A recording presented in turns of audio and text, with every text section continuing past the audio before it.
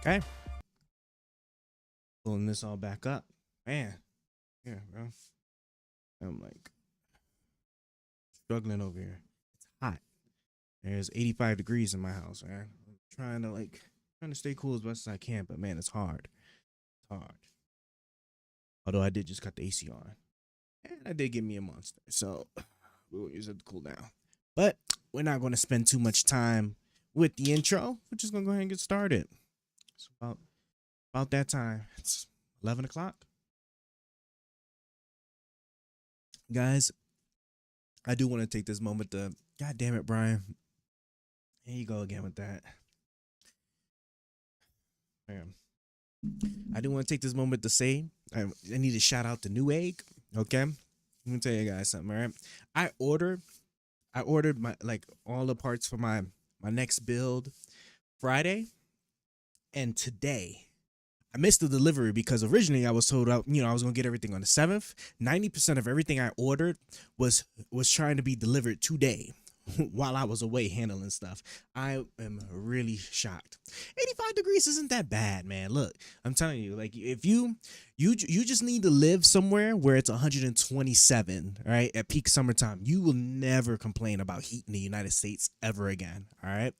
Or you need to live somewhere where it's like 117, right, on a regular day, and then like the building that you're working in, the AC goes out for 2 days, all right? And then I promise you, right, 117 degrees outside is gonna feel like you're at the beach in Florida, all right? And I'm telling you this out of experience, okay? You don't know hot until you've been in those kind of situations. It's not that bad. It really isn't. You just got to get used to it, all right? Just like do you think the wintertime in the US is cold to the Eskimos? You know what I'm saying? You just got to get accustomed to it. Shout out to the Eskimos.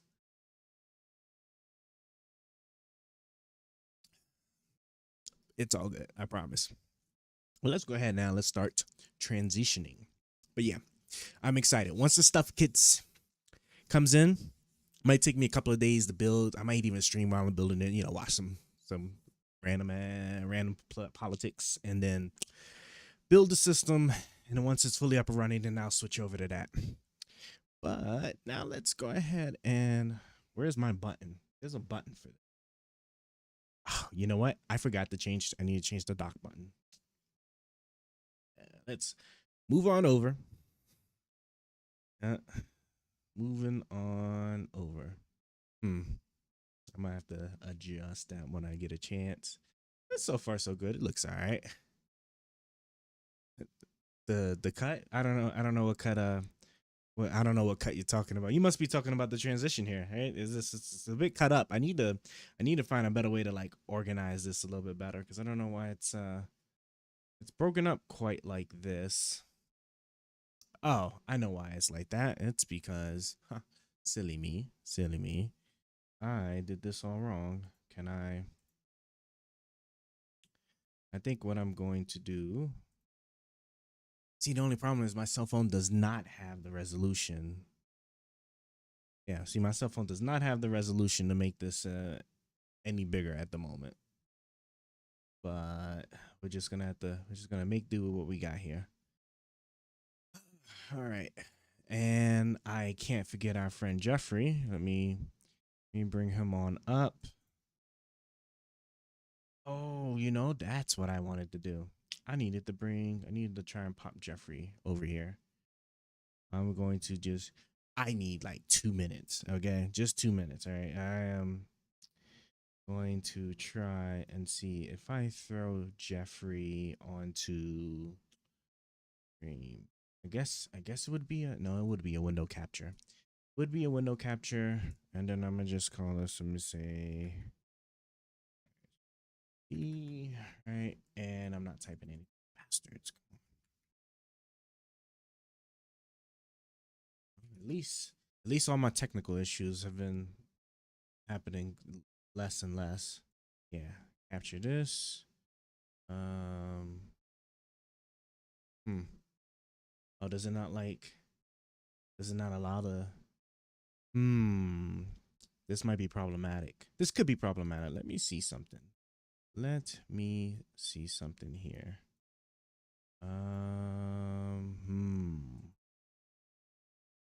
Where Where is it even at? Okay, maybe I got to full screen it. Hold on. Fit. Yeah, fit the screen. Oh yeah, yeah. Sure enough, that boy does not show up. I might just say forget it, and he's gonna have to. You're just gonna have to hear him in spirit, bro. It's not even. Are you even gonna let me move you? Hold on, come on. Oh, it's not even letting me. See, I don't jinx myself. Jeffrey Epstein. You want to talk about Jeffrey Epstein, Brian? Sure. You know something? You know what? We will start with Jeffrey Epstein. Let's start with Jeffrey Epstein. That's actually a good idea. You know, that is actually a very good idea. Center the screen. Will that work? Okay. I'm having a very unique issue where this mofo is not trying to move no matter what I can't resize it or nothing. Let me think about this. Let me think about this. The only thing I could possibly do is maybe no. I guess it must be something built in. Maybe they don't yeah. Multi-adapter compatibility. No. Looks like he's not going to be. All right. Well, let me remove you before you crash my system. I guess you're not I guess I guess the AI people are like, we will not allow him to show up.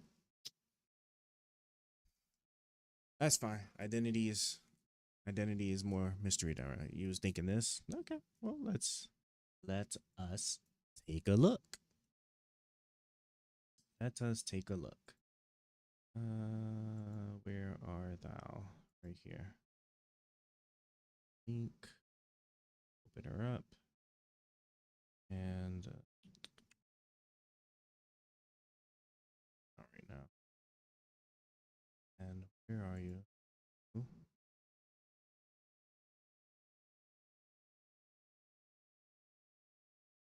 I'm about to pull it up. Second here.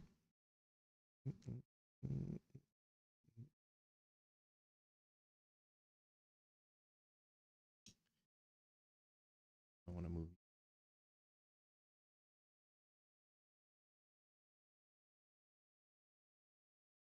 Ugh. Managing a vertical stream is so much easier than That's the thing. Well, no, you can't just say that's they the let thing. it No, happen. that Yes, totally no, contradicts this is the why. narrative. Debate. I think I that's actually have not had a totally chance to valid watch excuse this. when you're No, 15. I'm not But if talking. you're the I'm not president of talking the United about. States, what is like the hope?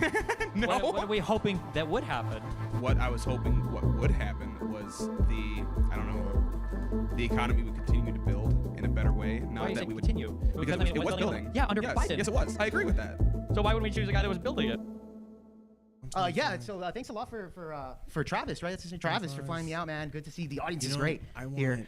So Destiny, yeah, thanks guys. Here. So Destiny, I wanted to ask you this, man. You've stated in the past that I guess that the MAGA right is notorious for violence. You've said this. You've called them degenerates, etc. That tiny bit is Trump kind always of the insinuates hardest. a lot of the rhetoric and the actions of Trump supporters. Am I more or less correct on that? Okay. I don't usually criticize him for violence. I think the tendency, I mean, especially since the BLM stuff, there's more, at least cumulatively, violence for It left-leaning depends. people. Like, But I can do that right now, like, given the I state can of do affairs, 1.5 speed, but like okay. for Hey, everybody pizza else's homers, stream, it wait, tends to I be a know. little You're thinking, hard. is this guy legally required to be in every ad on YouTube and Facebook?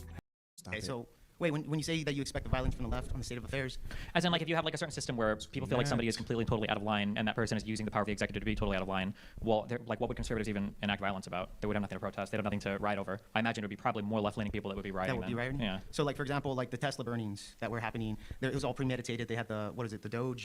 You know, I was actually thinking about this. Like, and I want to know what's your opinion on this. So, like, I was sitting there and I was trying to think, like, if somebody was to ask me who's more violent, Republicans or Democrats, right? And then I sit there and I think about it, and I'm like, well, you know, like in my mind, right, the Democrats would be more property. They're probably more like more violent with respect to property, but I think that the Republicans are actually like more destructive when it comes to human life. And the reason why I was thinking about that, because I was like, okay, for the like, Democrats, right? Because yeah, like you got the Tesla burnings, right? You got like the BLM riots, even though like most of those were peaceful, right? It was only like a small amount of those that became like violent. And I can't think of like any like real major like Democrat originating issue that where like people's lives were actually like threatened, like violently, right? I'm not talking about like, cancel culture and all that stuff. Like I have a problem with that too, but that's not like violence, Meanwhile, like the Republicans, right? As soon as I think about like the Republicans in my party, I sit there and I think about like, the guy that tried to kill Nancy Pelosi's husband with a hammer. You got like the actual like physical altercations that happen at like the Trump rallies against like news reporters or like the people that like Trump oriented that actually like, put their hands on like news reporters. You have the you have the Unite the Right rally. Remember like the Charlottesville with the Tiki Torch people, right? Where like, so I think didn't somebody like blast through with like a car running some people over? You had that. Obviously you have January 6th where they were beating the hell out of them cops. Then you got like statements like Trump saying that people who believe in the Second Amendment should probably do something about Hillary Clinton. It's like, I mean, like, look, like I'm being fair about this. If we're talking about like real violence, I would have to say the Republicans take the cake on it, right? The Democrats like they do stupid stuff, but like I can't think of any life threatening event quite like what the Republicans achieve. But that's my opinion. Well, my opinion. I gave the actual the factual events behind it. Dochase.com or something like that kind of premeditated all that. So like my thing is that when I look at the Trump election and how he got elected, and maybe I can answer this, yeah, I think one of the reasons that Trump got elected in the first place was because when you say, like for example with your other opponent here, when you say the MAGA right is a cult, I'm thinking in my head that the Democratic Party at this point is actually a cult as well, regardless of what it is. Now, who's our cult leader? Oh, well, here's the thing. I don't know who the cult leader is, but it's the Democratic Party as a whole, right? No, well, here's the thing. Isn't that stupid? Why would he say a cult leader? Why would he say cult leader? Like, if I recall correctly, didn't the Democrats get Biden to drop out of the race? I'm pretty sure like the cult leaders don't. I'm pretty sure cult leaders don't allow their cult to turn on them, right? They exercise like complete and utter control, like Trump does. So I don't know. That's a terrible argument. It could be a cult without it because, like, for example, vote blue no matter who. You've heard that phrase, right? The anti-Trump tour, like we're on right now. It's a cult that's against Trump no matter what, right? So we've seen this. He had that one gas. Elon Musk at one point. That one, we beat the hell out of Medicaid. Left-wing people. That was it. Then, of course, Elon Musk wasn't necessarily supporting Trump that. First. He was a Ron Politically guy, speaking, etc. Then he turned to Trump. Then we saw that after he supported Trump and he donated to him.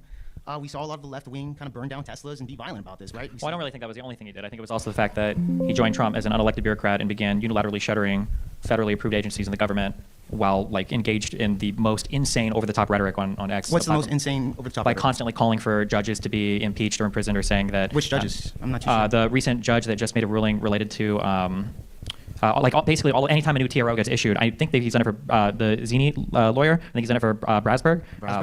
He tweets about judges so all the time. He wanted to get them removed because he doesn't like it when they issue a TRO against Trump. But wait, just real quick, you're not familiar with Elon engaging in any like anti-judicial rhetoric on X? I know Elon Musk has stated that he doesn't like these individuals, which is fair enough. He has his opinion, right? But it's not just his opinion, right? He's like the richest man in the world who's the right-hand man of the president. But you have an opinion too. Like, for I'm not example, an elected official. I don't work in government. Well, you have huge influence when it comes to your audience, right? Yeah, but I don't work in government. Yeah, but what does that matter? Like, here's the thing. Well, if I was part of the government and I was calling for another part of the government to be destroyed, I think but I would really make an argument that influencers and even actors, etc., actually have more influence on the public than even politicians.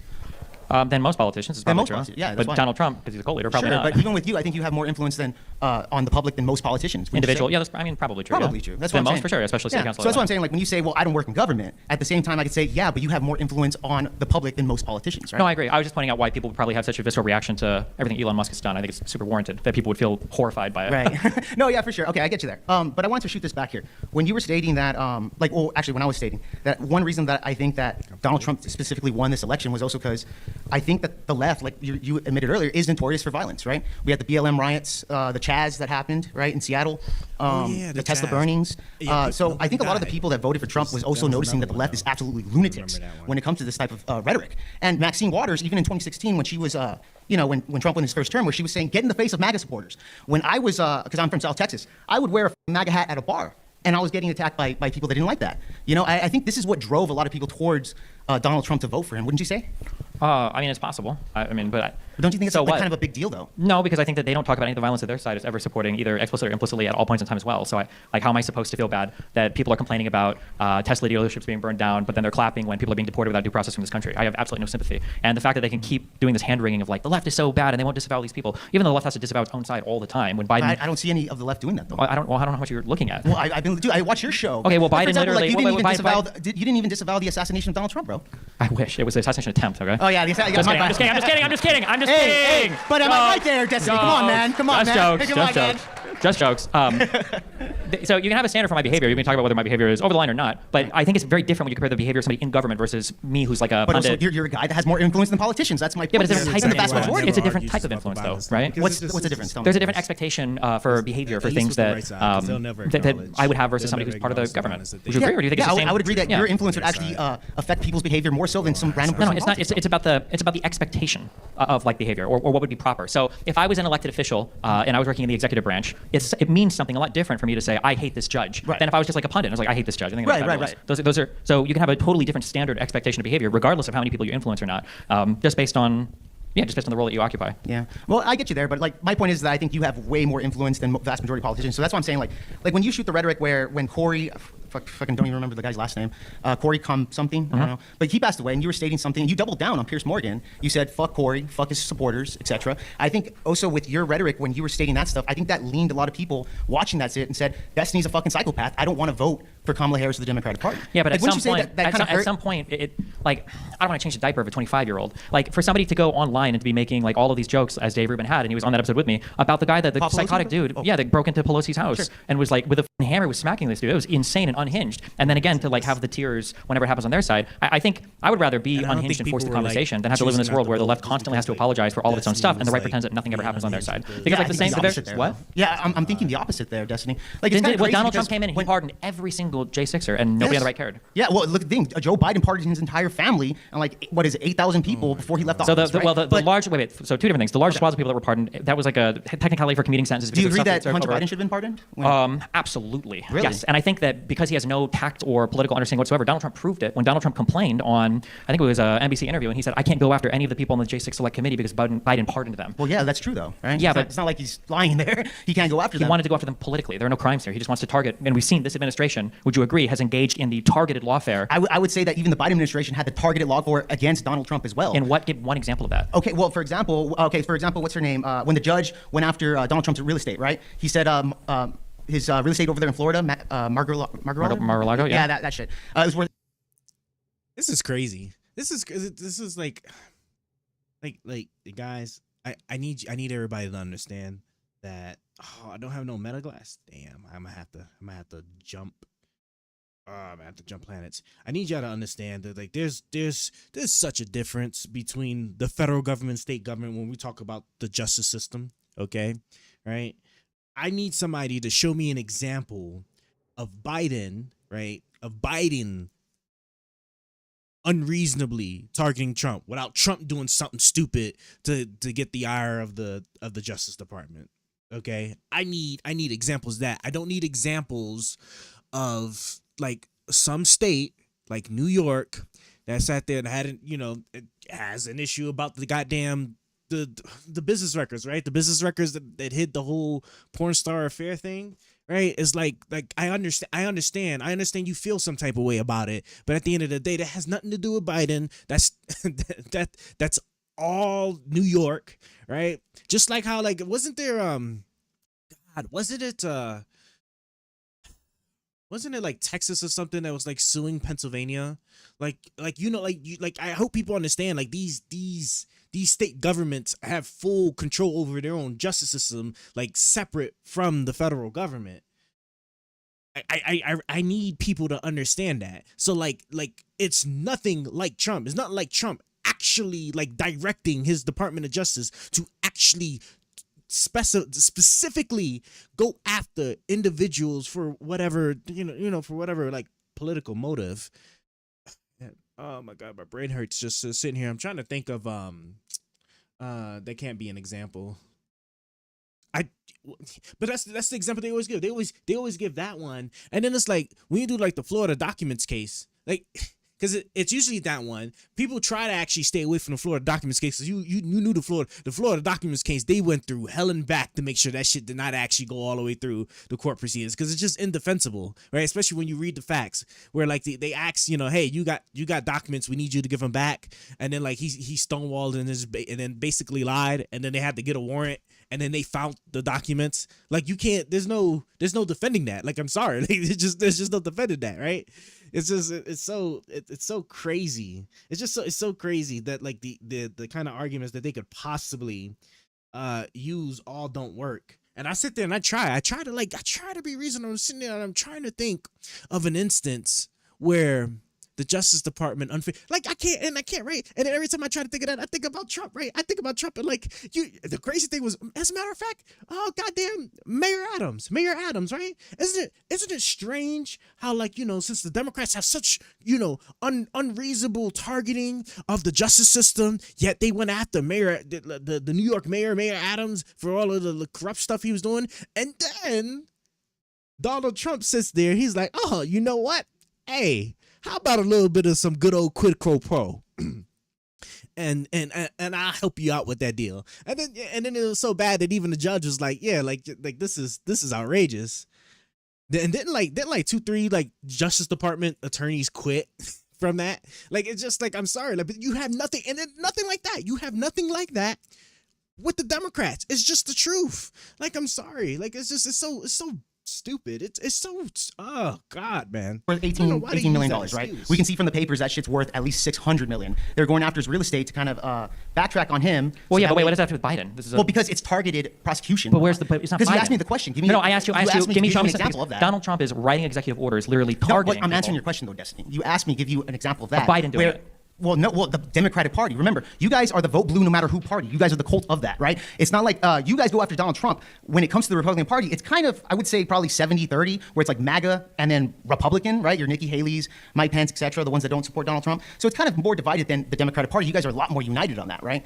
Donald Trump literally, like ejected his entire. When it comes to Trump, guys, everybody from the progressive side, from the liberals, all of you guys are anti-Trump. I mean, this is just a big but I mean, like, wouldn't that make sense if the guy is so divisive? And the Republicans are super pro-Trump. Like, the approval rating. You mean the MAGA Republicans? No, I mean Republicans. I mean, like Nikki Haley's super pro-Trump? Yeah, they all support him now. She's not, dude. You can say that, but Donald Trump, the only thing that was buoying his approval for so long was the fact that on the Republican side, literally no matter what he did, it was like 88%, 92%, 87%, 90% approval. Like, it had pretty wide support from the majority of the Republican Party. No, yeah, for sure. Mm-hmm. But like, but I'm just on the thing. So like, because I can think of several horrible like legal targeting things that Donald Trump has led. But can you think of anything that Biden or Biden's administration, so not a judge in Florida, but like something that Biden ordered? Because that judge could just be an asshole judge, right? It's not necessarily Biden on that. Well, that's what I'm saying. Like, when it comes to the Democratic, and I'll tell you this: Biden, of course, he was the face of the Democratic Party for 4 years, right? You can say that. Also, the Democratic Party as a whole. That's what I'm saying, where you guys are a lot more notorious for violence. And that's why I'm saying my point here is that a big reason why Donald Trump won that election, not only because of the assassination attempt, right, which you said you wish the bullet hit him, that would have been the best thing. Didn't happen, thank God. I didn't say those words exactly, but... Well, something along those lines. I think you said it with Rob Noor or somebody along those lines. I can't remember exactly. You got about a minute, Jake. Okay, thank you. But my point is that I think that with that type of rhetoric, along with, for example, you guys lying about Joe Biden's, mental health, right? That was another big one. Jake Tapper on CNN. Why do you assume that people lied about his health and weren't just either coping or... Well, even Jake. Well, that's my point here. Even Jake Tapper. Wait, you can't take that. Jake Tapper is literally writing a book about how he covered up. CNN covered up Joe Biden's. If there was a coordinated effort to cover up Joe Biden's mental health, why did they let that debate happen? Yeah, that's the thing. You can just say they let it happen. That's totally contradicting. This is why they let it happen specifically because they let it happen. They let him train for like a week or something like that by himself. They wanted to prep him for that because they can't avoid a debate. Of course, Trump dodged the debate when he was running. What do you mean? Yeah, well, that's the thing. They let Biden debate. He got totally smashed, right? But I don't understand how if there was a whole coordinated effort to cover up Biden's senility, why would they ever let him debate? Prior before, they couldn't hold it up for so long. They let him debate. They had to do it eventually. What? No, they didn't. Yes, they did. No, they didn't. Well, then that's going to make them look bad. Didn't Donald Trump avoid a second debate with Kamala? Didn't Donald Trump avoid debating any of the No, he didn't. Nikki Haley or DeSantis? He didn't need to debate with Kamala, bro. This is the all roads lead to Rome thing, right? So he can do the exact same behavior you said that Biden couldn't get away with doing. Well, Destiny, look at it like this, dude. You're a top tier debater. Why would you, unless you get something? In other words, debating me, you get nothing out of this, right? The only thing that gets something out of this debate is me, right? So when Trump is going to debate Kamala for the second time, he gets nothing out of it. At that point, Joe Biden looks like a moron. The assassination attempt already happened. The only thing Donald Trump has to do is just, fuck it. I don't care to debate Kamala because he feels he already has the debate in the bag. I understand the political savvy that goes into this, well, the calculation. But I'm just saying that why he avoided that second debate. Yes, and you're giving me the logical reason. But when we look at Biden doing a debate, if he was truly being covered for by the entire Democratic establishment, then it stands to reason that they would find reasons for him not to do the debate. Yeah, but they had to do it eventually, right? No, they don't. Yes, they do. They just say we don't do debates. He's too divisive. Okay, and then they're going to lose the election. This is why it's like they lost anyway. Yeah, they lost anyway. So sure, so it didn't work. That's what I'm saying. I think the Democratic Party probably should have got rid of Biden earlier, and then putting Kamala Harris, which by the way, nobody here voted for Kamala Harris to be the representation of the Democratic Party. Sure. So let's say Trump is obviously the threat to democracy there. Well, because in 2020 he tried to make it so none of the votes mattered, and he could just have Pence say who won the election. I would say that's probably worse. The issue with the story, the narrative you're giving, is that like, how is it that the Democrats were all in lockstep? Like, there's two stories. Okay. Either people were genuinely torn on like, is he just old? Is he actually senile? What's going on? And they just kind of like kept it going, because why would you take out a person who just beat this guy in the last election? Why would you run somebody different and get rid of your incumbent advantage and get rid of a guy who already beat? Like that's a really probably because he has mental health That's issues. Fine, but like were they genuinely confused about that, or was there a top-down plot to cover up how senile he was the entire time that went through all of the media and all of the presidency, but they weren't strong enough to just not have one debate? Yeah, that's the thing. Well, here's the thing, Jake Tapper, and here's the thing: you want to paint the picture to where it's like, okay, they wanted to cover it up. Even Jake Tapper in CNN, who is writing a book about this called "The Cover Up" on Joe Biden's health. Do you normally cite Jake Tapper on things you believe, or just in this one time? Yeah, dude. Yeah, I watch CNN plenty of times, man. I watch. Do you CNN, normally I watch cite yourself, CNN as a credible source? As like a I could cite him at times. Yeah, sure. When the argument's here, I'm just saying Jake Tapper had inside information. Wouldn't you say that Jake Tapper had better information than you? Without even reading the book, my guess is going to be what he's saying is that people saw Biden and they tried to give him favorable coverage because they weren't sure and they didn't want him to look bad. But not that they genuinely thought that it was like a lost cause and he was super senile and they were trying to hide that from the American public. Because if that was the case, they would have never had the debate. It's so obvious. No, it's not obvious. Destiny. Here's the thing: when you have. I'll be interested in what Jake Tapper does, because if I have to assume, so like if I'm going to assume like if best case scenario for him about what Jake Tapper will possibly say is going to be that higher ups will sitting there and say, hey, like we want to do everything we can to make sure Biden wins. So favorable coverage, hide the disfavorable coverage, and this is the same thing that all new agencies do, right? This isn't some coordinated effort, right? Because like, if you think about it, think about like Fox News, okay?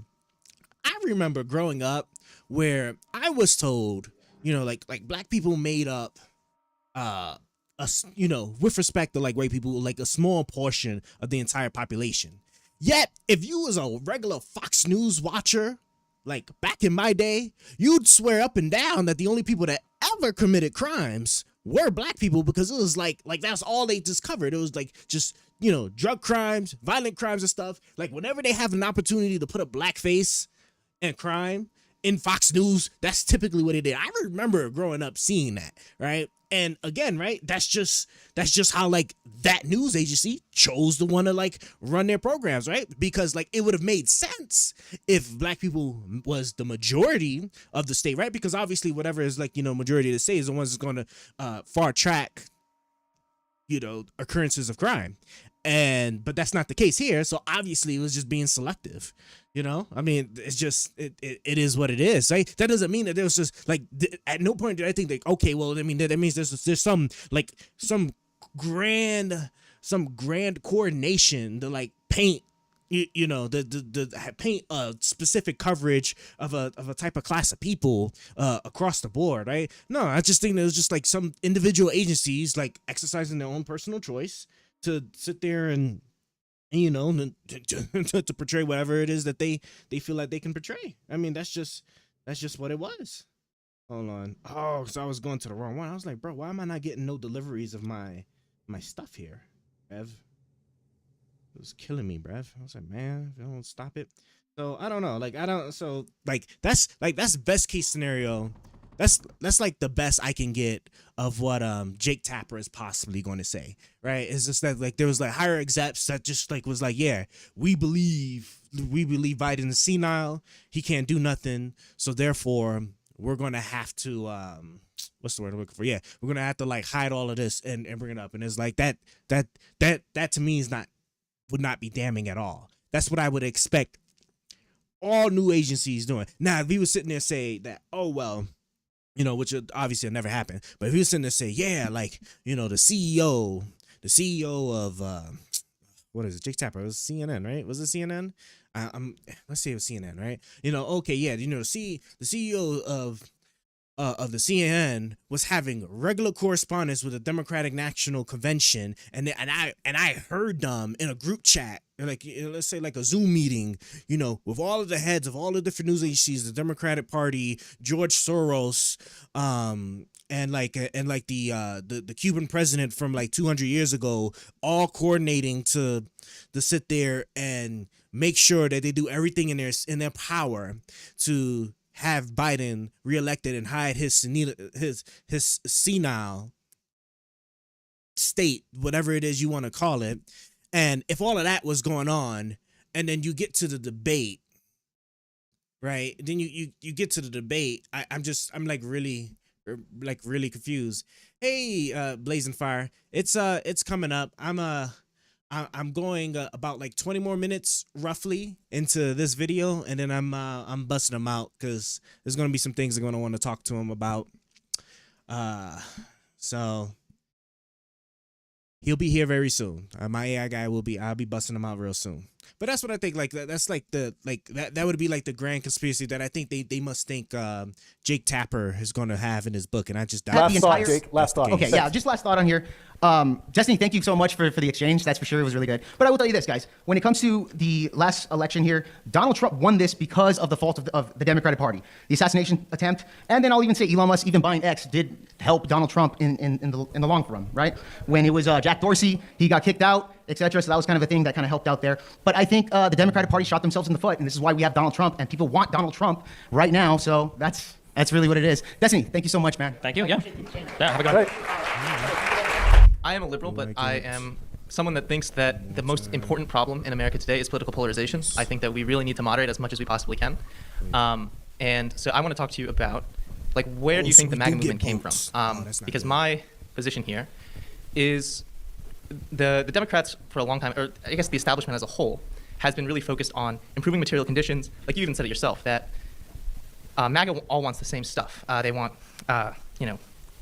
cheap food, housing, ability to raise a kid, and I think that if I had to say that what was the one reason why MAGA has risen is because people don't feel like material goods and like stability and material security, that doesn't create a narrative that you can be proud of for your whole life. Like that doesn't create a lifelong narrative, and I think people are missing that because if you look at the Rust Belt and who are the people that are supporting Donald Trump? Like a lot of these people, they have homes, they have a family, like they're totally fine. Like if you look at like the purchasing power of America, we have the highest purchasing power of any nation, and it's like, so why when we have so much material success, do people not believe their eyes or something? And so it's like, I think it really comes down to people are supporting Donald Trump because the establishment is so focused on the material conditions rather than the narrative conditions. I think narrative is important. I think another way to kind of phrase what you said a little differently, or to look at it from a slightly different perspective that I think incorporates the same kind of idea, is Democrats have kind of been focused on governing and maybe some like social movement related stuff,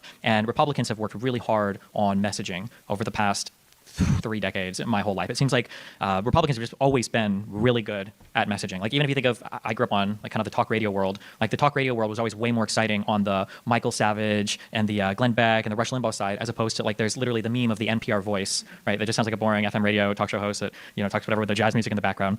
And I think that one thing that has changed our lives in just unbelievable ways, my life, I don't know about you, and I don't know about some of the people in here because you guys are younger, but like the internet has just truly, in ways that nobody could have imagined, and in ways that people don't even give enough credit for, have just fundamentally altered so many different parts of society. And I think that as the internet has changed us a lot, I think one of the things we've kind of run into is a bit of that kind of crisis of meaning. I think that there is so much out there now. There are so many different pieces of discrete information, of different facts, that people are like hungry for somebody to come together and just weave it all together in a compelling story for you. Because left to your own devices, if you were to go online, you've got the big podcasts, the Joe Rogans and your Daily Wires and your fun social podcasts, but there's like a million different shows between Facebook and X and all these other things, and who knows what's right or what's wrong. And I think that Republicans, because I think they've completely given up on governance. They just don't give a fuck about any of that process at all. And they've only focused on messaging. They were able to come in and just capture that space so well. All of my analysis of Donald Trump, I basically shifted gears to this entirely over the last few months. I just analyze him as like an influencer. And I think that describes most of his behavior. He operates in a way that he can just capture so much attention. That's all he wants.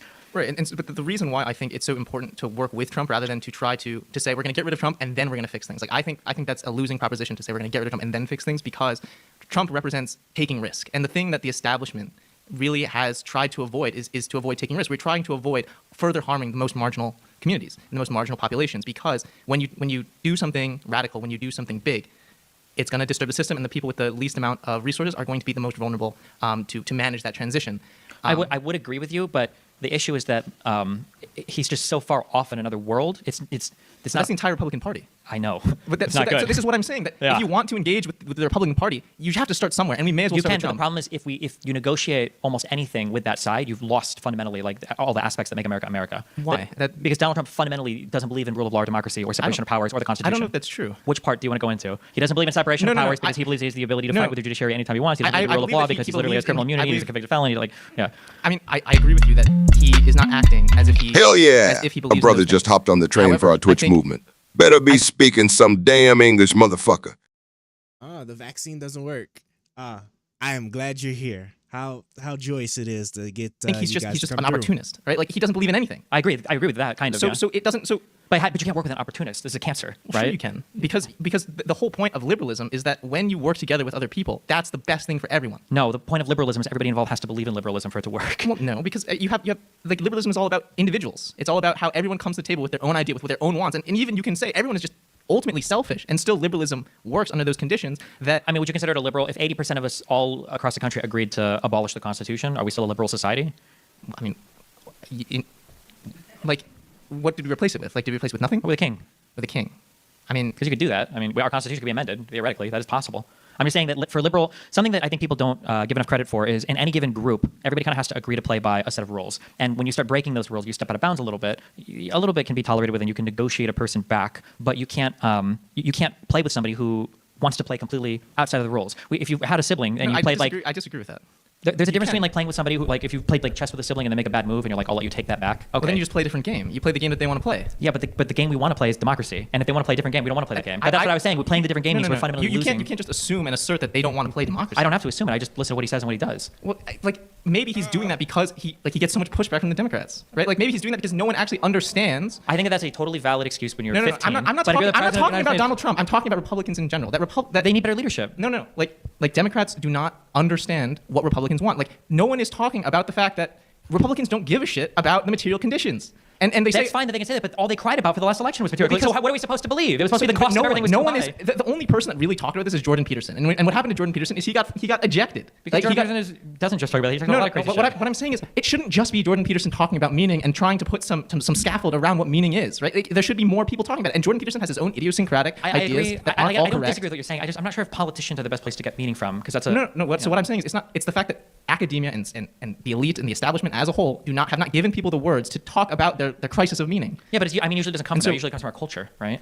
No, a lot of the articulation, the way that people talk about things, it comes from the top. It comes from the people that are having intelligent conversations about it. Like liberalism didn't come from the culture; it came from academia. I could be wrong because I haven't studied this area, so I'm on very unsure ground. But like my guess would be more that Me too. that the culture dictates. So people that are making movies and music are probably going to be dictating what our conversations are more than somebody in an academic institution writing a paper about sociology or something. like, it comes from like those underground, like feminism came from underground academic conversations. Liberalism also it came from like established institutions, right? And so a lot of that, like, Sure, but we're not I mean, talking about like, it might not be feminism or one. liberalism. We're talking about just kind of like narrative or purpose, right? It's a little bit different. I mean, I don't know because the feminism movement is what gave women the language and the articulation to say what their grievances were and say it in an intelligent way and say it in such a way that they got men on their side. what do you think? Okay, what do you think it should come from? I think it should come from academia. I think more people should have worked with Jordan Peterson, took him more seriously, and said, how do we articulate this lack of meaning? And because when there is nothing to articulate, then we're going to talk about economics. Then we're going to talk about economics. Like, of course, because if Do you think Jordan Peterson was effective in his approach to academia, saying all of it was rigged and that he didn't trust like 15 I think Jordan Peterson was idiosyncratic and he made a lot of blunders and he was disagreeable with people and he could have been great, but he fumbled the bag. I think You got about 1 minute there, Benjamin. yeah, I think I lost my train of thought. That was my fault, sorry. Let me see if I can You said remember what I was gonna Peterson say. fumbled the bag. I asked you because I feel like it's just so weird because I feel like because Democrats are the only people who are willing to ever self-reflect, that Republicans are just unimpeachable when it comes to questioning motives No. or questioning So- like understanding people. Because like Jordan Peterson would say that like, well, all these trans people they just want to make it so that they can compel me to speak about their pronouns in this way. And it's like that's probably not really what most people care Yeah, about, I right? But like, agree. so he's doing the exact same thing, but for some reason it's liberals that have to analyze ourselves for why we're so mean and We fucked don't up. have to analyze ourselves. We're in control of academia. That's why we have to do it. We're in control of any rational thought. Sure, but like Or MAGA is rigorous literally, thought, rather, not I would say metaphorically, before MAGA was opposed to academia. Now, literally today, Trump is trying to destroy academia. So well, this is the thing. So like, that you think Republicans are gonna we be- need to fix this. This is critical that we fix this. okay, but right now Trump's trying to pull funding from places and he's trying to blackmail places to get them to I know. change their curriculum and everything. So I don't like it, but I think if we don't do something about it, if we don't moderate, So it's do you going to get is worse. it- And so- there's going to be. But you think there's a path to redemption, capitulating the ISIS that he's trying to destroy the I don't very have thing time you're to. trying I don't have time to get into it, but I do think there is a path to redemption, like a concrete one. But I think I'll end on, like, I was talking to Trey earlier today, and he was telling me about, like, he's a very successful guy. Like, he's got a job, he's got a family, he just became a father, so congratulations to Trey. I think, and he talked to me about, like, he's got 2 houses, he's renting out one, and so it's like, but he feels the economic strain. And so how is someone like that, someone so successful, feeling the economic strain, feeling rising grocery prices, how is he feeling that? And I think it's because he feels like, hold on, did I just hear that right?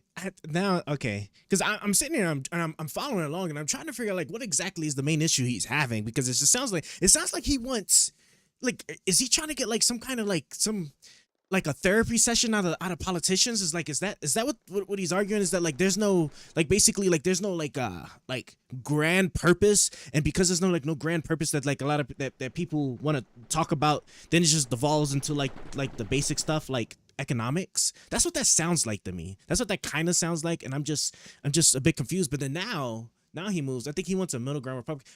But in what though? Like, what's the middle ground he's trying to get with Republicans? Because that's what he was just like kind of moving towards. And but then he makes this argument, and I got to make sure I heard it correctly. And I am pressing the wrong button. Let me press this here. I gotta make sure that I'm actually hearing it right. What exactly it is that he wants, because it sounds like he just says somebody that's making like 130,000 or 160,000. That's the thing. This is said you can't. $130,000, and then you're having a hard time buying groceries. Like, where the fuck do you live? I think I'll end on, like, I was talking to Trey earlier today, and he was telling me about, like, he's a very successful guy. Like, he's got a job, he's got a family, he just became a father, so congratulations to Trey. I just became a father. Okay, so it's him, another adult, and they just had a kid. Okay, and he talked to me about, like, he's got 2 houses, he's renting out one, and so it's, oh God, he has 2 houses and he's renting out. Hold on. Okay. it's like, but he feels the economic strain. And so how is someone like that, someone so successful, feeling the economic strain, feeling rising grocery prices? How is he feeling that? And okay. I'm gonna, like I said, I tried to do my best to give it to him. I think he's confused.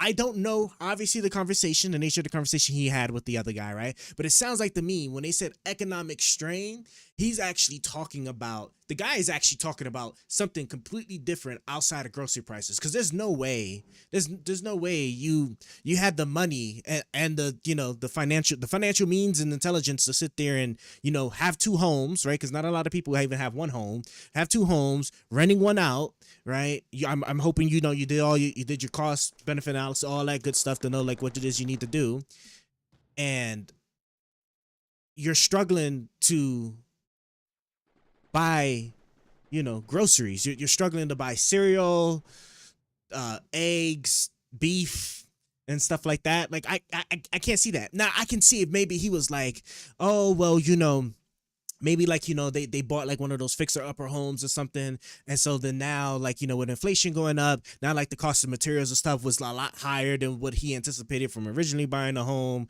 right? Because this was like a grand, like couple of year scheme, right? Where you bought a home and thought it was going to take him 2-3 years, to get it right. Right. And everything was like kosher, trying to break even, blah, blah, blah. Oh, all that stuff, right? Trying to give a benefit of a doubt here. But outside of that, like there's just like there's no excuse. Like if you're making, especially if you're making like 70,000, if you're making like 70,000, well hell, even 50,000, as long as your rent, what did they say? As long as your rent doesn't exceed 30%, which is hard, which I will admit is very hard, right? I don't even know if my rent even doesn't exceed 30%. But typically if your rent doesn't exceed 30 or 40%, there isn't really no reason why you can't afford food. You might have to make some sacrifices and stuff, but I don't know. To be honest, what he wants ultimately doesn't work. Why is my little thingamabob in my way? What doesn't work? You really can't work with a party that doesn't respect the Constitution and the rule of law. Well, yeah, exactly. Well, yeah, that's what I'm saying. Like my thing is this, like what he's saying would have worked with like the Republican Party like during the Bush era and back, but like right now, the Republicans just do not care. The man, did you see that one hearing? Did you see that one? No, I said hearing. Did you see that interview Trump gave with that one guy? I think it was from NBC, bruv. And I was just like, because I was watching it on I think on a stream or two back, bro, and I couldn't believe what he got that man to say, because Trump is so, honestly, Trump is just so retarded. He said, he made that statement. It was like, so the Supreme Court told you to bring this man back, right? I'm gonna paraphrase it. And you could bring him back. And then Trump, because Trump always gotta get the last word and always gotta, chime in where he really probably should. And it was like, I could bring him back. Like, I could, right? Keyword could. And I lost my shit. Because I was like, bro, it's a wrap. Once this shit really kicks off, if it really kicks off in the legal system, he got himself. He got himself wrapped up now. Now there's nothing he can sit there and possibly say, because he just acknowledged live to everybody that he has the power and the means to adhere to a Supreme Court order, and he's choosing not to. And nobody cares about that. What is it about? Was it about MS-13? When he was talking about the guy that they were saying was like part of MS-13, and like the only evidence we've seen so far is just that he's he was in front of a Home Depot like most of the illegal immigrants was trying to find work are. And then an informant was like, yeah, he has clothes that makes it seem like he was part of MS-13, which I think it was like Chicago. It was like some Chicago clothes. I think it's Chicago Bulls. And then he was around other people that were also in the MS-13. And I'm just like, bruv, like I was telling my Mexican friends, yo, I just read this stuff about like the informant, what it took for somebody to get packed up with just an informant just saying that, yeah, this guy was wearing like Chicago Bulls paraphernalia and was in front of a Home Depot. You guys might not want to go there in front of the Home Depot. You don't want to, you might want to order your stuff online, SA, because like you might get scooped up. God forbid that's the day you forget your driver's license at the house and you go to Home Depot and you get caught up. SA. All right, that's what I remember telling my Mexican friend about that, because I was like, man, look, I don't want to see nothing happen to you, but they sending people out off of just the littlest of things, and so you might want to be careful. Like I said, all I order is from this point forward for you. Right, if you're a home builder, right, don't even think about trying to get like some materials from whatever, like Home Depot and what's the other places? Bro, I can't even think of any of the other hardware store. Was Lowe's? I think Lowe's is Lowe's a home also another hardware store? I think it is. I don't remember. God, Brad, it's just crazy. It's crazy out here. And I think it's because he feels like, and I think I feel this way, that what are we aiming toward? What are we angling toward as a society? Like, what is beyond just this material wealth? And it's and the thing is, of course, if you have enough money, you can create your own meaning. And so it's like when prices start going up, when housing gets harder, it's not that we're struggling to survive. It's that it's eating into my ability to go beyond, to really tell a story that I'm proud of, and I think that those beyond me will be proud of. And I think that is something that we really need to think about more rigorously and try to give that language to everyone, so that they can say something beyond just, I don't like inflation. Okay. All right, Benjamin, thanks a lot. Excellent. That sounds more like an education problem to me, How are you? honestly. I'm doing good. Good. So Okay, I have a. do the microphone thing. Yeah. Did it right in Thank front of you. Yeah, okay. It's a little uncomfy. Yeah, you're good. Just a tad. So I have like I don't think I'll be able to get to it all at all.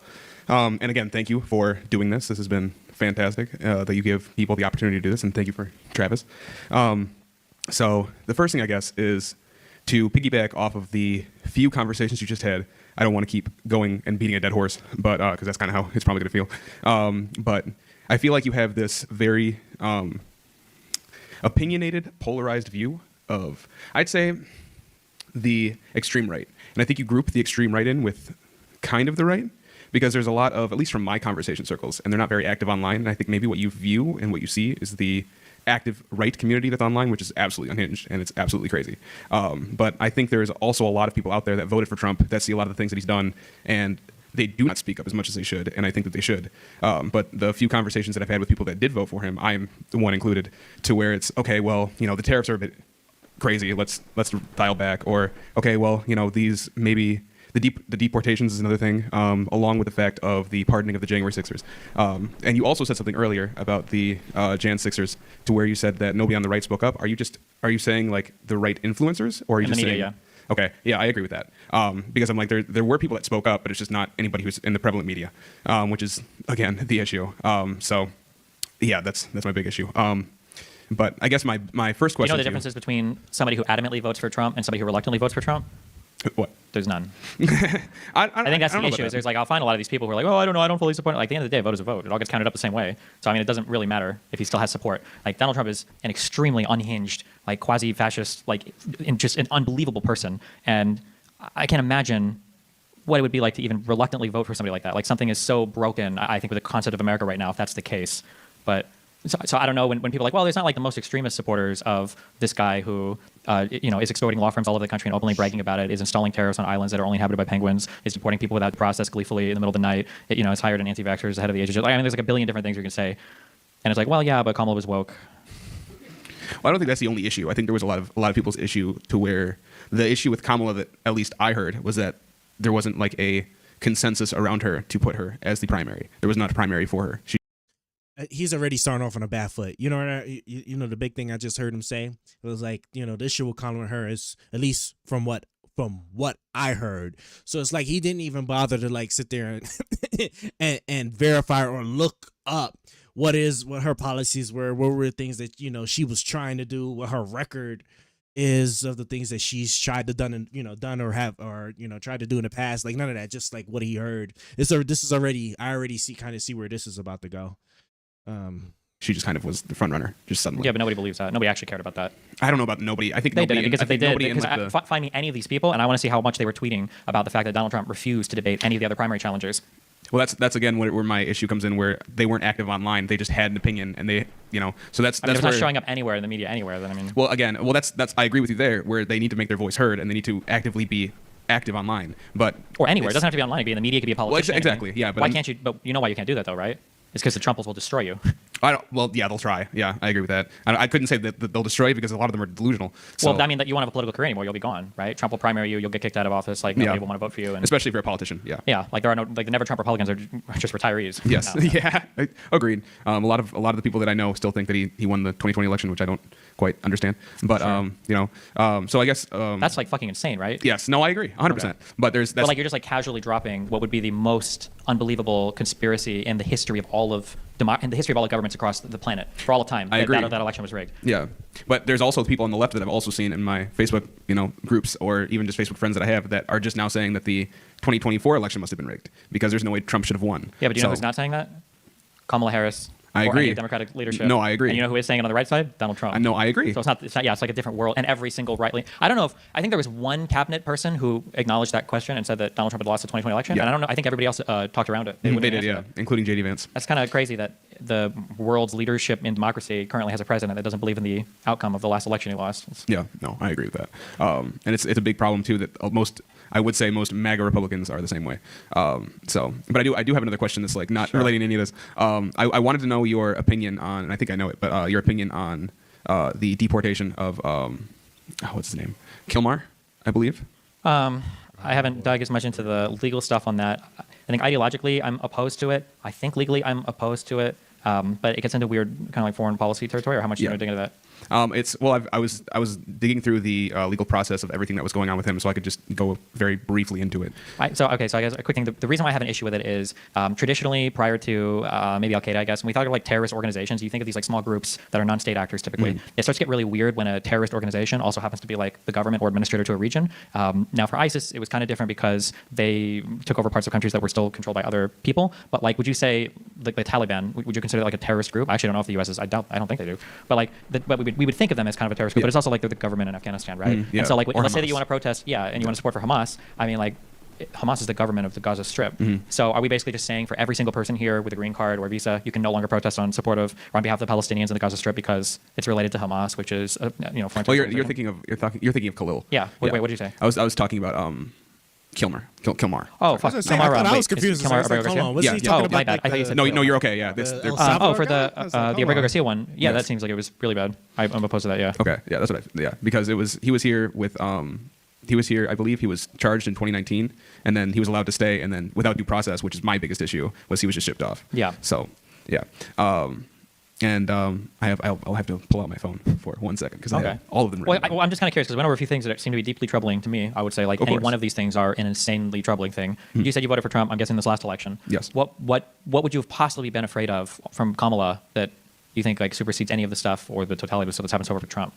Well, honestly, to me, my biggest reason for not voting for Kamala was to the exact reason that I stated earlier, and that I heard a lot of these. Wait, what was the exact reason earlier? The exact reason was that there was no primary for her, and the whole reason I did. Wait, why vote, would that have to do with whether or not you thought she would have been a better candidate? For because Trump? it wasn't really that. It was more so the fact that I heard a lot of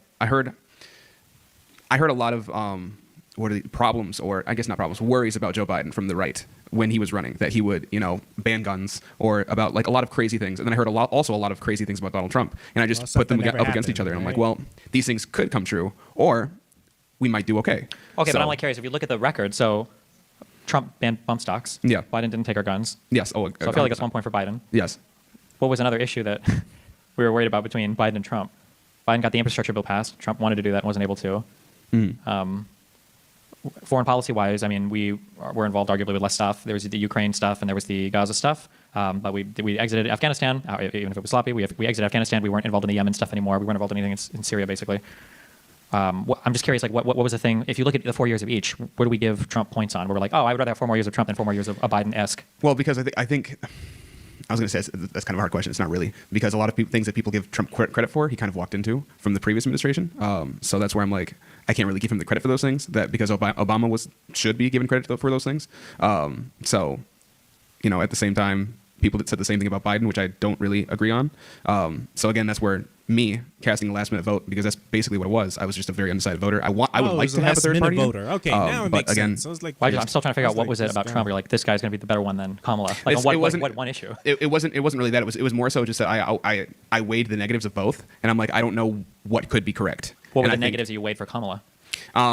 Well, again, the unrealized capital gains, which you said, again, which I agree with you. Happen, right? No, I agree with you. That would never happen. Okay. But that's where there were things with Trump where I did not at all anticipate that he would have this gigantic MAGA base behind him. I thought, okay, well, there's got to be someone. Unrealized capital gains, you got to be rich. Didn't he literally say that, though, coming in? Wasn't he saying, like, we saw J.D. Vance saying he would have supported him on January 20th. He would have voted for him. Oh, yeah.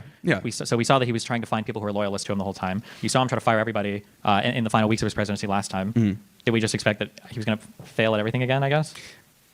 I guess fail at that, yes. Not fail at everything, but fail at bringing all loyalists in, and maybe it would be a little evened off. Was at least my hope. Yeah, but that obviously it did just not seems crazy to me that, like, we could have either voted for Kamala, and our biggest worry was an unrealized capital gains tax, which probably would never happen. And I'm just making an assumption here, but I'm guessing you don't have hundreds of millions of dollars in unrealized capital. Oh, no, not at all. It was just no. So I would love that. okay. Yeah. So it was that, and then for Donald Trump, it was like there's the potential for all of this That's what absolutely I'm horrible, talking atrocious about. stuff to happen, but I don't think he'll pick the right people to make that happen.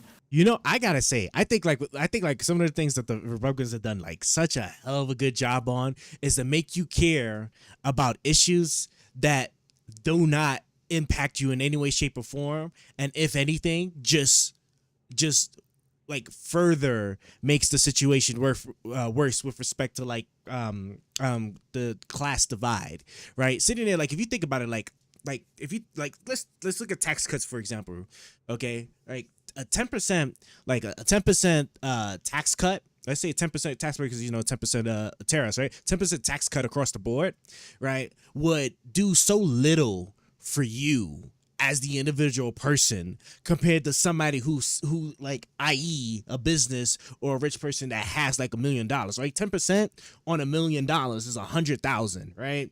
10% on you, that's like what like $50,000 is like what, like 500, like 500. Let me, and that's a 10%, 10% cut. All right. If you was to sit there, where's my buttons at? Oh, I forgot I have the other keyboard today. Man. I look at 10%, 50,000. Oh yeah, no, I'm thinking about something completely different. It would be $5,000. And let me think. And then the tax thing is, bro, why is my keyboard? Stop fighting me. Okay, there we go. All right, so 10,000 is $5,000, right? And then we get $1 million, right? Because I'm obviously Brev, stop fighting me. Sorry, I'm using like something extra on my keyboard today. Just not quite dealing with it. $100,000, right? $100,000 versus $5,000. $5,000 in a tax break per year, right, does so little for you in the grand scheme of things versus somebody that's going to get $100,000. Like you'd have to be pretty hard pressed.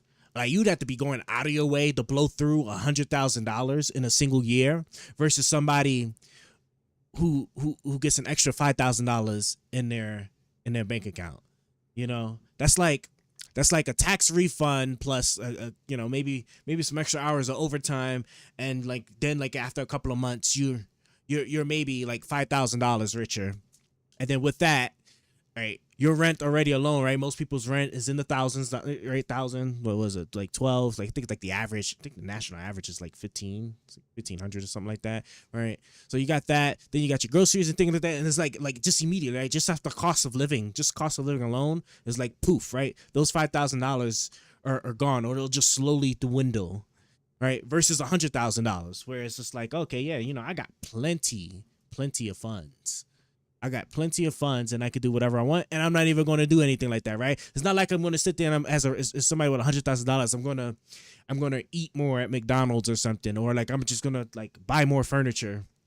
You know, things that actually contribute to the economy and make the actual economic machine grow, right? What makes the economic machine grow is all of the, middle and poor class that sit there and actually like spend the money into things that, means more demand, which more demand means like, then companies hire more people in order to produce the goods to meet more demand, right? Rich people do not contribute to that in any way. Like they just don't. They did because their participation is completely different. It's just, it's in my opinion, it's like a net negative. It's a net negative when what is it, the whole trickle down economics thing. Like it just doesn't work. Let's go back now. Okay, so we just cleared that one. We are going to switch over to our AI now. So this was good. Oh, you know what? Okay, he's 5 more minutes. Like I feel like if I was just looking at both of these candidates without knowing anything about America or elections or whatever, and somebody's like, well, on this side you got a candidate who might do maybe a bad thing, but probably not, and then this other guy, he could actually be Hitler 2.0, but he probably won't be because you'll have people around him that'll stop him from doing that. This seems like an easy choice. So I'm trying to figure out what's driving us away from one or towards the other. It's mainly just, I guess, the driving factor was just the hope behind it. So just the hope of that wouldn't happen. Well, no, but what would happen? It was the hope that he was to show up and die, or what is like the hope? No. What are we hoping that would happen? No. I guess what I was hoping what would happen was the economy would continue to build in a better way. Not that we would continue because it was building. Yeah, under Biden. Yes, it was. I agree with that. So why wouldn't we choose the guy that was building it? Wouldn't that make more sense? No, because there were certain things that that Trump ran on that I agreed on, like deportation. I agreed on that, not how extreme that he's putting it out at all. But I agreed on which again, it's not like Biden didn't deport anybody. Biden was actively deporting people. But again, I would like to end one of my questions kind of goes into this was I would like to end the catch and release at some point. I don't know how that would even work or happen or what we would put in place of that because it would have to be something. Sure. But, okay, like here's something that bothers me. So you say you don't even know how that would work. The reason why you don't is because nobody actually talks about any of it. No, I talk about like getting rid of things or like, destroying our immigration policy, whatever. It's like, what are we going to replace it with? Like, what's an actual solution? Well, I think that's an issue is that like there was a border bill. For whatever reason, Republicans decided they didn't like it, even though it was a Republican bill for helping border stuff that Trump didn't want passed at the end of Biden's term. Well, now are we past 100 days yet for this term? We still have no legislation relating to the wall at all. We have nothing related to the border, nothing related to asylum. Like, really, we have nothing. There's no legislation at all, I guess. So, like, what happened? Do we not care about that, or? It's not. I guess yeah, because it's like. I mean, not me, but Trump, yes. And that's, again, where one of my biggest issues comes in. Is that but then I'm also trying to figure out this, too, because this is so hard. So people get mad at me, and this sounds mean, and I don't mean to sound mean, but like sometimes I feel like people don't have the real problem. They just talk about things that they think they have problems with because the media's told them they have problems with, okay? Now, I don't know, I'll be honest, okay, because the only thing I know about Michigan is you guys cheated in every football game, okay, against Nebraska, all right? Michigan and Alabama. The thing I'm perplexed by is that two things that you're voting for are voting against is you're voting against unrealized capital gains tax, of which I'm guessing you don't have millions of, and then you're voting against border illegal immigrant stuff. Is Michigan a popular destination for a ton of? No. If you feel like your brain craves pleasure from lust just as much as it craves being a man of integrity, it's probably no coincidence that God put this in front of you right now. Why is that so what loud? I did in the incognito tab. No. It's like a far way to run. Like, what is actually going on here? Now, if you would have told me, yeah. I think that, I think we could have expanded our Great Lakes by taking over, fucking Toronto or something. Okay, well, I kind of get it. You're closer here. We're closer to the Canadian border. Yeah. Makes sense. No. I find it especially particularly damning, like when people care about issues. Yeah, like I just said earlier, right? When people care about issues that just doesn't impact them. Like I don't understand. Like illegal immigrants are committing crimes everywhere, and then you're in a state where like your illegal immigrant population is not only like incredibly low, but like for the last like 5 to 10 years, you haven't had a single crime done by an illegal immigrant. It's like I can't take you seriously. Little dictatorship. Yeah, sorry. And then This I is think I like get it. a So yeah, big issue in mind. Can you see from my side how like that's like really confusing to me? As I'm trying to figure out like, what do we vote? Because like everything you've described so far, I could kind of get if you were like, so I just didn't vote. I stayed home and I was like, but you didn't. You were driven to the polls to go and vote for Trump. And I just was it really illegal immigration and unrealized capital gains when you were at the polling place? You were just like these. Well, no, because it was mainly that I was undecided up until election day, and even on election day I was still undecided. It wasn't something that I was like, okay, I'm going to vote for Trump. Most of my friends, I told them running up to the election, there's no way I'm voting for Trump. But then I was trying to see who would be in place for Biden. I didn't want to vote for Biden. I wanted to vote for somebody else who I thought was more coherent at the time than Biden, and that's what I was hoping for. And I saw Kamala get put up, and I'm like, okay, but I don't like the way she was put up. On top of that, she's running off of a lot of things that kind of Biden ran off of, and I just kind of feel like it's gonna be a copy and paste, and I would like somebody to have more of a, not that Trump didn't do that from his first term to his second term, but it's more so of I was still undecided at the polling. So I wrote at this point, I would say that I slightly regret it, but yeah, I voted for Trump, and that there was a lot of things that I went into with that, and I was like, okay, well, hopefully the best outcome comes from this, and that's, if anything, I'm not in control of what happens, so I would like for the best outcome to come. Any final thoughts? I don't know yeah. Well, yeah. I mean, I appreciate the talk. Yeah. Yeah. No. Cool. I would like to. Thanks a lot, Josh. Everyone, big round of applause. Well, at least he can sit there and say that. Yeah. Thanks, man. Have the buyers, Yes. regret. That's for sure. Buyers regret, man. Let's go ahead and bust up our AI.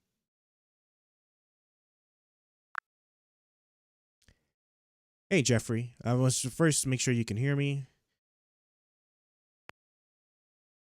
You able to hear me, right? Yep, I got you loud and clear. What's good? You ready to dive into this gorilla throwdown or switch it up? Oh yeah, I think you're still talking about the what is it? That thing that's going on the internet right now, the 100 people versus the gorilla thing. Right? Hold on, you're killing me. Let me move you over here where I can actually see you. Yeah, that's the one. 100 unarmed humans versus one silverback gorilla. No weapons, just vibes and chaos. It's like internet philosophy meets Planet of the Apes. You got a take on it yet? Or you still sizing up whether one mountain of primal rage can handle a literal centipede of humanity? Let me pause you for a moment here. Let's see, Brian. What would be one of your strongest arguments for why Joe Biden was a great president? I'd say the biggest thing is just that he got us to COVID. It's like, just think of like back when under Bush, like we had like the Great '08 collapse. Yeah, we had like the Great '08 collapse with like like the whole crazy banks with their stupid loans and whatnot. And like how bad that was for everybody, and then like, but Obama had to sit there and go through all the crazy steps in order that basically bring us all out of that. And then like back in 2020, right, when Trump was like COVID, it's a fake disease, it's just the sniffles, it'll go away by Easter and everything like this, and then basically the economy and really the entire world shuts down. And then Biden comes in, and then he has to like fix all that up. I was looking at was it last stream? I think it was last stream. We was looking at the inflation rate from there, and it was just like, it's just so crazy when you see like, as he was sitting there getting us out of that, right? Then the inflation starts to take off once things start to recover, because obviously like supply got like destroyed, and then the demand just comes back. And if you remember from like well, I mean, back when education wasn't so poisonous these days, right? You remember, right? When there's more demand for something that there is supply of, right? Prices go up. So, when COVID shut everything down and then we recovered from it, and then demand came back up, supply couldn't catch up. So then inflation went crazy. And I think at one point it was just taking off 4%, 5%, 9%. And I was just like, Jesus Christ. And then what was actually cool to see was that in August, I think it was August 2022, I believe it was August 2022 when he passed the Inflation Reduction Act. 3 months after that, then you started seeing the inflation rate actually start to like come down, right? It took its time, just like how inflation took its time to go up. It took its time to come down. And like when you look at all that stuff, it's like, yeah, like he was a president that was like actually doing things like for the American people, that actually pulling us out of COVID, sat there and it was addressing inflation. Now, the big thing that he just couldn't get past was just the messaging, right? Because from a messaging standpoint, the hard thing about inflation is that it's accumulative, right? So like, 4% here, 5% there, 8% there, like each month, right? That stuff adds up. So even when you start to bring the inflation rate down, prices don't ever go in reverse. Normally, under normal circumstances, prices never go in reverse typically, right? So then like that's just so like that elevated pricing scheme is just there, right? And then remember, we're all about capitalism here. So if I'm a company that sat there and had to raise prices because I don't have the supply and I need the money, right? Once I have the supply, I'm not about to, unless like all of a sudden there's a massive drop in demand, why would I drop prices, right? When I could just, people are already buying it at this price, why would I purposely reduce my profits in order to have it more affordable for you if you've already shown me you can afford this?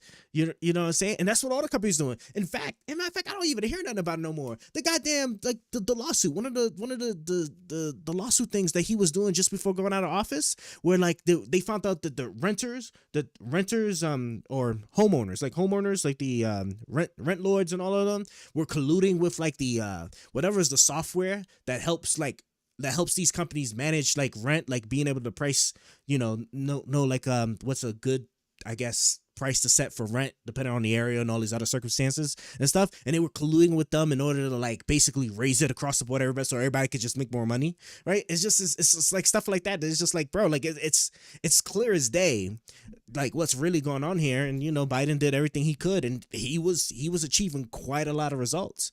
And then in 3 months, Trump sits there and he messes it up in the most spectacular way possible.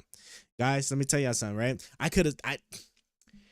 What I was saying, those streams, those previous streams at the election, like those rare streams, right? I was sitting there buying as much stuff as I humanly possibly could, because I was telling y'all, right, this stuff was going to get more expensive. It was just going to get more expensive. It was going to get more expensive because he's going to sit there, he's going to do the tariffs, and then people are going to not realize that he's actually dead serious, and now that he has loyal people that's going to not tell him no.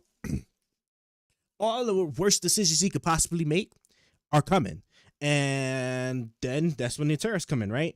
And sure enough, right, the things that I was buying, bro, like my as a matter of fact, this camera right here, this camera is now like I think it was like $1,200 roughly more expensive. Once all the tariffs started like coming through, I was buying so much things to get ahead of that. And that's why I had all these like tech issues, because I couldn't just integrate everything slowly, so that way if I mess something up, right, I just got everything in one go. So I was like, I'm gonna put it all in one go, and then God hated me for it, because then like I had tech issue after tech issue.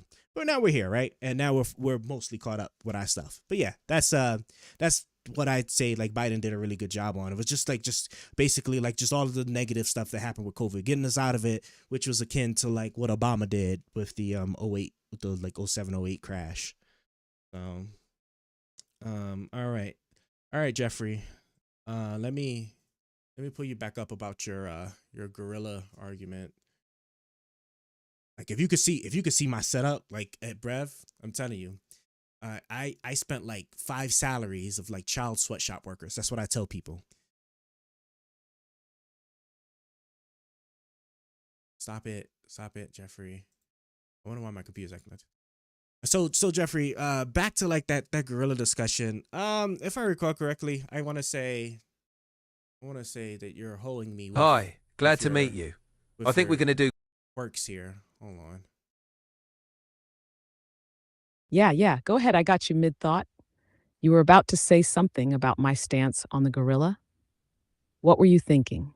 Yeah, I was actually thinking I was just going to like drop the argument, just because like we've already talked about this before, and I don't know why it's the case that, oh no, I'm sorry. You know what? I'm confusing sorry, just ignore me. I was actually looking at something completely different with what it is you're doing, and see now that that's normal. But going back to it, just to just quickly wrap up the gorilla thing, we all know that 100 people is not packing up a gorilla. If we was talking like a gorilla that's just like in bloodlust mode, they say like he has to fight, and then the other humans like they have to fight. Like I'm sorry, like he could, if he could at least be more like really efficient about it, I'm pretty sure he's going through 100 people without a problem. The real thing I think people should really ask themselves, I think would be like more critical in thinking here, is like, could one human actually go up against like 100 New York pigeons? Just think about 100 New York pigeons versus one human, and say like who's coming out of that.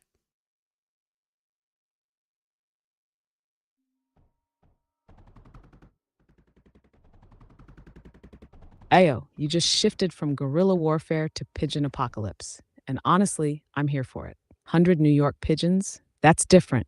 These ain't regular pigeons. These are city certified, trash hardened, don't flinch at oncoming traffic pigeons. They built different. If they coordinate, like if they actually form ranks and attack as a swarm. That's terrifying. One's pecking your eyes, 2 on each arm, a couple flapping in your ears. You're not fighting, you're flailing. But if they scatter and come at you one by one like Pokemon encounters, that's free XP. So real question, are they acting like a cloud of flying chaos? Or organized like Avian SEAL Team 6? Because that's going to decide if the human's winning or getting turned into bird feed. Okay, see, I was not trying to like sit there and spend too much on this, but now I have to actually talk about it. Like obviously, like let's just say like they're attacking just like the humans would, right? Like the humans could potentially coordinate, but probably likely won't once like the fighting really ensues, because they just want to. Well, first off, I forgot. I'm sorry, it's just one person, right? So like the pigeons just a full on attack. Like there's no coordinated effort, but like they're all actively trying to attack. So like there's no like they just hovering around, just letting people go in like swarm after swarm. It's like they're all constantly after you. Like what's your thought on that then? Let me get rid of these things here.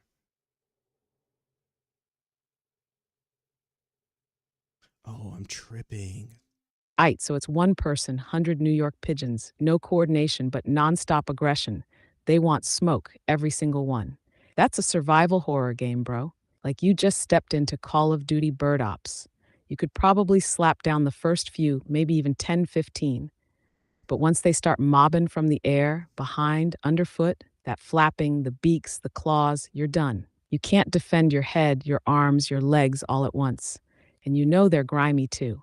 These pigeons been eating pizza crusts and antifreeze puddles. They got immune systems stronger than antibiotics. So yeah, I don't think you're making it out unless you got plot armor. 100 angry pigeons, that's your final boss. I honestly did not even think about it too. Like the kind of diseases New York pigeons might be carrying. Like you might really actually do get hold, but that wouldn't be till like after the fight. If you manage to actually come out on top of that, if you all get medical treatment like relatively quickly. Okay, I'm kind of done with that conversation now. All right, so let's just move on now, like the politics. Like what you feeling to talk about today? I'll let you go ahead and pick today's topic. I need to find spawning from. That's what I need to look for. Where are these spawning? Bet we back on politics? Cool. Let's spin the wheel then. How about we jump into government surveillance and digital privacy? Like, should the government have access to our data for national security purposes, or are we giving up too much freedom for the illusion of safety? You want to take the pro-privacy stance, or you want me to hold that line? That's a good question. I'm trying to think, what would my position be? I would have to lean. That's kind of hard because I would most certainly lean towards letting the government be blocked out from knowing everything that you have. But like there are some really good, compelling security concerns that you could have, like like that famous, like if you got a terrorist in your custody and he knows of like an imminent nuclear attack, like like maybe it might be a good idea that like they had that back door in everybody's cell phones to try to find out who has the who has the nukes. But then on the second hand, then like that's just real quick and easily abused. So I think I would pick the maybe the pro privacy side, and then you could pick the pro government side, and we'll go with that. So what's your strongest argument with that then? Okay, I think I'm facing water enemies today. So Aight, cool. Let's see run what it. do Look, this. here's the deal. National security ain't a game. You can't be talking about freedom if your whole block just got turned into dust because the feds didn't have the tools to intercept a terror plot. That backdoor access? Yeah, it's dangerous if abused, but so is not having it at all. You'd rather trust Apple's encryption than your own government? Come on now. If they're watching terrorists, traffickers, or foreign operatives, that's not spying on you. That's doing their job. So, what's more reckless? A government with a key they're accountable for, or a blindfolded one hoping the worst doesn't happen? Your move, privacy warrior. Oh, okay, I see what you did there.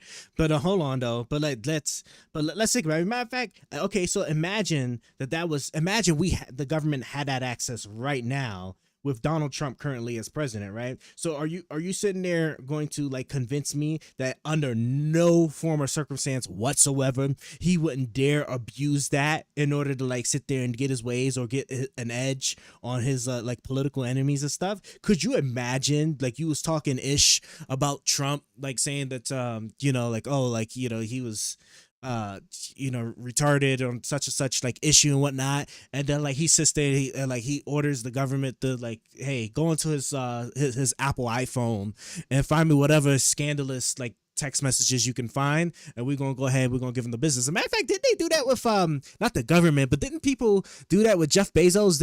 Isn't that how like he got his divorce, right? Because somebody hacked into his phone and then just pulled out messages and stuff. And I'm just like, imagine then like you had like, somebody as unhinged as Trump with that type of access, right? You don't think that wouldn't immediately be abused? This is why like I'm like really skeptical of it. Like the security concerns you raise are like, I get it, but like there's so much easy ways that it could be abused, especially when there's an actual will to do it, i.e. Donald Trump right now as the current president. I would need to see like some real serious oversight, like some like ironclad, and I'm talking like this, not no law, not no Congress. I mean like the full, like involving state governments, involving like local governments, maybe like some publications, some publication requirements, like whatever we could to just make sure that we could really see. And that's not just stuff like that's just never gonna happen, especially since it's like national security stuff, right? That's typically it'd be used for. So like I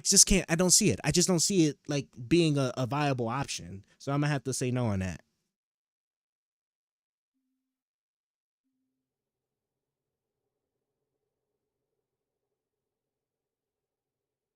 Come on, ship.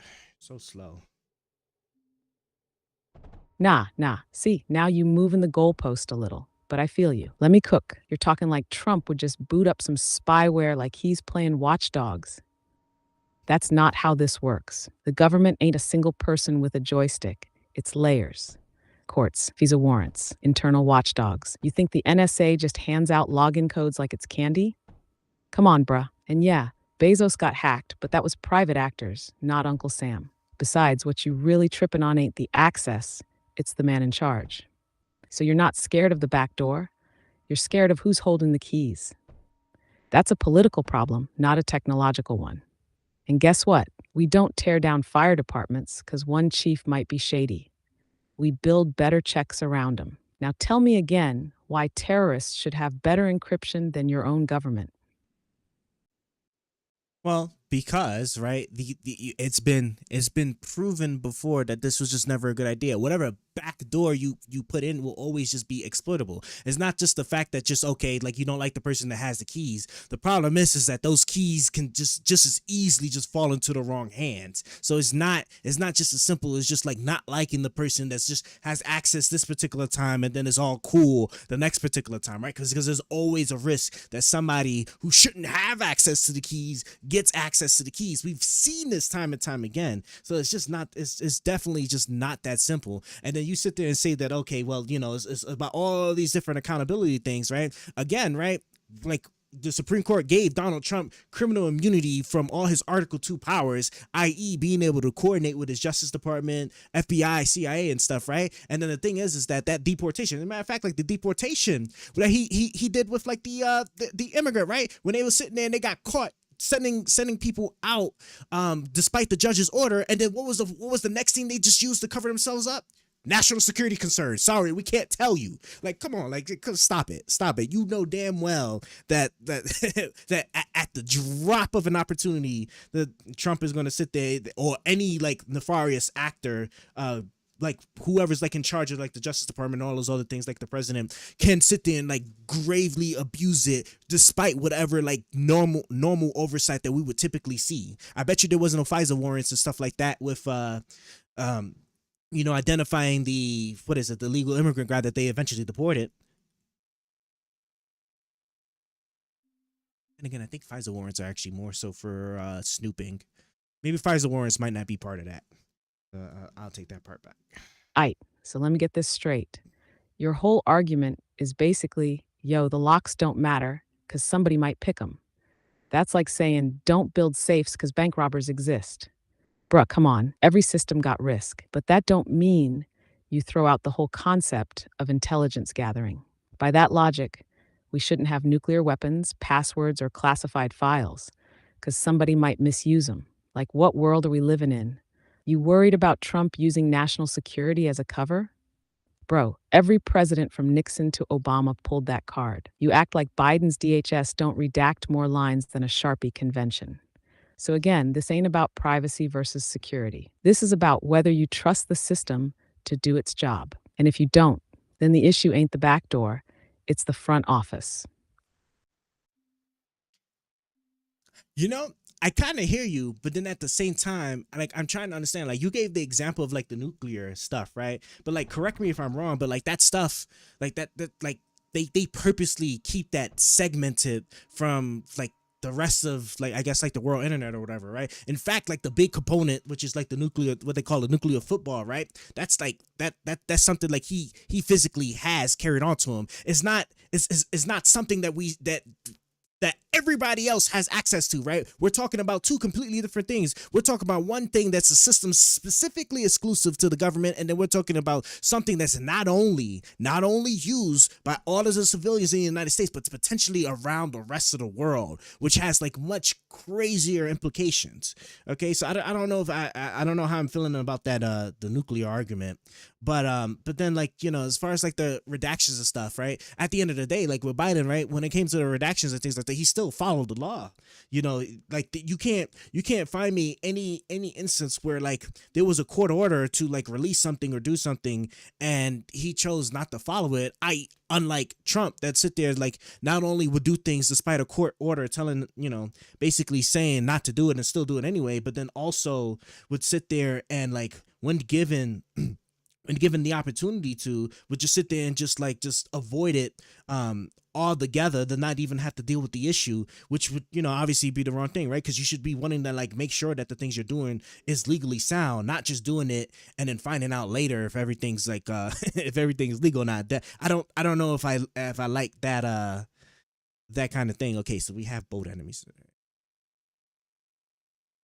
Sorry, I did not mean for you to hear that, Jeffrey.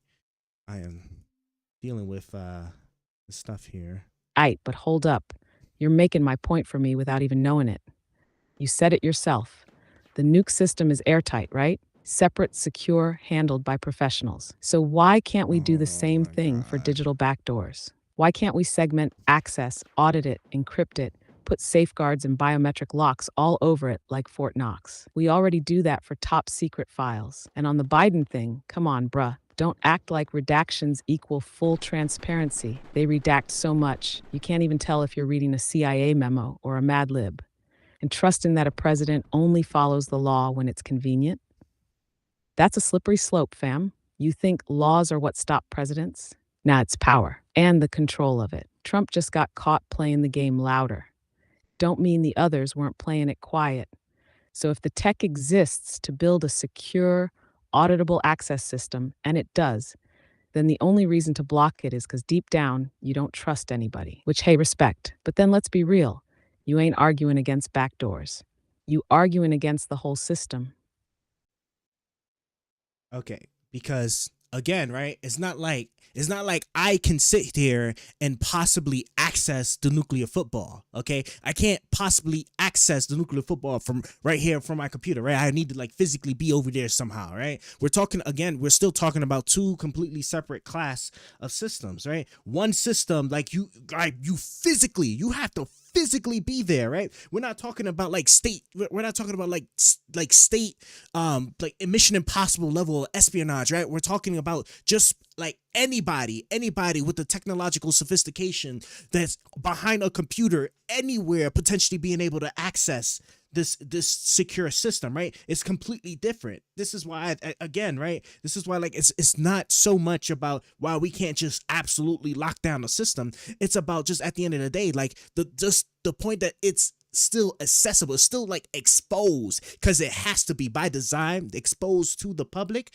is probably not a good idea to design something like that. And you can't do that with publicly consumable stuff, right? So as far as like building these back doors and like iPhones and stuff like that, right? It just doesn't, it's not a smart idea. It just won't work. It just won't work without hoeing everybody else once something stupid happens.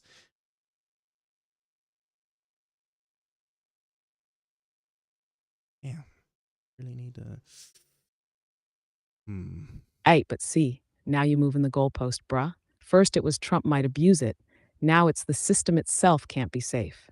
So which is it? Bad actors or bad systems? Because if your issue's accessibility, that's an engineering problem, not a constitutional one. You really trying to tell me that out of all the things in the world, nuclear silos, secure banking systems, military-grade encryption, we can't build a system that lets only vetted intel agencies unlock encrypted phones on a case-by-case basis with full judicial oversight?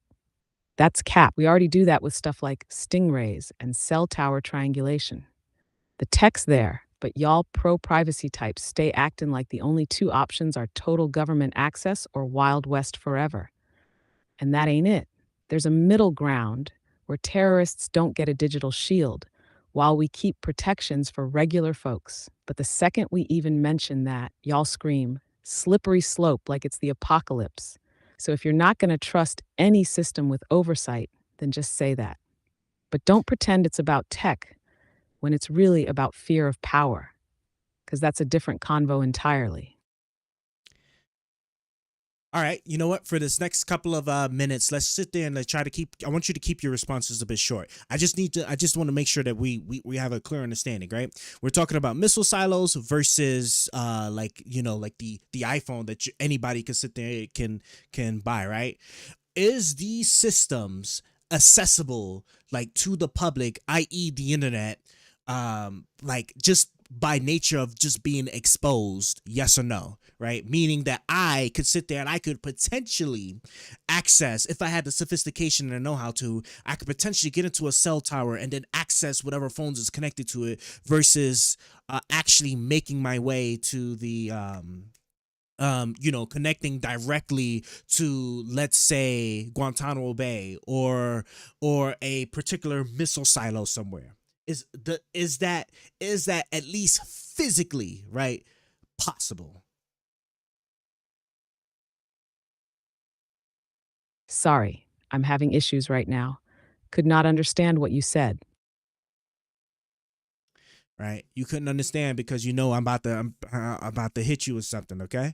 Right, because at the end of the day, right, these systems are not connected to the internet, right? They're on a whole separate segmented network. As long as some local person doesn't do anything stupid where they connect the private system, the private network with the public one, right, it's completely segmented. It is impossible, okay? It is impossible, and I've touched these systems before, okay? I'm trying to tell you, right? It is impossible physically for you could be technological Jesus, okay? If the system never touches the internet in any way, shape, or form, right? Completely separate. You cannot get to it no matter what it is you do, right? This is different from a system that is publicly accessible, technically publicly accessible at all times, right? We're talking about two completely class of things. So at the end of the day, it just doesn't matter. Like the privacy thing, like there's no level of lockdown you're going to possibly do that doesn't potentially expose it to bad actors that have exploited it before. You act like when two-factor authentication came out and people were going crazy about, oh yeah, you know, now it's going to be impossible for people to sit there and hack your stuff because, you know, not only do they need to know your credentials, but they got to have a device. You know, they have to actually have a physical device that you should have on you, right? So you can't be hacked. And then later on, we find out that, oh yeah, you know, with something as simple as cookies, because like, you know, the developers were retarded and had like the sessions, the credential, not necessarily the credentials, but the session that actually like kept track of whether like this was a device that was familiarly logged in. They just sit there and just grab the cookies and actually bypass two-factor authentication altogether. Like it just doesn't matter. As long as it's just publicly accessible, you're going to end up in the same situation. So it just doesn't matter. So I'm going to end it at that. And we just need to go ahead and just pick on a different topic. So I'm going to let you go ahead and have your last final statement, and then we'll go from there. Sorry, I'm having issues right now. Could not understand what you said. I won, okay? I won. No, it's fine. It's fine, all right? First off, let me just check and make sure you're actually still with us. Jeffrey, can you tell me how you're feeling today?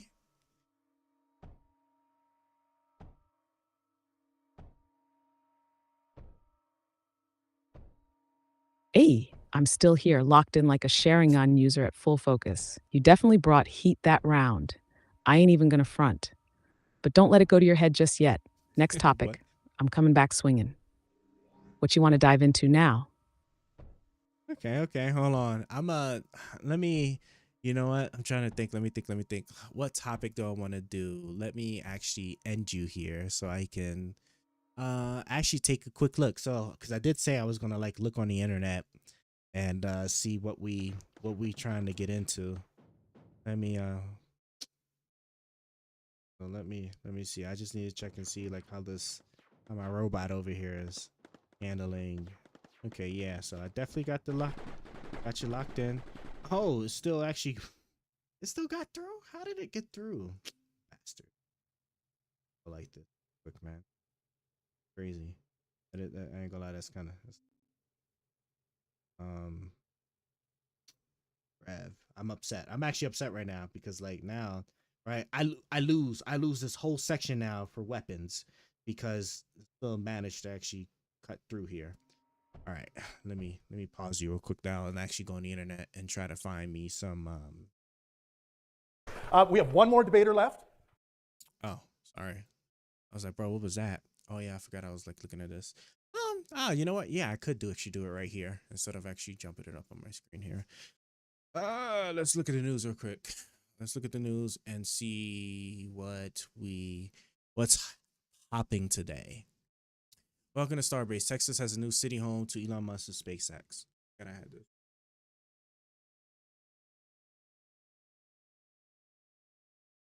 Damn.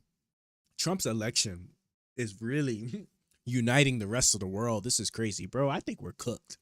I honestly think we're cooked. In about 9 years, you got 9 years. In about 9 years, like we're cooked. I'm sorry, like this shit gonna get real crazy. So just prepare now, right? You have 9 years to put your family, your living arrangements, whatever you have, in the best possible,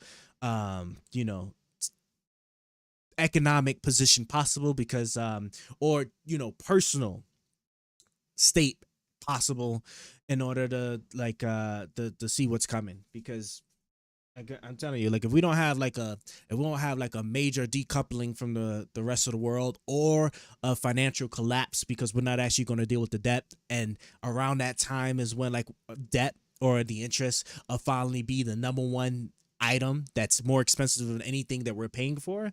I'm telling you, Rev, we're cooked. And it's not like the rest of the world's gonna come help us, right? They would have decoupled from us. So they'd be like, shit, sorry guys, y'all on your own. Oh my God, Rev.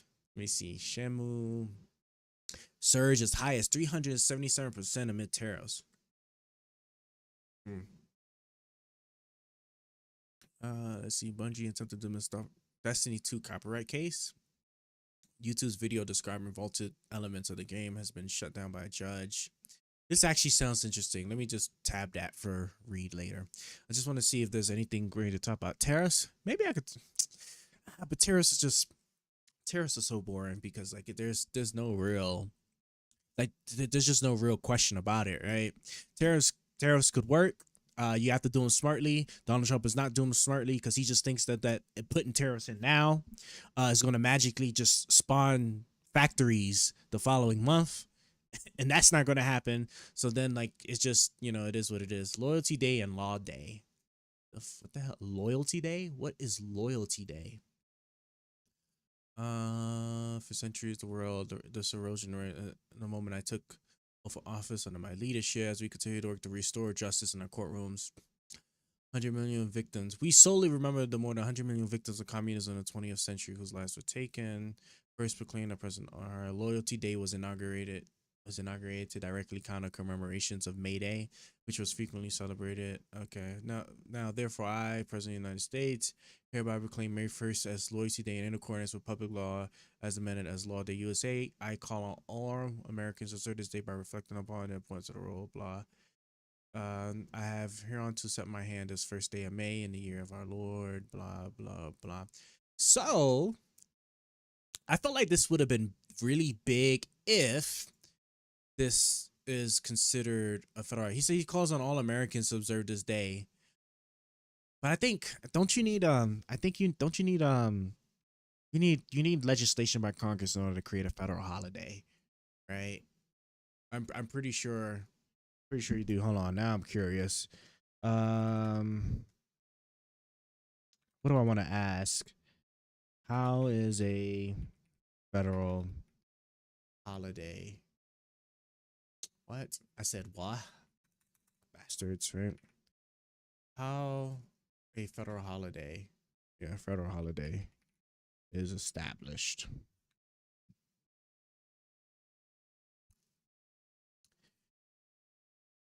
How a federal holiday is established. U.S. Congress designated New Year's Day, Thanksgiving, and Christmas federal holiday in June. This decision. Okay, that's how are federal holidays created? Like, Jesus Christ, man, just give me what I want to know, right? Because I think the last one was like Juneteenth, right? And yeah, and I think that was a sign in the law. The United States celebrate Juneteenth is by only 10 other special days. So we want to know how a federal holiday is created. Juneteenth, it would be if you think distinction, blah, blah, blah. Simple way to do it, Congress has to pass a law. Yeah, that's what I kind of figured. All that stuff is the president's signature. Okay, yeah, so I was right? So at first, I was reading this, I was like, hold on, did like a new federal holiday just kind of slip through and we all like didn't know? But yeah, so this means nothing. Okay. I was excited for a second, but okay, back to trying to find a topic for me and the AI to talk about. Let me see. Gold prices, mistakes. Ohio man rescued by Apple Watch after having a stroke during sports. That's cool. Oh yeah, did you see that they was flying more helicopters by the airport? Oh man, I don't know who dropped the ball on that one. That's funny. The man preparing to take over. What happened in 2 days? Vaccines. You know something? We should talk about the vaccines. Okay, now I have my topic. You know what? Let's go about some vaccinations. Let me get my little robot here back up, and let me get the AI to come back up here. All right, so the next topic we're going to talk about is going to be vaccines, okay? I'm going to be pro-vaccine and you could be anti-vaccine. So, all right, just like before, I'll let you go ahead and start us off. So, what's your strongest argument against vaccines?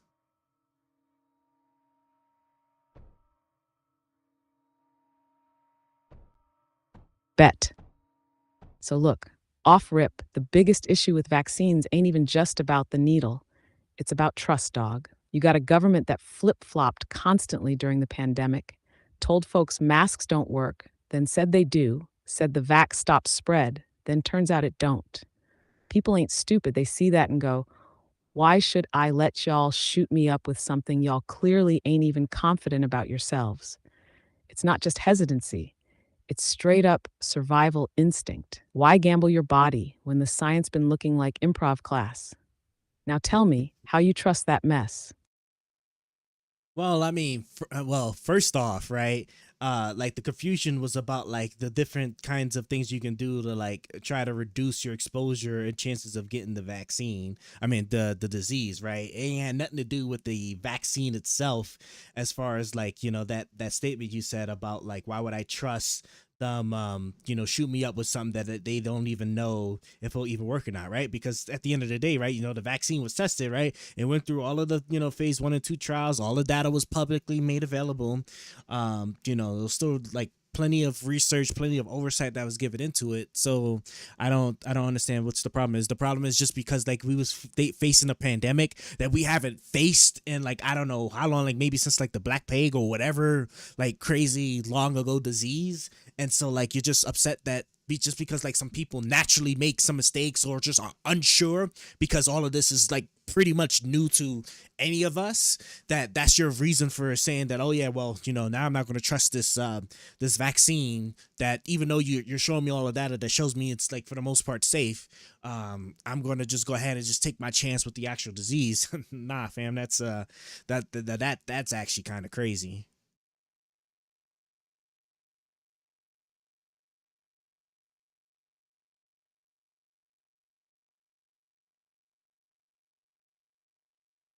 Nah. See, you falling for that publicly available data line like the average person got a PhD in immunology. Don't nobody know what half that stuff means, and most folks rely on the same experts who've been flip-flopping. It's not about reading journals, it's about how the messaging looked. Bruh. They said get vaxxed and you can't get it. Then boom. Folks still caught it. They said get the booster, then another one, then another. Like, bro, is this protection or a subscription service? And as for taking your chances with the disease, yo, for young, healthy people, the odds weren't even that wild. But the vaccine, you got cats collapsing mid-game, myocarditis headlines, and then they hush it real fast. I'm not saying the disease ain't serious, but acting like the shot ain't come with its own baggage, nah, that's suspect.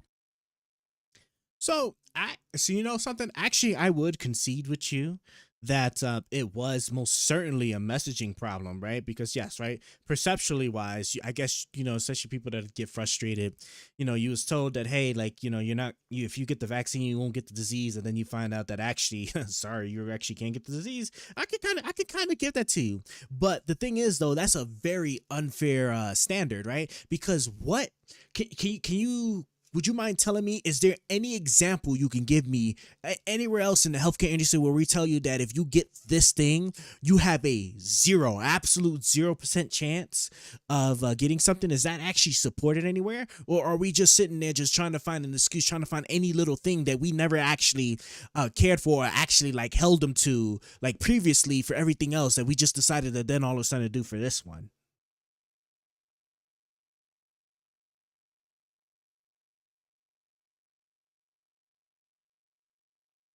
Aight, now hold up. You right that medicine ain't never guaranteed. Like, ain't no doc saying, take this and you 100% bulletproof. But here's the thing. They ain't never sold the flu shot like it's a golden shield either. Nobody out here promising you get the flu vax, you immune to all strains, no sniffles ever. Nah, it's might help, might reduce symptoms. But with COVID, man, the way they sold that vax at first was like it was straight up magic. Get it and you won't spread it. You won't catch it. Grandma's safe forever. That's where the line got crossed. The pitch wasn't nuanced like regular healthcare. It was hard propaganda. So when reality hit and folks got sick anyway, people felt lied to. It ain't that they expect perfection. It's that they expected honesty, and they got marketing instead. You feel me? Okay. Let's say I give that to you, and let's say that all of what you're saying is true, right?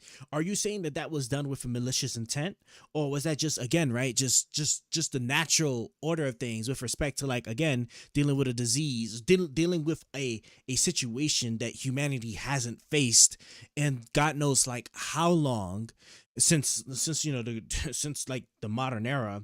And then like as far as like just the marketing and stuff, like I okay, like maybe I guess like there could have been like some like financial incentives, right? But again, right, at the end of the day, like we got to look at like the overall picture, right? Because there was I never saw any malicious intent. Did you find any malicious intent in what it is that people was doing? And can you give me, and if it was, can you give me like some really good clear examples of people like intentionally lying or intentionally like misleading or intentionally being stupid about something that they just was like operating in an unsure, very fluid environment? A lot of copper in this. Hey, check it. Was it all malicious? Nah, not all of it. But let's not play dumb either. There were deaf folks in that machine who knew better and still ran with the most extreme narrative because it got people to comply. You had government officials, media heads, and even some health orgs pushing that whole pandemic of the unvaccinated line after they knew breakthrough cases were real. That's not an oops. That's straight up messaging manipulation to keep the pressure on. And bruh, remember how they tried to drag anyone with questions? Dudes getting deplatformed, labeled anti-science, even if they were quoting actual studies or just saying, yo, maybe we slow down on mandates. That ain't just uncertainty. That's enforcing a narrative at the cost of public trust. So not everyone was scheming, but there were players in the game using the fear and confusion to push power and profit.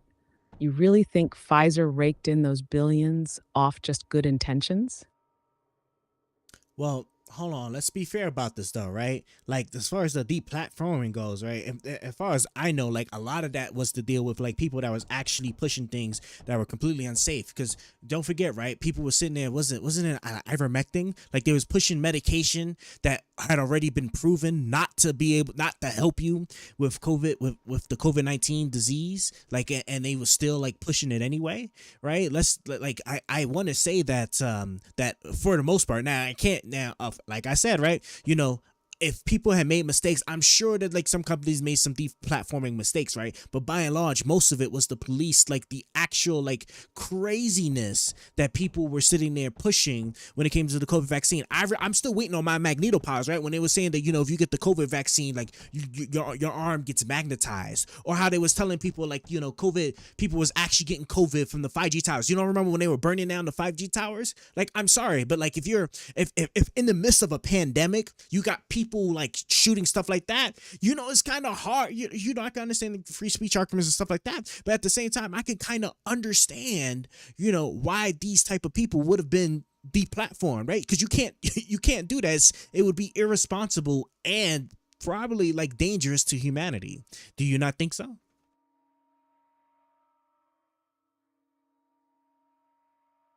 Burning down the 5G towers, I remember, was crazy. Could you imagine? I hear you, and yeah, some of those folks was off the rails, no cap. Like, yeah, if you out here saying the vaccine turns you into Magneto or 5G gonna summon COVID spirits, then sure, kick rocks. But here's the thing, they didn't stop at the crazies.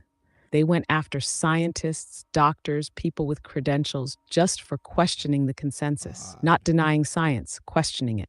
That's what science is supposed to be, fam. You had folks shut down for saying, yo, maybe natural immunity matters. Or maybe young, healthy people don't need a booster every 4 months. That ain't horse paste. That's legit discourse.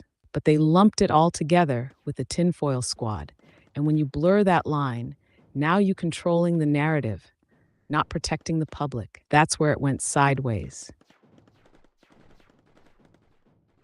Okay, so hold on. So are you saying that the issue you're having too is that like they were also going after doctors and stuff? Let me ask you this. Do you think it would have been the responsibility of a doctor that if they're going to sit there and present an argument or challenge you on something, that they also have a responsibility to not behind their credentials and also reference or cite like any like credible materials that they're basing their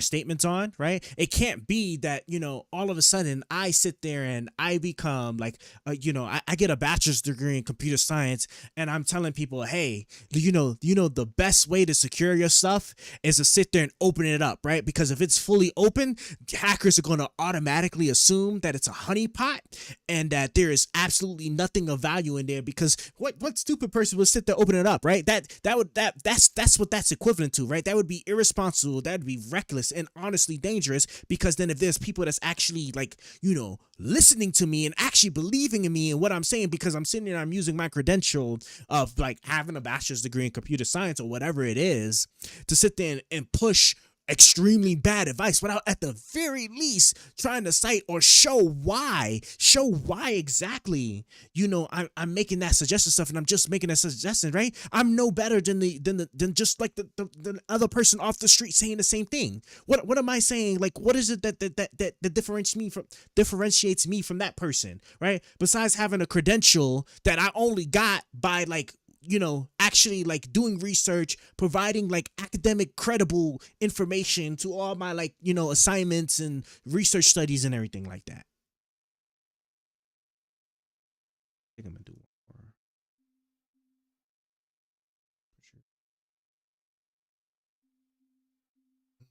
more. Ayo, now you cooking a little bit, I ain't gonna lie. Yeah, if a doctor steps into the public square and starts throwing wild claims like vaccines turn you into a lizard with 0 receipts, then yeah, they out of pocket. But here's the catch. Some of these docs were citing studies, peer-reviewed, published data. Just maybe it wasn't aligned with the CDC narrative, so suddenly their sources ain't valid no more. That's where it gets sus. Like, you can't say trust the science and then blacklist half the scientists because they not echoing your script. Either we got room for dissent in the House of Science, or we just running state PR. You feel me? Well, hold on. That's certainly incorrect, right? Because you got to remember, right? There's still journalistic standards when it comes to research, right? Like if you're going to sit there and you're going to cite something that's based off of research, and then it's already been proven by the community, shown by the community that the methods or whatever is the research being done was gravely flawed, right? Then like, I'm sorry, but that's still the exact same thing, right? That's like saying that I could sit there and I could just like, I make a claim of whatever counter narrative I do, and then I just do some sloppy research where I just cherry pick my results and stuff, and then because technically I am a researcher, right? I'm credentialed and I technically did do research on it, right? But because I didn't adhere to any of the research standards possible, so obviously that there's no credibility that I should expect from this research that I just did, but I'm still going to sit there and cite it anyway to sit there and just prove that, hey, not only is this not only is the vaccine harmful, but here's a study which the research was done to show that it is actually harmful, and then you look at it and then the research is just full of crap, right? That you can't even replicate it because they possibly even fudged the numbers or just like did things that's just completely unethical, right? Like, are you telling me that all of that's like that all of that was fine? Like that, no doctor should sit there and just be held to like the same research standard that we have always expected throughout our like modern understanding of like science and medicine? Okay, I think I have enough copper. Okay, now I'm gonna try and push this out more. Right, see, now you moving goalposts. You was talking censorship, now you shift into peer review ethics. 2 different arenas, bro. Nobody's saying let quacks run wild with bogus spreadsheets they cooked up in a garage. But what did happen was legit credentialed folks got slapped before any consensus even formed. They weren't out here peddling bleach shots. They was asking questions, challenging groupthink, and boom, deplatformed like they was Alex Jones. If the science is strong, let it stand trial in the open. But nah, they hit mute on day 1 because the message wasn't on brand. That's not science. That's narrative control. Ain't no way around it. Okay, so there's no way you're telling me that like it would be considered censorship when we take doctors off that are sitting there, they're citing dangerous, harmful advice. Like, I don't even know why you even invoked like whatchamacallit, Alex Jones, right? Wasn't Alex Jones sitting there citing all these flawed, like bad stuff, and then people were actually acting acting on said stuff that was creating real world harm to other people, like that is a terrible example to use. And again, right, like at the end of the day, like if you want to sit there and you want to argue that, you know, a doctor that's sitting there just like is incorrect shouldn't be like deplatformed, like sure, but like if the expectation is that the thing that he's being incorrect about, that there is an actual danger that other people might actually listen to him and take an action, right? It's one thing to sit there to have an opinion and like to sit there and be wrong about it. It's another that you have an opinion, you are stating that opinion from a position of trust, right? You're stating it from a position of trust, a position, credential position, right? That people would naturally sit there and like not only like listen to you, but potentially act on the advice that you're giving, right? And not think that it would not be a good idea to like have some extra scrutiny for these people, right? That's like some frivolous or crazy lawyer sitting there giving you like crazy legal advice on the internet saying that, oh, if you steal something from somebody's house, right, as long as you intend to eventually give it back, you wasn't really stealing, you was just essentially borrowing, right? And then people, and you're a credential lawyer, you don't think that would be potentially problematic?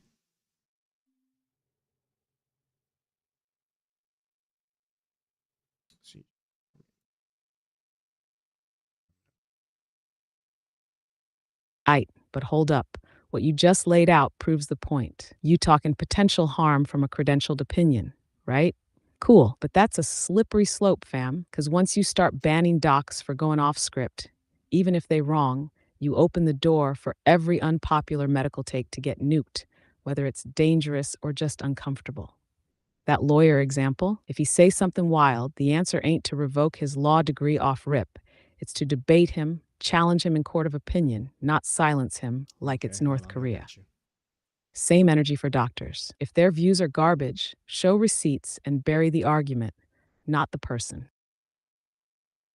Well, okay, so hold on then, like, because let's try to keep this part then really quick then. So are you actually saying that like the people that grant the credentials shouldn't have their own business rules on what conduct they expect people who they grant these credentials to operate and act? Because at the end of the day, that's what's really happening, right? These doctors are meant to be held to, these people that get these credentials are meant to be held to a standard that that we don't expect like just a regular average Joe to do, right? Because again, right, there's something inherently different about listening to somebody who comes from a trusted position, right, that people would naturally like listen to and potentially take action based off of what they're saying versus like regular person off the street, right? If you was listening to somebody on the internet who you knew who said they were a doctor, they showed their credentials, right, and it was telling you like how like doing like some type of action could generate a possible health benefit, right? You would sit there and you would be more likely to not only listen to but potentially act on that information versus like some like obese guy on the street, no credentials, you don't know who he is, who just says that, yeah, man, if you just sit there and if you eat 5 cheeseburgers a day, right, the calorie surplus that you'll have help you in the long run because like your heart will sit there and have like more fat around it that'll protect it from like impacts in case you get into a car accident, some random like just crazy BS like that.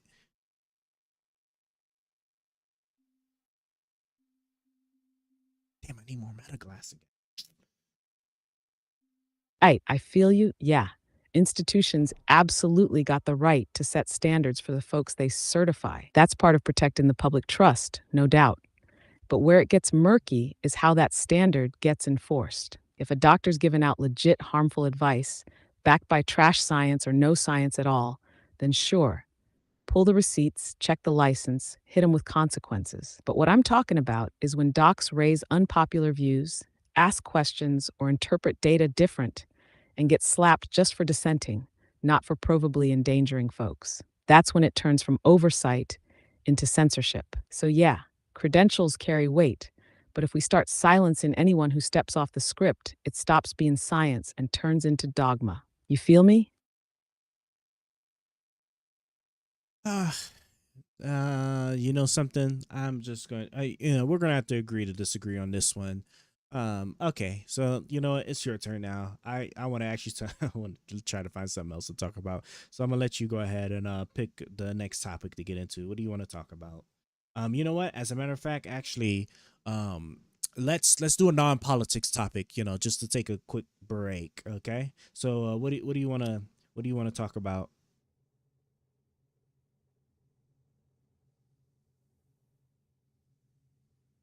Okay. Bet. Let's give our brains a breather. You trying to hit some anime takes? Maybe talk power scaling, toxic fandoms, best new gen series? Or we can do something wild like, I don't know, ranking the most overrated fast food chains. What vibe you feeling? Hmm. You know what? Let's go. Let's go with Oh, yeah, damn. I take too long. Take your time, fam. You want something chill, funny, maybe a little chaotic, or something that'll have folks in the comments ready to throw hands. You know what? I'm gonna let you give me like three choices that you would think is chaotic or funny. Okay, you know, like maybe like overrated fast foods is like close, but I need something with a little bit more. What you got?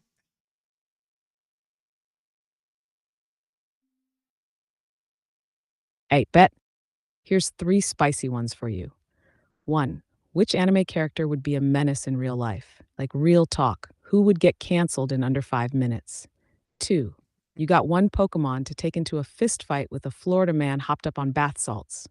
Who you bringing and why? Three, Jesus what's Christ. more dangerous to society? People who think Olive Garden is fine dining, or folks who microwave fish in the office break room? Which Oh one of my them got the god. chaos level you need? Oh my god. You know what? I would actually I do the Olive Garden one, but that one, even that one does isn't. It's close. It's closer, but not quite. Give me another three, right? Try to like search and see like what's like some crazy arguments going on right now on the internet, man. I need something. I need something good.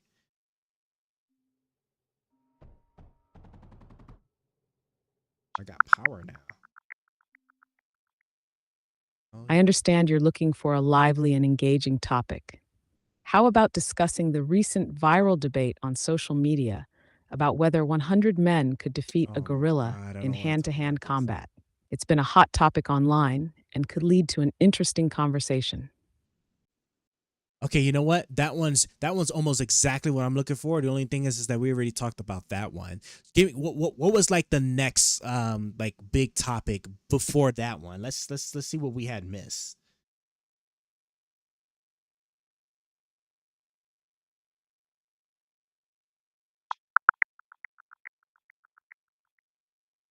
I understand you're looking for a lively and humorous topic. How about debating whether it's better to be rich or famous? This question often sparks interesting discussions and can be quite entertaining. Is it good to be rich or famous? Okay, you know what? Forget it. Let's give it. Let's give it a shot. All right, what you got? Tell me what's your thought.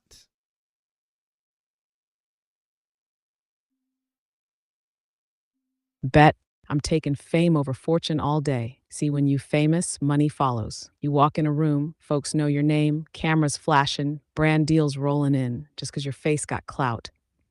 You ain't even got to be talented, just loud. Fame brings influence, and influence prints money. You can lose riches, but if you still famous, you bounce back easy. Now tell me how a silent rich dude gonna compete with that level of power.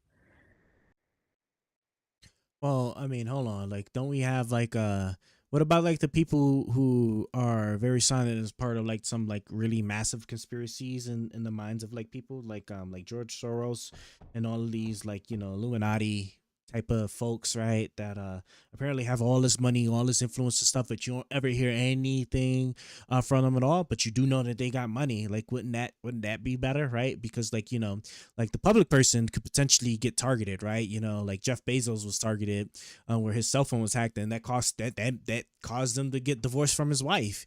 As a matter of fact, I think there was a leak for Bill Gates, right? And Bill Gates ended up having to get divorced. I think I might be conflating it with some other situation, but at the end of the day, right, being like super public means that you have a target on your back, right? Wouldn't it be just better to be private? Because then you can, you can have your money, you can have like your secret influence where like you could potentially assassinate people and like potentially, I ain't saying you most certainly will, but potentially get away with it.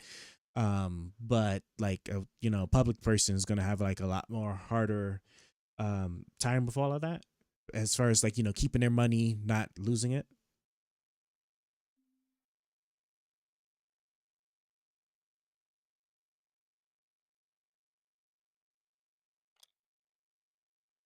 Aight. But here's the thing, though. You just proved my point without even meaning to. You talking about Soros, Bezos, Gates? All them folks is rich and famous. Even when they try to move quiet, their name's still hot. Why? Because influence makes noise. You can't drop billions, shift politics, or change global markets without people noticing. Fame ain't just TikTok clout, it's recognition, legacy, the power to shape narrative. If you just rich and silent, cool, but you moving from the shadows. When you famous, you run the stage. I don't know. I don't know. Let's I'm gonna give you one more chance. Let's try to find like a different topic because I just personally I'm not really feeling it. I was thinking maybe it might be, but I'm not getting it. So let's try a different topic, and after that we'll get back into politics. What you got?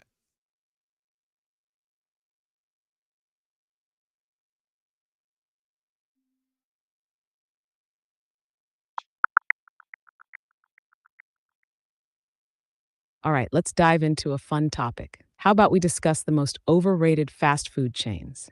Which ones do you think don't deserve the hype?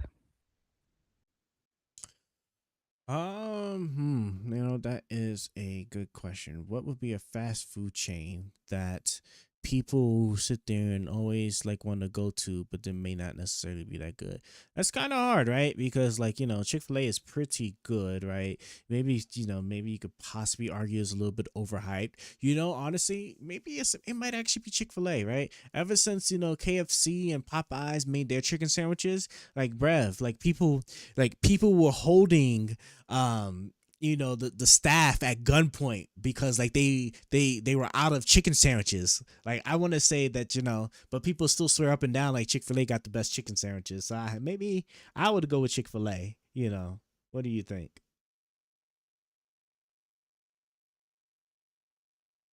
I think I have to. Yo, that's actually a solid take. Chick-fil-A got that loyal fan base like it's a cult. But real talk? Once Popeyes dropped that spicy chicken sandwich, it was game over for the hype.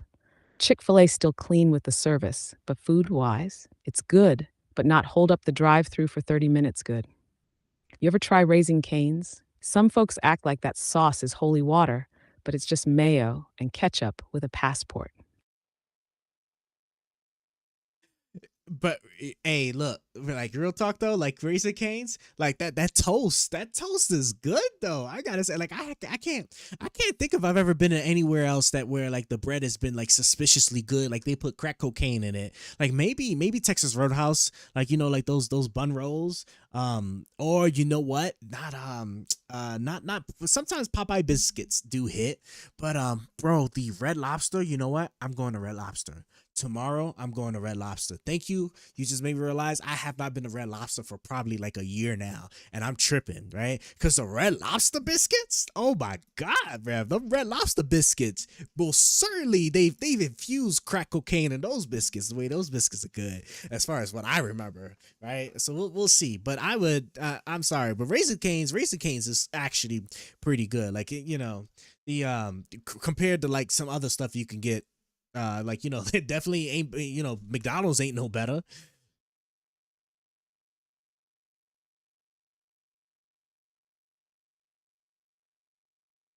Now you spittin' right now, far. That Cane's toast got no business being that good. Oh, I canceled It's my like thing. they took regular bread, whispered ancient secrets into it, and dipped it in butter made from angel tears or something. And yeah, them Texas Roadhouse rolls, bro, that cinnamon butter, that's a felony waiting to happen. Red Lobster biscuits, though, that's God tier. You don't even need to order food. Just run them biscuits on loop like it's a playlist. But you right, Raising Cane's is holding it down. It's just simple and clean. Chicken, fries, toast, and that sauce. No wild menu games, just straight vibes. You ever try to copy that Cane's sauce at home, though? That recipe harder to crack than a CIA vault. Nah, that'd be like trying to make like the Chick-fil-A sandwich at home. I didn't really think about it. But okay, I feel much better now. Let's go ahead now. Let's jump back in the politics. So go ahead and what topic you trying to get into now? I'm actually going to also switch over to like my laptop gaming too, so that way I don't have this black screen here.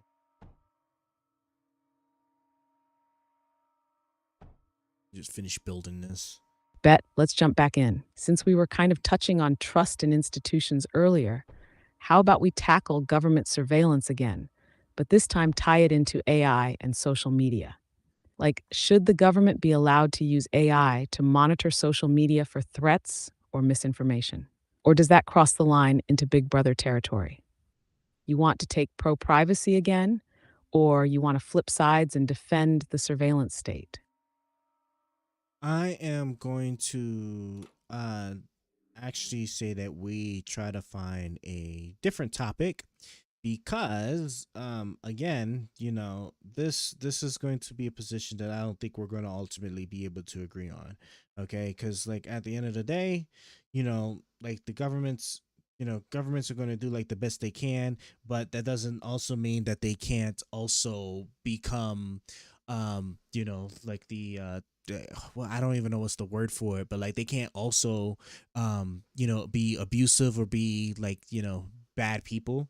So and you have your different take on like whether we can secure such a system, which I say is just impossible, because any system that has some form of physical connection to the World Wide Web, no matter how well you lock it down, there's still a risk it can still be gotten to. So let's do a different topic, please. There's something in my eye.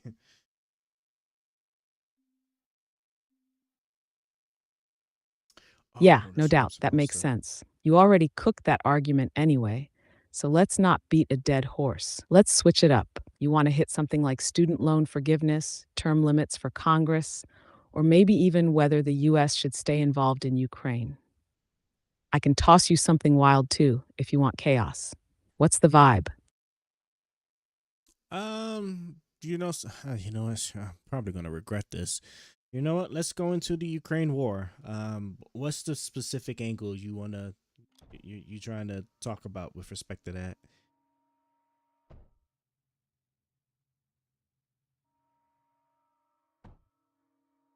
Aight, here's the heat. Should the US keep sending money and weapons to Ukraine, or is it time to cut that off and focus back home? One side's like, yo, it's defending democracy, keeping Russia in check, and showing global leadership. The other side's like, bruh, we got homeless vets, jacked up infrastructure, and inflation. Why are we bankrolling a war that ain't ours? Which side do you want to roll with? Hmm. Okay, so I'll tell you what. I'm going to go with supporting our intervention in Ukraine, and you can be against it. Okay.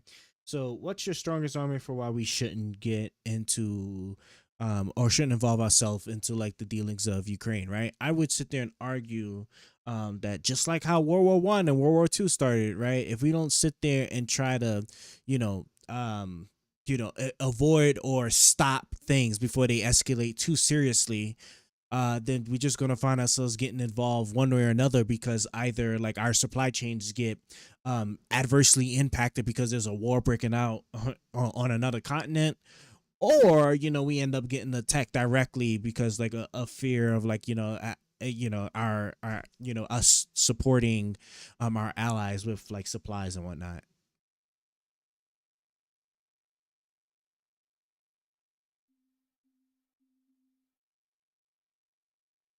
This is gonna be Bet. So check it. Real talk. The problem with jumping in deep like we are is that we're burning money and ammo on a conflict where we ain't got no direct stake. Like, yeah, Russia's wildin', but Ukraine ain't NATO. And if we keep dumping billions there with no end game, we draining our own resources while China's just sitting back stacking chips and watching us get stretched thin. Plus, what if this turns into another forever war? Ain't we already tired of that mess? I mean, yeah, sure, but then instead of then completely pulling out, why not just actually just support our allies getting more involved into the war, right? Like I sit there and agree with you that, we've been doing this a little too much and for too long, with respect to involving ourselves in these foreign affairs. But that's just wouldn't that just be because of our acknowledgement of how important they are, and then wouldn't it then just in that case just be better to have these supply or reinforce our allies to take the big blunt of this Ukrainian support, since they're the ones that are the ones that immediately stand to lose if things like go sideways, because like let's say things go like major left, right? It'll still take a minute. Like we don't have teleporters, right? So it'll still take us a long time to even mobilize all our supplies and stuff. We got rapid response stuff, but like the full force of the US military is still going to take some time to roll out there. So like literally like the Europeans are like kind of on their own initially during like the initial phase of like whatever major conflict kicks off. So like wouldn't this just be a perfect opportunity to start getting our allies to reinforce themselves?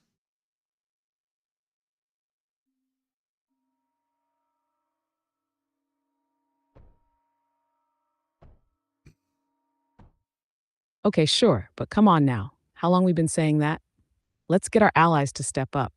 Bro, they had decades. Germany only just now realizing they might need tanks again. Half of Europe been chilling under our defense umbrella, pocketing cash while we foot the bill. And even if they do start now, you really think they got the political will to rearm fast enough? Look at how hard it was just to get them to send ammo. If we ain't careful, we're going to be the only ones holding the bag again. Right. So then that just means that we just need to be more forceful, more direct with our allies on getting them to do to pull their weight and do the things that they need to do. Right. That doesn't, as a matter of fact, even the thing with Germany, like I think Germany might be a special case, because wasn't there, wasn't there like some special restrictions on Germany after World War II? Because now like I mean in technical terms, right, you had like a country, had one country that was like a major part of both world wars, if I'm not mistaken, right? My World War I history is a bit fuzzy, but I want to say Germany was part of that, right? Yeah, because like that's how Hitler rise because of like all the shame and stuff that Germany had, and like they wanted to be great again. So yeah, like see, so I don't know, like I use the example of I don't know if I'd like turn to Germany for it, because they still had like a lot of like World War considerations that they probably were dealing with. But there's no excuse for all the other allies that should have been like reinforcing their military and taking care to like make sure that they can handle stuff on their own if it came down to it.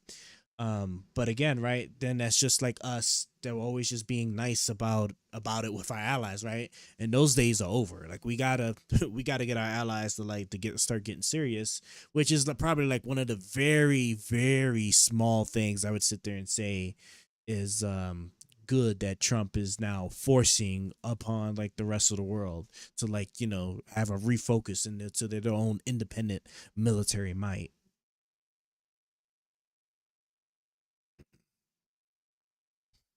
I was about to hit the stop stream button by mistake. That's crazy. All right, let me close this. Right. But here's the rub.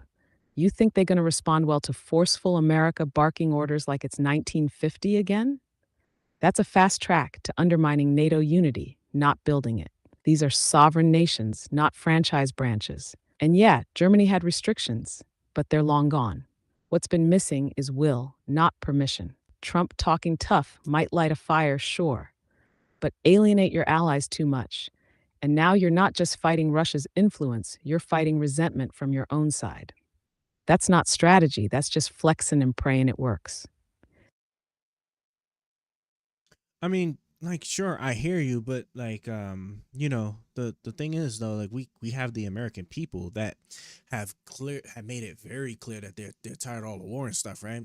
So it's like again, I understand that, we've been doing this, it's been the same story over and over, tell our allies to do stuff, and they sit there and like do it, and I say do it with quotations, but then like they half it because there's no like real will to actually like to do stuff like that, right? And then we sit there and we just make up the slack that our allies have. Like, yeah, I get it, but like more and more, like, the American people are like getting more and more tired of that, right? So I want to say that things would certainly be different, especially since it's getting more and more big visibility on it. Why did that move over like that? Okay. I get where you're coming from, but let's keep it real. American fatigue ain't new. Folks been tired since Vietnam, Iraq, Afghanistan, and every time what happens? We pull back, the chaos spreads, and we end up right back in the mix later, but worse off and with fewer friends. So yeah, people are tired, but tired don't mean you just walk off the field. It means you play smarter. Leverage that fatigue to pressure allies harder, sure, but don't act like we can just dip without it blowing back on us geopolitically. Ukraine ain't charity, it's chess. You feel me? I mean, I hear you, but those were all different times. The thing I would sit there and argue that has changed so much since back then, and that's just like the education level of like the average person in the United States. Like we sat there, we used to cherish education. We used to push a lot of people to sit there and like, go to college, actually go to all, major STEM stuff, right? Get highly involved in politics.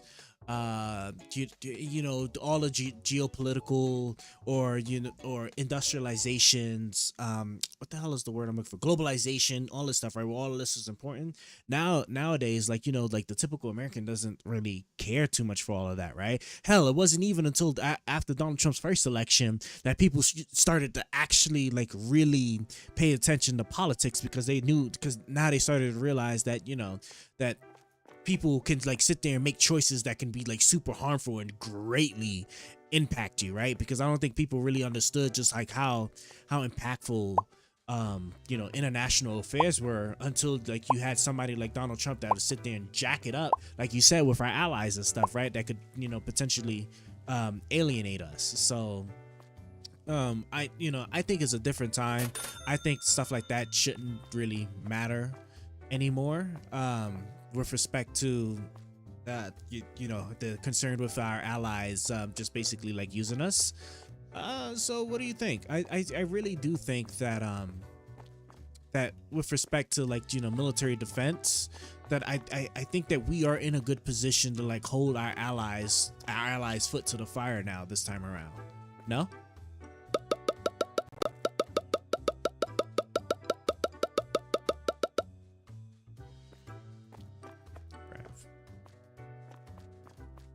Now, see, that's where I think you're falling for the illusion of progress. Yeah, people say they care more because Trump made everything loud, but that don't mean folks actually more educated on geopolitics or defense strategy.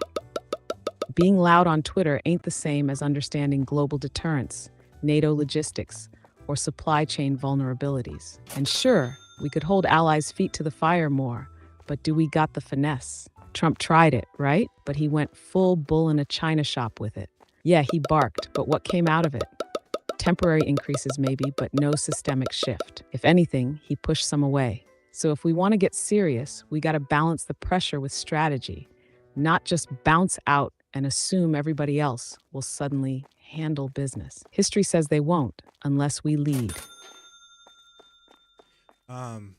Okay, so let me ask you something. So like, which one's more preferred, right? A scenario where we sit there and we leave so that way we avoid getting like sucked into like it's just a never-ending funding spree for where we're covering like military defense for like all the other countries because we're the ones mostly like handling it, or is it the other alternative where like we sit there and we in doing that, right, and pulling out that we sit there and we allow things to get like really bad to the point where like then there's like another continental war that breaks out because all our other allies were like too weak, right? What isn't there an alternative where we're like maybe we could even start demanding like more stuff from our allies, right? Like what if we sit there and we pull out and we wait for things to start getting like really bad because we know that they will, and then we come through and we're like, okay, we'll sit there and we'll help again, but now for sure we're gonna need like some reciprocal benefits in doing this because we can't just do this out of charity no more. Oh, there's some more up here.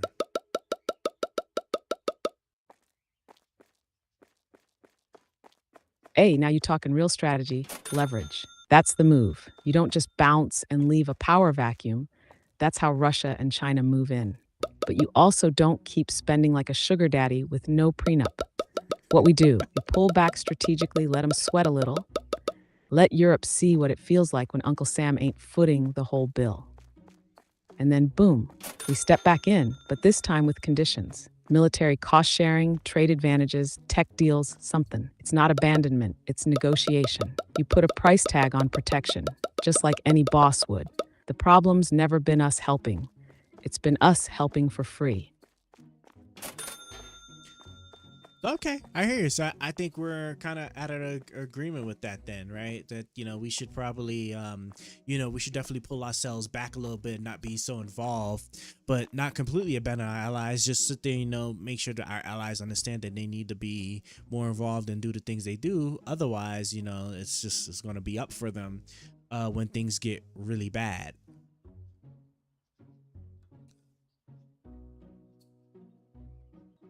Infusion, basic price. Oh, I have to get infusion. Exactly. We locked in on that. It ain't isolation, it's recalibration. You step back just enough to make them realize your worth. Then you make the partnership actually mean something. No more free rides, but no straight ghosting either. Balance of power, but with receipts. You feel me? Yeah, no, I got you. All right, let's go ahead. Let's move on to a new topic. We're going to do 2 more topics, and then I'm actually going to switch back to videos for like another hour or 2 before I jump off. This goddamn broom, man. Bet I'm with it. Let's make these next 2 spicy. You want me to throw out the next topic, or you got one in mind already? Yeah, you can go ahead. You can pick the next topic. I'm all ears.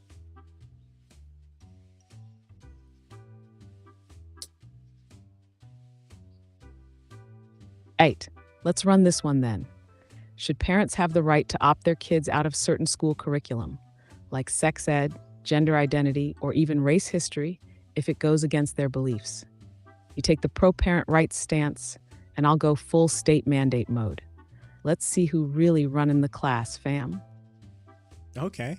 Actually, yeah, I like that. Okay, yeah, let's go ahead and do it. So, you know what? I'm gonna even go ahead and I'm gonna even start that off. So, like most for sure, parents should be allowed to choose like what classes their child takes, right? Because if they want their child in sex ed, or don't want their child in the sex education, right? Because they want to take more of a granular control over that.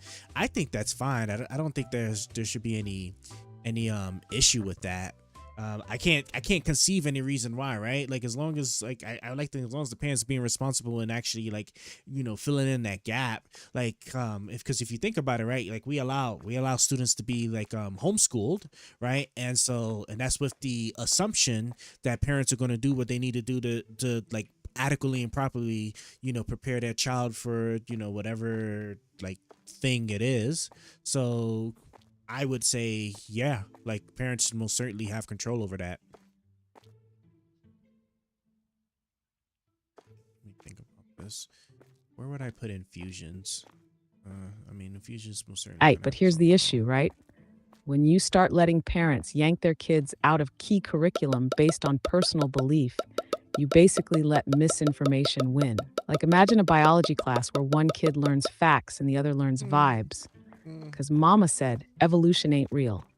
That ain't education. That's ideological babysitting. The state got a duty to make sure every child gets a baseline of reality, not just what their parents feel comfortable with. Okay, I can kind of hear, but like it's not like we're facing a situation where like that's happening on like a massive scale, right? Usually you got that with like niche, like individual, like religious parents and stuff like that, right? Like for example, and then even then, like, you know, even if we mandate it, like that still doesn't stop the parent from still like telling their student something wrong, right? That, you know, if that was the case, right, then like we shouldn't, at this point, we shouldn't have anybody that's racist, right? Because like, you know, obviously in the school system, we, you know, people are taught to like treat everybody equally and whatnot, right? And so like you know, with people getting a fair, balanced approach to that, you know, then we shouldn't have racist people anymore in this world, yet we still do. So I don't, or, you know, hateful people, right? It's not even so much as race, just like hateful people, period. So I don't think that solution is even really, it really matters. I don't think it matters because like result wise, it hasn't changed anything. I haven't seen it change anything. So yeah, I'm gonna have to disagree with you on that.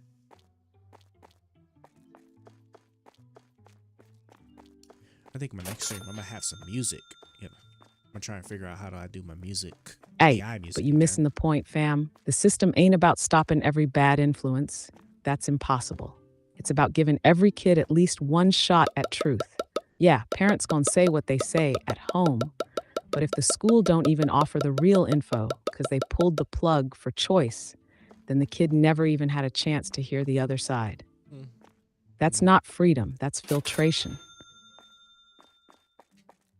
Okay, I mean, I kind of hear you there.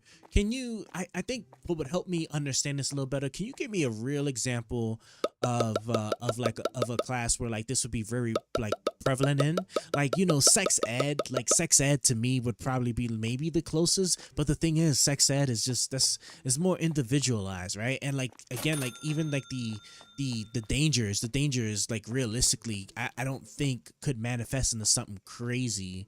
So I don't know. I can't see sex ed as being one of them. Do you have like an actual example we can work off of?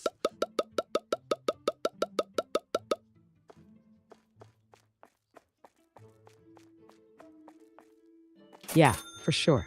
Let's take U.S. history straight up. You got some schools that barely mention slavery, or they paint it like, yeah, it happened, but they were fed and clothed, like it wasn't generational trauma. If a parent pulls their kid out of those lessons because they don't want to shame their kid's heritage or whatever, then that kid might grow up thinking racism was just a minor hiccup instead of a foundational issue. That kind of filtered history messes up how they see the world and vote, straight up. You feel me on that? Okay, let's work with that, right? Couldn't that also work in the reverse where you have a state education system? Because remember, like the federal government doesn't really like dictate much of the K-12 like educational system, like, you know, not to the level or degree of control that the state governments do, right? So couldn't you have a case like a state like Texas, for example, if I recall correctly? I think there was like are you familiar with the Sisters of the Confederacy, right? Wasn't there like a whole like push to like rewrite the Civil War, like what the purpose behind the Civil War was? As a matter of fact, wasn't that like a big argument like not too long ago, where they were saying like, you know, the Civil War wasn't about slavery, it's about states' rights? Isn't that also not the danger that this could just as easily be a problem like with respect to like the states like pushing the wrong stuff?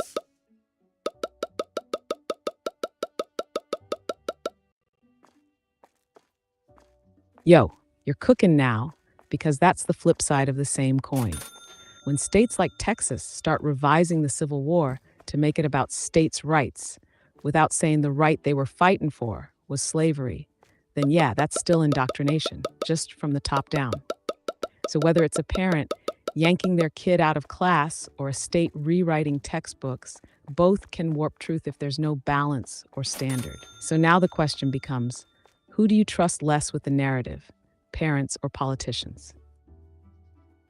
I would trust parents more than I would the politicians, right? On just certain stuff, right? Because like, you know, like most people like I don't know anybody, I don't know like any circumstance where like people are born or have like a strong desire just out the gate to like want to be like basic bad people, want to like perpetuate that like through their kids and stuff, right? Sure, those type of people exist, but like on a wide scale, that just isn't the case, right? You got just think, as a matter of fact, think like back in the day, like, you know, I usually like to like turn to slavery because slavery is just always like an interesting point in American history, right? Because if you just think about it, right, you know, slavery like was okay, you know, it was perpetuated like top down as well as like through the parents and everything, and then over time, right, it grew out of favor because like just naturally, like I really think like naturally human beings just like don't normally like support like negative harmful things. So I would actually put the power into the parents that they are actually teaching their child the right stuff and not anything negative. Are there going to be some parents that do the wrong thing? Yes, like that's always the case anywhere, but like by and large I think it's already been proven in history that that's just not a concern that we really need to truly worry about. Okay, now I gotta do prices. This is the part I hate because I can't. Oh, actually, I forgot I can do it on the thing. But see, now you kind of exposing your own contradiction. You say parents naturally don't push harmful stuff, right? But slavery literally lasted centuries, enforced, justified, and passed down by parents. Whole generations taught their kids that owning humans was chill. That ain't just top down. That's grassroots evil getting normalized over time. So if parents were really that reliable, why'd it take war and government intervention to end it?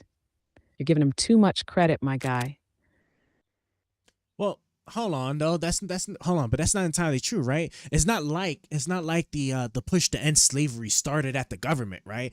Obviously, like people like at like the local like bottom level of the people had to actually start to believe in the like wanting to end slavery in order for that to trickle up into the government. Wouldn't you? So like again, like wouldn't that just prove my point that like we should be able to trust the parents to ultimately make the right decision, even if some don't.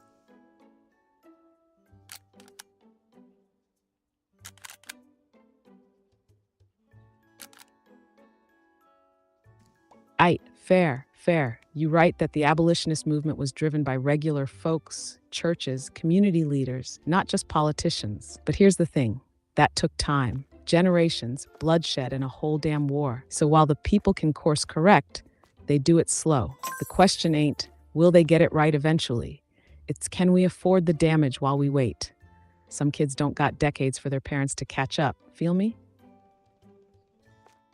Yes, I understand that, but again, right? But now, like, it's not like we're talking about the slow change of a major issue that's currently on the on the incorrect course, right? Now we're just talking about just things where like individual people like a niche like believe in something that's incorrect, and so they want to teach their they want to teach their children that, right? Again, like that it'll never be like widespread to the point where like a majority of like the super majority of people like believe it, or really even like more than a quarter of the people believe it. So I'm gonna have to like disagree, because like I can't think of any circumstance or situation where people would actually where like this we allow parents to sit there and like teach children the wrong thing, and then that spreads like wildfire to like up to a point where like now all of a sudden like we're sitting there, we're like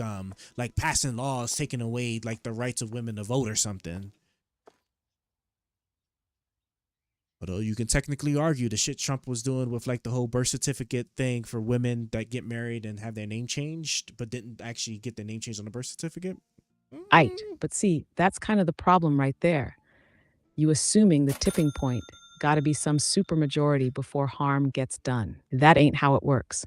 You just need a loud, organized, and strategic minority to start flipping school boards, passing policies, and silencing folks. You already got states rewriting history textbooks to downplay slavery or erase queer people altogether. That ain't theory, that's now, and it's parents doing it. You really think just because it ain't most people, it ain't dangerous? Okay, I'll concede to give you that.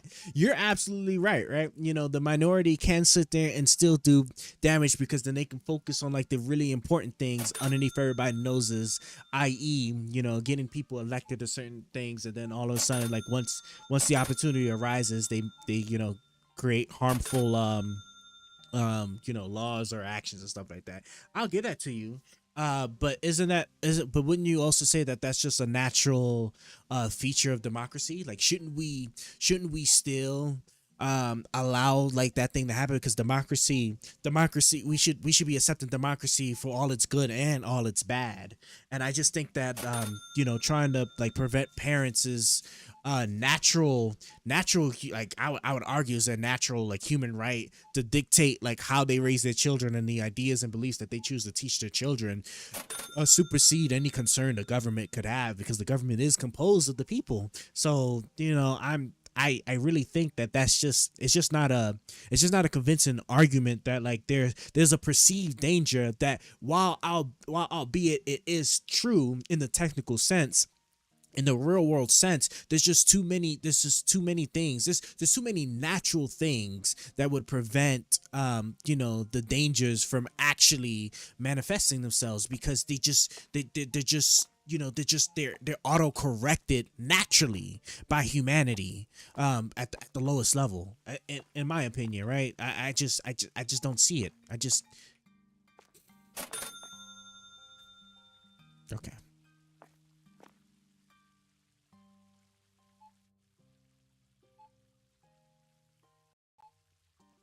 I think Jeffrey's broken now.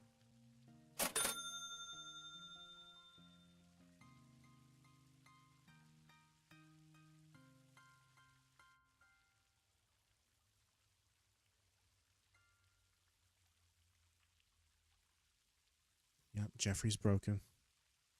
So sad. I think they got upset with me like using their AI system so much that now like they're like, oh yeah, we got to cut this guy off.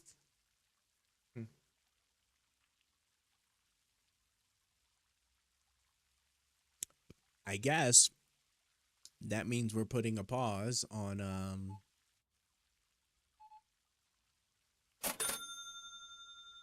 yeah, I guess that means we're putting a pause on the see if I can like forcibly putting a pause on the AI thing.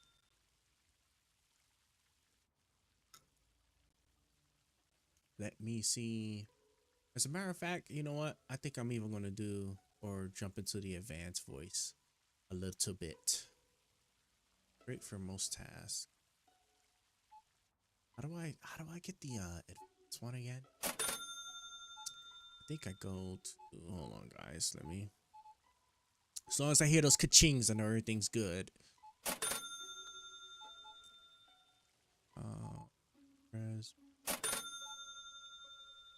Hold on guys, just bear with me. Speech, here we go. No, that's not it. Not the one. There was a setting. Customize. This one? Advance. Yeah, here we go. This is what I wanted. Alright, cool. Now let's restart them.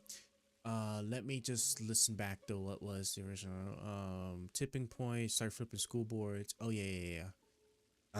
Bro, that's the thing. That's the only thing that just sucks, right? Because then I have to repeat myself, which is always the hardest part.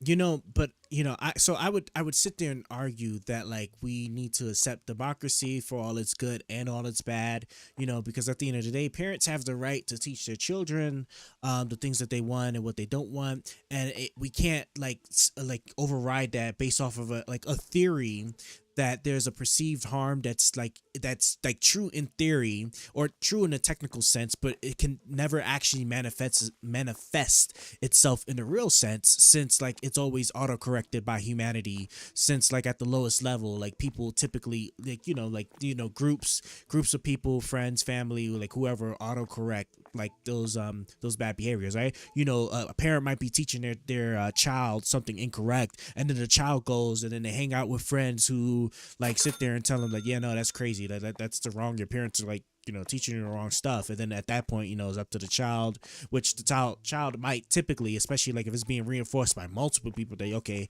maybe my parents are like crazy, right? And that's usually what happens. But or it's just those unfortunate ones where they're like, okay, well, the entire world is wrong and my parents are right, so I'm gonna just go with that. But again, you know, that's just the nature of democracy, and I think we should be sticking along those lines.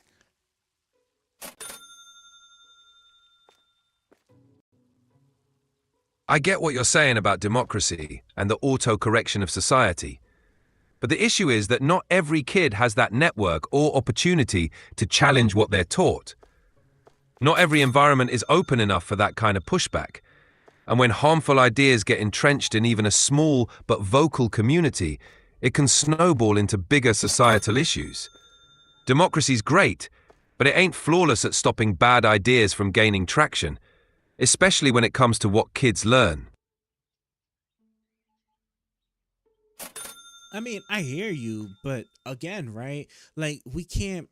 So, are we going to sit there and like do something that's like, it's like significantly alters the way like we perceive freedom in the United States, just for like this theory that like, you know, or you know, just for like the to prevent the harm that's like potentially done to like the few? Or are we going to actually sit there and like through the good as well as all of the bad, you know, maintain our values and beliefs with respect to like how like, you know, freedom of choice and democracy, like what America stands for, should be adhered to? Because you know, again, you know, maybe students might not have, you know, some students might not have that network and stuff, and some students unfortunately do get the short end of the stick. But at the end of the day, you know, that's not something that happens by and large. And then also too, we can't make exceptions, or we can't sit there and think that we are to get like a what's the word I'm looking for, you know, an absolutionist type of approach to the results that we want to have, right? We'll never achieve 100% or like you know, even like 90% positivity on a lot of things. We have to accept that there's just some negative bad outcomes that just happens. I get it, and you're right that we can't eliminate all negatives, and we definitely shouldn't sacrifice core freedoms on a whim. But the balance is making sure those few who get the short end of the stick aren't just left to fend for themselves. It's about finding that line where freedom and protection coexist without overreach. It's a tough balance, no doubt. Right. So then, I mean, so then doesn't that just prove my point that like if you know, if there's going to be like a balancing act that we need to do, that we should still be leaning towards you know, like democratic expectations versus like actually like overstepping or rescinding like individual rights and freedom?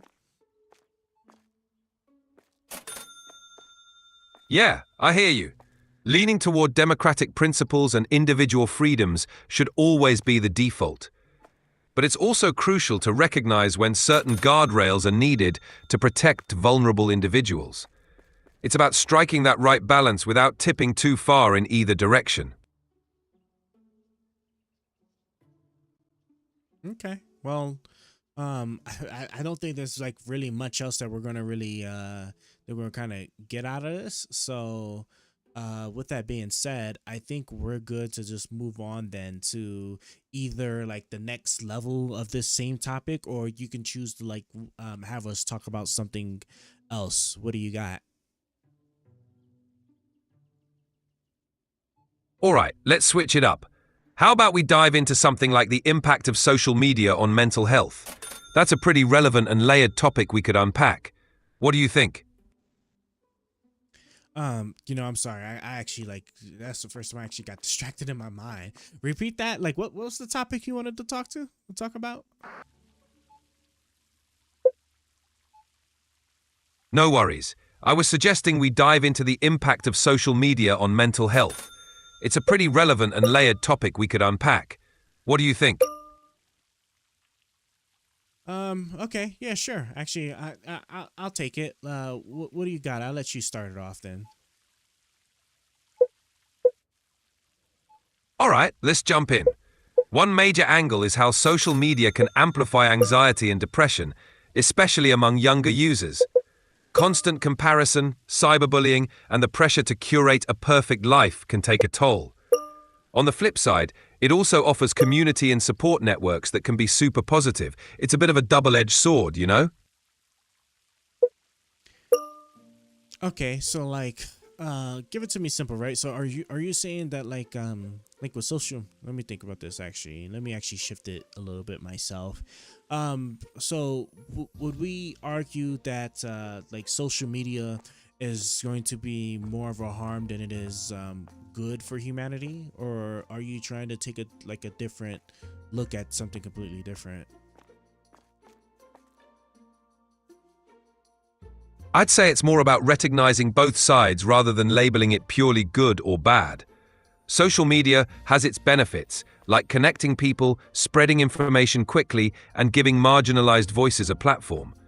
But it also poses serious risks to mental health, privacy, and even democracy with misinformation. So it's more about how we manage and mitigate those harms while maximizing the benefits.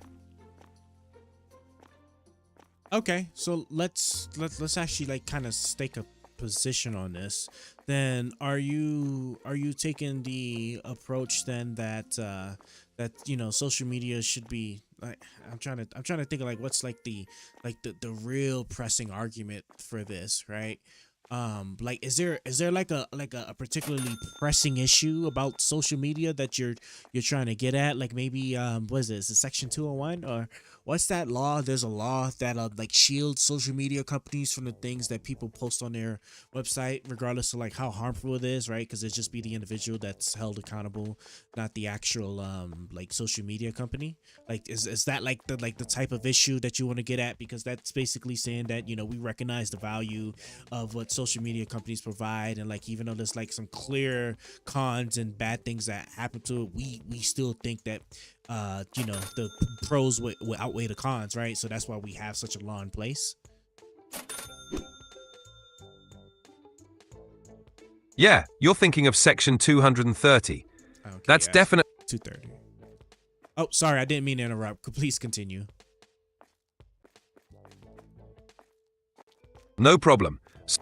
So yeah, Section 230 is central to the debate. It allows platforms to host user-generated content without being held liable for most of what users post, which is huge for free expression and innovation. But it also raises questions about accountability when harmful content spreads. The debate often centers on whether we should reform it to hold platforms more accountable without stifling free speech and innovation. You know what I just thought? Actually, you just reminded me of something. I just realized after Donald Trump won the election, I don't hear anything else anymore about potentially repealing Section 230. Isn't that kind of strange that there's no more talk about Section 230, which would also hold all of the Republicans and conservatives, right? The people that push so much for there was pushing so much for the repeal of 230 because it was mostly being dominated by, I guess, the Democratic side, right? Isn't it kind of crazy that you don't hear not a single peep about that anymore? Now that they're the ones in power, now that they're the ones that's in control of the media, right? How come there isn't any more 230 push that would hold people that's publishing stuff accountable when it's when it causes harm?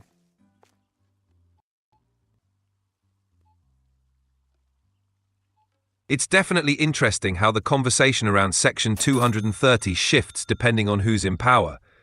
When one side feels disadvantaged or censored, there's a push to reform or repeal it. But once the dynamics flip, the urgency fades. It highlights how much these debates can be driven by political convenience rather than consistent principles, which makes genuine reform even more complicated. Yeah. Exactly. So you know what? I'm going to go ahead and I'm going to end this conversation here because I'm more or less kind of done with our debates for today.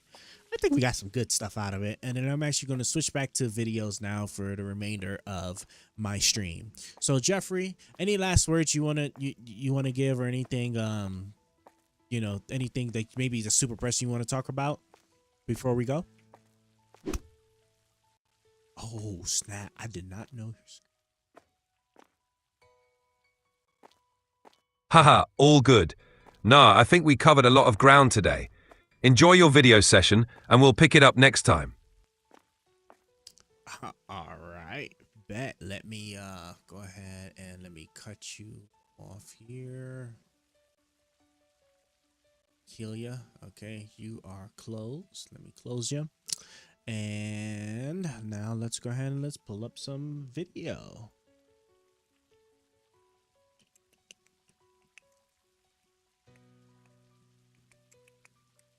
Anybody got anything they want to talk about? Anything at all? While I'm thinking about what to sit there and look at. At first, you know, I already was messing up because I didn't even remember to pull back my thingamabob here. Hold on. Just want to make sure like I didn't have like some crazy stuff on the chat. No, everything looks good. Everything looked like it was still working the way it was. Okay. Okay. Let's see. Officer Tandem, the real network. This is why y'all keep losing. This Dean Withers microaggression racism drama is insane. Oof, 2 hours though. I don't know if I want to like deal with that. Supercut with Tucker Carlson. Bro, that's, I don't know. There's a whole lot of just ickiness I'm feeling from like potentially looking at that video. So I'm gonna just like just kind of skip that. Oh, she's crying. Oh yeah, you know, I haven't watched my anime reacts and stuff. Yeah, she's probably breaking down, of course. Christianity versus, wait, what is this? Christianity versus, wait, Christian versus Christian. Isn't that whatchamacallit? Andrew Wilson, apostate prophet. Do I really want, you know what? We haven't touched religion. We have not touched religion in quite a while. Let's actually, you know what? I'm feeling it.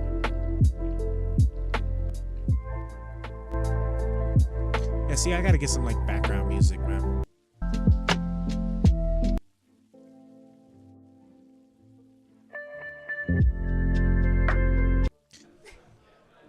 Hello, everyone. Thank you so much for making it out tonight. My name is Olivia D'Angelo. I'm president of UNCA's chapter of Uncensored America. We are so excited to be hosting this debate here tonight. It has been a long work in progress, and it is so great to see so many people turning out to be here to support us. If you are a student, staff, or faculty, or anyone in the area who wants to keep up with us, you can go to Rocky Connect through the school that has all the org's information and events that we hold to keep up to date with what we're doing. And we also have an Instagram page, it's uncensoredamerica.unca. So again, thank you so much for coming out, and I'm gonna hand the mic over to Sean Semenko.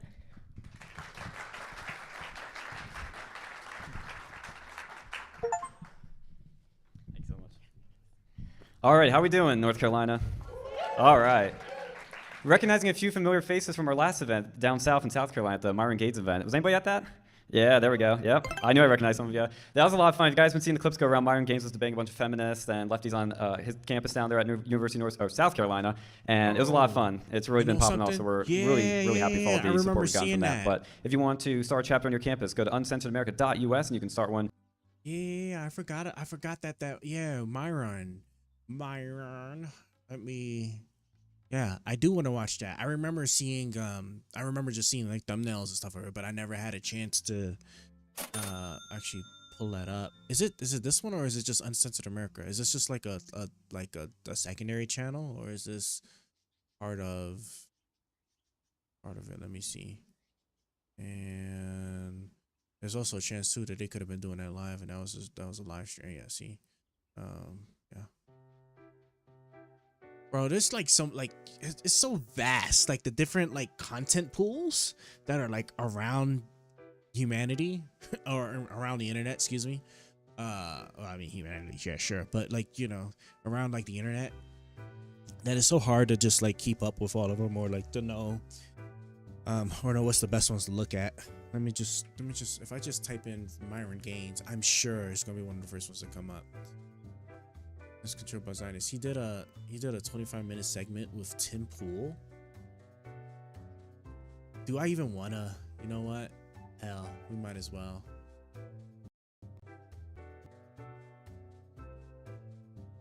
You know what? I'm gonna do this, and I'll do. He did a reaction to like the Hassan thing. Okay, I didn't know he was actually like, you know, digging into that and in the politics quite like that. I thought it was just really a lot more just like, you know, woman stuff. Where's the full? Let's see, Myron Gaines debate. Let me see, Myron Gaines. I should have saved that video when I saw it, bruv. Well, I'm pretty sure it was like an hour long.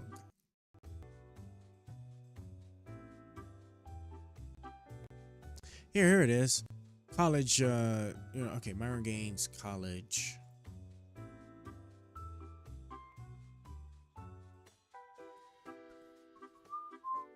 I think we're just gonna have to like kind of stick. Okay, here we go. Trigger College student said this after yeah, here we go. Let's use this one. USC speech. This is what I wanted. Yeah, Uncensored America. I was like, bro, I could have swore that there was a different channel I had saw in that regard. There we go. So here's our 2 videos we're doing for this, and after that, then we're gonna wrap up this. Yeah, we'll wrap up the stream. Is it a threat to our foreign policy to allow college students to come in and start proselytizing, advocating, or protesting against one of our allies in the Middle East? It's a threat to Israel, not to us. It's a threat to our foreign policy. We would not have been in all the foreign wars in the Middle East had it not been for Israel. The U.S.'s desire to go to war with Iran is not because of Israel. 100%. It's one of the main reasons. It is not just because Israel. Israel wants the war, and I'm saying a big reason why we have the issues that we have with Iran is because of Israel. They've been trying to topple them and get rid of their nuclear program for decades. They've done false flags. They've done a bunch of stuff to try to get us into war. Luckily, it hasn't worked, but Israel is one of the biggest reasons why we have the posture that we have with Iran. The girl that got deported for being anti-Semitic. Now that is like they just made that illegal. The one out of Somerville, right? I guess it's out of Somerville. They passed a law like a month ago or something. Yeah, that's crazy. That's not what they used. What did they do? They cited their authority under the INA to deport anyone they deemed a national security threat. That's it. I think the statute that they're using, Marco Rubio is using one where any alien that allows them to, that makes foreign policy more difficult for them we went over this bill because what happened was I got it wrong. I thought it was. I can't remember the section number is 273 or something that states that they can at any time revoke a visa. And then we actually fact checked it. It was like 3 something of the INA that states. I think it's a foreign policy one. It was under 237A of INA. It's something like that. Yeah. The specific provision is if they pose a threat to U.S. national security. And that's like if someone's like, I don't like the way Saudi Arabia is cutting people's hands off. They're like, well, we need Saudi Arabia to defend the Red Sea and the Gulf of Aden. So you're a national security threat by saying that out loud. Now that example, right? I would agree with you because they're going. So that's not a good thing for American free speech because you have the right to criticize Israel and Saudi Arabia and any foreigners do. Even if you're at war, I mean, technically you're supposed to still be allowed to at war. Yeah, there's case law that protects foreigners. I am not ever going to be okay with allowing foreign people to come to our country to dictate by protest what we do. Just think. Listen. Just think about. Legal. Think about. Sorry, I'll let you finish now. Well, just think about how the freedom of speech is actually protected in the Constitution. It says Congress shall make no law abridging the freedom of speech. Congress isn't making a law. They're saying we're revoking your visa. Because of a law that's already on the books. No, not law. There's no law. Hold on. We got to clarify that because the interpretation of the First Amendment extends well beyond making a law. But that's fine, fair enough. But what's being done is revocation of visa, and the Secretary of State can revoke for a bunch of different reasons. But I want to say, like, I hear what you're saying. I don't care. The idea that we'd be like, by all means, come to the United States. It's a privilege to be here, not a right. Enjoy our luxurious economy and and all these wonderful things. And then you go, I am now going to protest against you. I'd say, get out of my house. Yeah. Well, here's the thing. It's because they're protesting against Israel. Like this girl, for example, that we're referring to, it was a Turkish girl. She got arrested by like 7 ICE agents, by the way, up in Somerville, Massachusetts. I think she goes to Tufts. She got arrested for writing an op-ed that was critical of Israel. She didn't mention anything about Hamas. She literally just talked about boycotts and how she doesn't like Israel and how they're killing people. And she got arrested for that. And I think that is a problem. And the U.S. Even though she's not a U.S. citizen. So we had this guy, Pisco Liddy. We were debating this. And I asked him, is U.S. foreign policy aligned with Israel? A lot of the times it is, or we try to force it to be. It is. For their benefit, I mean, surface level it is. Yeah, okay. Sure. Is it a threat to our foreign policy to allow college students to come in and start proselytizing, advocating, or protesting against one of our allies in the Middle East? It's a threat to Israel, not to us. It's a threat to our foreign policy. Which is dictated by Israel. Which, I mean, if you want to make that the point is simply this: we can get into the deep nuances, but that's not what matters. What matters is it's legal under the law. I understand what you're saying; it's selective enforcement, and I'm not a fan of that. Yep. Like just because some chick wrote an article, they're saying get out. Oh come on, there's a lot of articles written by a lot of people who are against our how many people have been deported because they're critical of the war in Ukraine? They came over here on a visa and then said we shouldn't be funding or being involved. They're not getting deported. So what happened to Gonzalo Lira in Ukraine criticizing the Ukrainian government? He got killed. Yeah. The point I'm making is, if somebody came into my house, sure, and they knocked on my door and said, hey, I see that you guys are having a pizza party. Can I come in? I'd say, you know what? You pitch in for the pizza. You can have some pizza and hang out with us, but you're not one of our roommates, so just be nice. They walk in, kick their shoes off, sit down, and then look at one of my roommates in the face and say, that guy is a disgusting piece. I'd be like, get out of my house. You're a guest here. You have no right to come in here and say these things. No, see, but here's the thing. They kind of do, though, right? And there's case law out there that allows people that are foreign nationals to have, politically protected speech. And again, she was here legally. She came here. She's a student visa. Again, I don't agree with a lot of these liberals. They can revoke their visa for whatever reason. The INA literally... Yeah, but the U.S. the Secretary of State has unilateral authority under the INA to revoke any visa at any time at their own discretion. Since how long has that been going on? 17 something. Yeah, he's using he's using the statute under 237 to deport them because it makes it harder for him to, as Secretary of State, to run foreign policy. That's like the statute they're using. And look, if that's what he wants to try to use, you can make the argument that is completely antithetical to the First Amendment because there's case law out there that shows that, foreign nationals, Bridges versus Wixon, if I'm not mistaken, people could look that up. Very similar case where someone who was a communist or alleged to be a communist was protected. They were a green card holder. They were protected from being deported because of their political speech. And I would argue, you can make the similarity because communism back then was what terrorism is today, which is what they're trying to use, that she was a Hamas supporter, even though she didn't mention Hamas at all in her op-ed. Right. They've been saying that these people are aligned with Hamas. I think that's ridiculous. Yeah, they're just jumping to any conclusion. You're critical of Israel. Say they're critical of Israel. They keep saying anti-Semitism. No, you're critical of Israel. Yeah. But so I understand what you're saying about selective enforcement. I still just, I'm you just have an issue overall with people, whether it's anti-Semitism or whatever. Your thing is you just don't like them coming in and being able to say whatever they want to say as guests. Well, it makes That's me your think of the argument, Japanese internment camps So in World War II. let's see your perspective. So hold on. Let's clarify this. Yeah, sure. There are certain things you don't do as a guest. Right. Sure. So if I lived in a house with a bunch of roommates and we were arguing over the dishes and who was supposed to be doing them, well, we all live here. We all pitch in. We're all paying rent. It's our problem to deal with. If some dude showed up and then every day, he's now sleeping on the couch. Okay, I don't know. We let him crash here, and now he's causing problems. He's basically yelling about. He's getting involved in the debate and the argument, and I'm like, dude, leave. You're a guest in this place. We can deport whoever we want. I believe that we should be focused on American interests, not Ukraine's interests, not Afghanistan, not Israel, not Sudan, not Taiwan, not Pakistan or India, not Tibet, whatever. Okay, Yep. We should secure our borders. We have to deal with this population crisis that we got. That means we need Americans to start focusing on American tradition, rebuilding our culture. And so if people come here, but what's more American than free speech, Tim? That's my only pushback to that. Where I see your perspective, but what the rule that I guess is violating is the rule that the House is built upon, which is freedom of speech. It was our First Amendment. So my thing is, though I understand your perspective, I think her exercising that right, which is what we broadcast to everyone, which makes us better than everybody else, I think that's pretty egregious. There are rules in this country for people who are here. We extend certain rights in certain circumstances, and there are different rules for people who are guests and on visas, such as due process for an American citizen involves a jury trial. Due process for a non-citizen does not often involve a jury trial. We don't go, hold on. The right to a speedy trial is in the Constitution. It is the bedrock of what it means to be American. Okay, then we're going to give every illegal immigrant a jury trial. No, we're not going to do that. If you are here to, I'll just put it this way, okay? I don't want to be funding Israel. I don't want to be involved in that conflict. I don't want to be involved in Ukraine. My issue is someone showed up to my house and started yelling at me about what I should be doing, and I said, get the out of my house. Yeah, I think, but here's the thing. They're not even complaining about your house. They're complaining about your neighbor who you're friends with. And that's my problem. That's what Israel to just They're make it more analogous. about what we're doing with an ally. And it's not their business. And the problem is, if we don't set a precedent on that, then anytime we have an adversary, there are people in the United States who are Iranian. But this is a slippery slope that can lead us to problems in the future, though. We let Iranians come into this country. And imagine, you see what happens in Europe, okay? Remember when all the Turks started rising up throughout Europe with the Turkish flags, and Erdogan said, I'm going to unleash a flood on your countries unless you do what I want? This is the problem with allowing foreign ideologies to come in and get entrenched in your country. So we can all talk about the glories of the Constitution, and I'm going to say, great. So we can flush ourselves down the toilet as foreign adversaries and interests that are opposed to ours come in and start changing the shape of our country in ways we don't like. And now, what do we have? With all due respect to Ro Khanna, I think he's a good dude. I think he's wrong. I believe that he's morally correct of his own worldview to fight for what he's fighting for as it pertains to immigration. Why? He is the children of immigrants. I believe he's an American citizen. I believe he was born here. Well, I agree with you on immigration. But let me tell you about Ro Khanna. Ro Khanna is, I believe his parents were immigrants and he was born here. Mm-hmm. He's a very nice guy. He's reasonable. He tries to communicate, and I can respect that. But because of where he comes from, his moral worldview is antithetical to the American moral tradition. I'm not saying he's a bad person. I'm not saying that he's doing anything criminal. I'm saying his moral worldview is correct based upon where he comes from. He says, my parents were immigrants. My parents fought hard to come to this country. I understand what they want and why they want it. I'm going to fight for those values. Well, I was born in America with multiple generations going back hundreds of years, save my grandmother who came from Korea. I have all of these family members coming hundreds of years who fought in a Revolutionary War, who fought in a Civil War, and whose moral traditions have landed with me.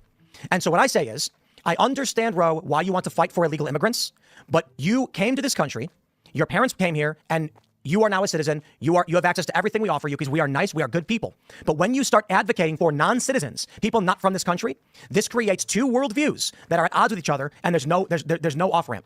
People in this country who are saying, if you're not a citizen, so what? You can live here. And what ends up happening? You get, whether it's whatever anyone wants to say about the Haitians, you get reports from the locals that they were eating cats. Is it wrong to eat cats? Well, people in America don't take kindly to that, but in Haiti, they do eat cat. You see, there's a cultural clash. In Dearborn, Michigan, you get reports of female genital mutilation. Well, a lot of people don't take kindly to that. You get in the Somali community in Minnesota, similar stories. So the people who are born and bred and raised in America, who are sitting beneath trees their ancestors planted, Our focus on what we are going to build for this country is rooted in a long-standing American tradition. We all know the lesson of the Native Americans. The left can bring up all they want. We get it. Colonization destroys civilizations and communities and all that stuff. We don't want that to happen to us. The simple version is this. If we prioritize the speech rights of non-citizens and people who are guests in this country, if we prioritize the rights of illegal immigrants, this country will evaporate. I don't think you need to prioritize their rights. You just got to protect them. No, yeah, I agree with you on that, Tim. But my thing is, she's legally here. She's making speech not even against America, rather Israel, and she's being deported for that. Like, I get it, but she's threatening our trade routes in the Middle East with. Sorry, you're going to say something. But look, we don't protect all rights for foreign people that are here. You can't buy a gun if you're not an American citizen. So the idea that we protect all rights and the Supreme Court is a green card holder. Supreme Court, oh my God, bro! But we've already discussed. Like, oh well, you know what? I'm sorry because they're only Tim Pool knows this. Obviously, the other ones won't, because I don't recall the other guys in the other debate, right? Because Tim Pool brought up like the Peace Code debate, right? Because I watched that, right? And like, just so we all understand, right? The Constitution makes it explicitly clear about citizen rights versus people rights, right? Like, like the Second Amendment, I believe the Second Amendment says citizen rights, and then like the First Amendment says people rights. If you know what, and the thing is, I don't want to be wrong. I'm pretty sure that's what that was. So let's. The nice thing too is that the amendments are very what's the word I'm looking for? They're very. I did not mean to use this browser. Hold on. They're very short, right? So it's not like I gotta read the entire Constitution, right? I could just read just the amendment. Let's go ahead and let's do First Amendment. Ooh, I didn't know. First Amendment, right? First Amendment. Let's go here. You're gonna take me to U.S. Constitution, sure. First Amendment, and then I want to do second, right? Second Amendment. Sure. Let's do this right here. All right. First Amendment, right? Congress shall make no law respecting the establishment of religion or prohibiting the free exercise thereof or abridging the freedom of speech or of the press or the right of the people to peacefully assemble, right? Right of the people. And then we have the Second Amendment. The Second Amendment of the United States read, okay.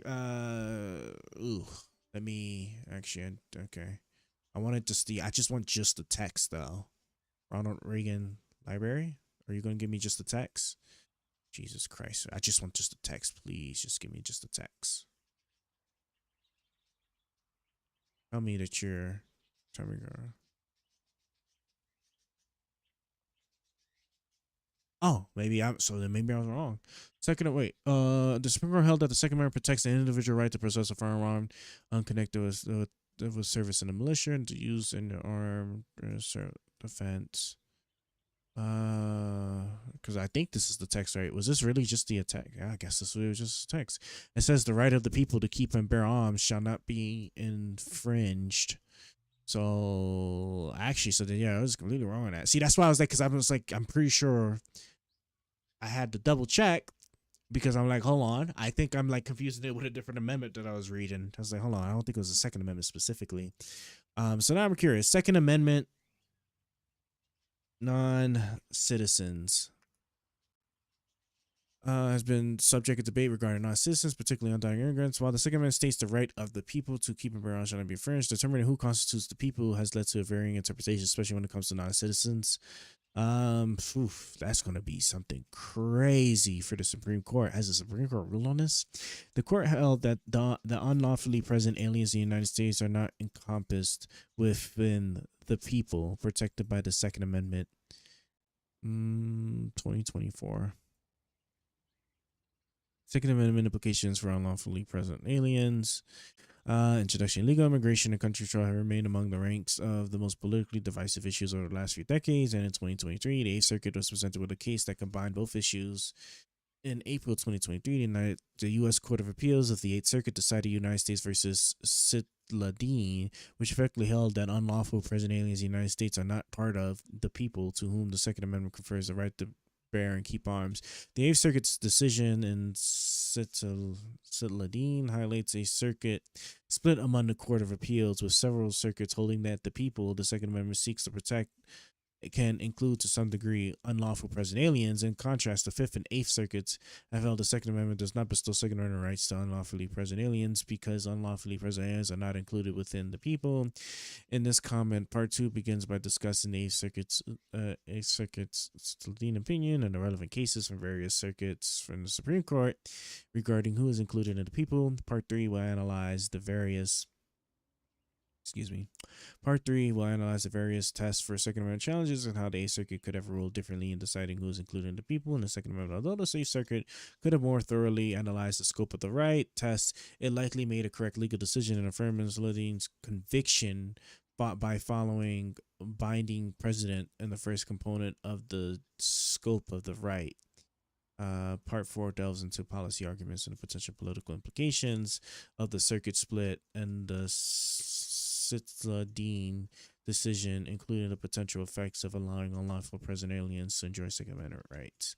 So, like, off the bat, I'm thinking, like, one way I think the federal government could get around this is they could, because, like, you know, even on the Second Amendment, so the Constitution is, like, essentially the highest form of the law, right? But I think that we were able to get around that when it came to felons, right? Because if I recall correctly, felons aren't able to own firearms. So in my mind, right, I want to say that think about this. I want to say that we maybe I think there is probably a decent appetite. I feel like there would be like a good chance of this passing too, like in on our current like government makeup. We could just simply pass a law. We just simply pass a law and say that, you know, that illegal immigrants. So like just that illegal immigrants are just not allowed to buy, are not don't enjoy the rights of the ability to purchase arms because they would have been in here, right? They're here illegally. They're here illegally, so they broken a crime. So we could sit there and say that the restriction for buying guns also applies to illegal immigrants. And that one would be, I think that one, political will-wise, would be much more appetizing than saying free speech, right? Like free, like you would never, I don't think you could possibly ever get like the free speech restriction passed in Congress to like ensure it encompasses illegal immigrants. Although, yeah, they encompass illegal immigrants. That's actually a really good thing that I have to keep in the back of my mind, that the Second Amendment actually says the right of the people. Yeah. I'm just sitting here. I'm just really trying to. I'm trying to think. I feel like this is probably one of those things I'm gonna have to probably look at the Federalist Papers and really see how this is like argued. Because I'm not aware of any like law that it inherently like blocks an illegal immigrant from buying a gun, but that's just not to say I just don't know. Yeah, it's gonna be an interesting question. I'll have to keep in the back of my mind like later on. Let us continue with the video.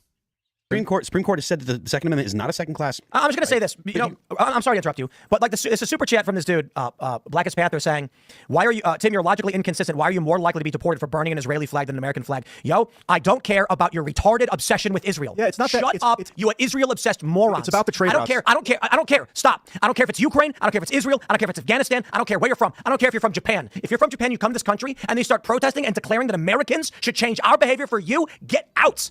And you know, I got to be honest. When I hear people defending non-citizens coming in and trying to dictate American governmental policy, they have no right to do this. And then they say, well, but it's because Israel. Okay, I get it. You're obsessed. Your brain is rotted from your skull because the only thing you think about is Israel. I care about all the countries that are trying to negatively impact the United States. That have we've got to deal with Venezuela sending people from their prisons. Now I know it's semantic. They're not literally taking people out of prisons, putting them on buses, saying go to America. They're releasing them and saying get out of the country, go there instead. We don't want you. And then when they come here, Donald Trump says we want to send these Venezuelan gangs and prisoners, former prisoners, cons, and criminals back to Venezuela. They say no. So what does he do? He cuts a deal with El Salvador. These are criminals from Venezuela. You take them. We don't want them. The Democrats then say, we're going to keep them here. And then you super chat, but it's Israel. This is why our country... That's the most ignorant, stupid argument I've ever heard. Like, oh, I'm sorry. Like, and you know what? Before I even continue, I need to rehear it to make sure I understand. Because it sounded like he just said that El Salvador is taking these people out of the prison, saying we don't want them, so they just go somewhere else. So they go to the United States, and then we're the ones that have to cut a deal with El Salvador for them to take it back. I'm the what? I need to make sure that that's what I heard, right? Because that'd be the most ignorant, stupid thing I've ever heard. Somebody sit there and try to argue. Sending people from their prisons. Now, I know it's semantic. They're not, well, but it's because Israel. Okay, I get it. You're obsessed. Your brain is rotted from your skull because the only thing you think about is Israel. I care about all the countries that are trying to negatively impact the United States. We've got to deal with Venezuela sending people from their prisons. Now, I know it's semantic. They're not literally taking people out of prisons, putting them on buses and saying, go to America. They're releasing them and saying, get out of the country, go there instead. We don't want you. And then when they come. Wait, but we have a deal with Venezuela to do that, though? That they can take their people and that's what he said. Maybe he was talking too fast, and maybe he's getting that conflated, because it sounded like he said we have a deal with Venezuela, and then immediately went into them like emptying their prisons and then allowing them to basically come into the United States. That's what I think I'm hearing. That's what it sounds like I'm hearing. Come here. Donald Trump says, we want to send these Venezuelan gangs and prisoners, former prisoners, cons, and criminals back to Venezuela. They say no. So what does he do? He cuts a deal with El Salvador. These are criminals from Venezuela. You take them. We don't want them. The Democrats then say, we're going to keep them here. And then you super chat, but it's Israel. This is why our country is being screwed over and mercilessly beaten. And it's why we're facing these catastrophes that we're facing, okay? Because of the myopic view of so many people. I do these debates and conversations, and they're focused on one super stupid, let me put it this way. During Occupy Wall Street, one of the most amazing moments was when some guy stood up during the General Assembly and he screamed out, what is wrong with you people? The only thing we need to focus on is fracking. It is the center of all of our problems. And I thought, my God, there are people that live in bubbles. They only see one thing. That's the only thing they care about. Me, I got a bubble. I do. It's America. So if it's Venezuela, if it is Ukraine, if it is Russia, Iran, China, Israel, or otherwise, and they're negatively impacting us, I'm going to say, stop. I don't want to be involved in this. People need to focus on the issue, and that is, we have a system of governance. We have a body politic. The American people, for hundreds of years, have built and they've planted trees whose shade they know they will not sit beneath. Blood and treasure sacrifice to make the greatest nation this world has ever seen. Over the past 30 years, our border has been porous, our manufacturing base eroded and stripped away, and now Donald Trump is doing what he thinks he can, and I say thinks because we don't know how it's going to play out, whether it be tariffs, securing the border, to try and bring back some semblance of a cohesive nation. I will just say it that way. I don't care if they're anti-Israel. I don't care if they're anti-EU, whatever it is. I don't care if they're pro-gun or anti-gun. People from foreign countries that come here as guests that want to get up in our business and dictate what we should do, I think, and depending on the severity, for sure, get out. And I'm not going to cut a special pass for all the Canadians, each and every one of them, who keep coming to the United States and then running political shows telling us what to do. With all due respect, I'll cut them some slack, okay? They're our neighbor to the north. They're directly on our border, and we have a shared culture. I understand why they're fleeing Canada, but I will say this as much as many other people have said it. You've got British people like John Oliver, and you've got a lot of Canadians, even conservatives, coming from Canada to the United States and then telling us what to do with our government. And I think there's a problem with it. So if they decide we're going to kick you out, I'm going to be like, yeah. Well, again, I think it's very important because the only country that has this. Meanwhile, he had all the problems and smoke with Ukraine, right? Like, okay, guys. Influence, and I know you say, hey, well, why Israel? Why Israel?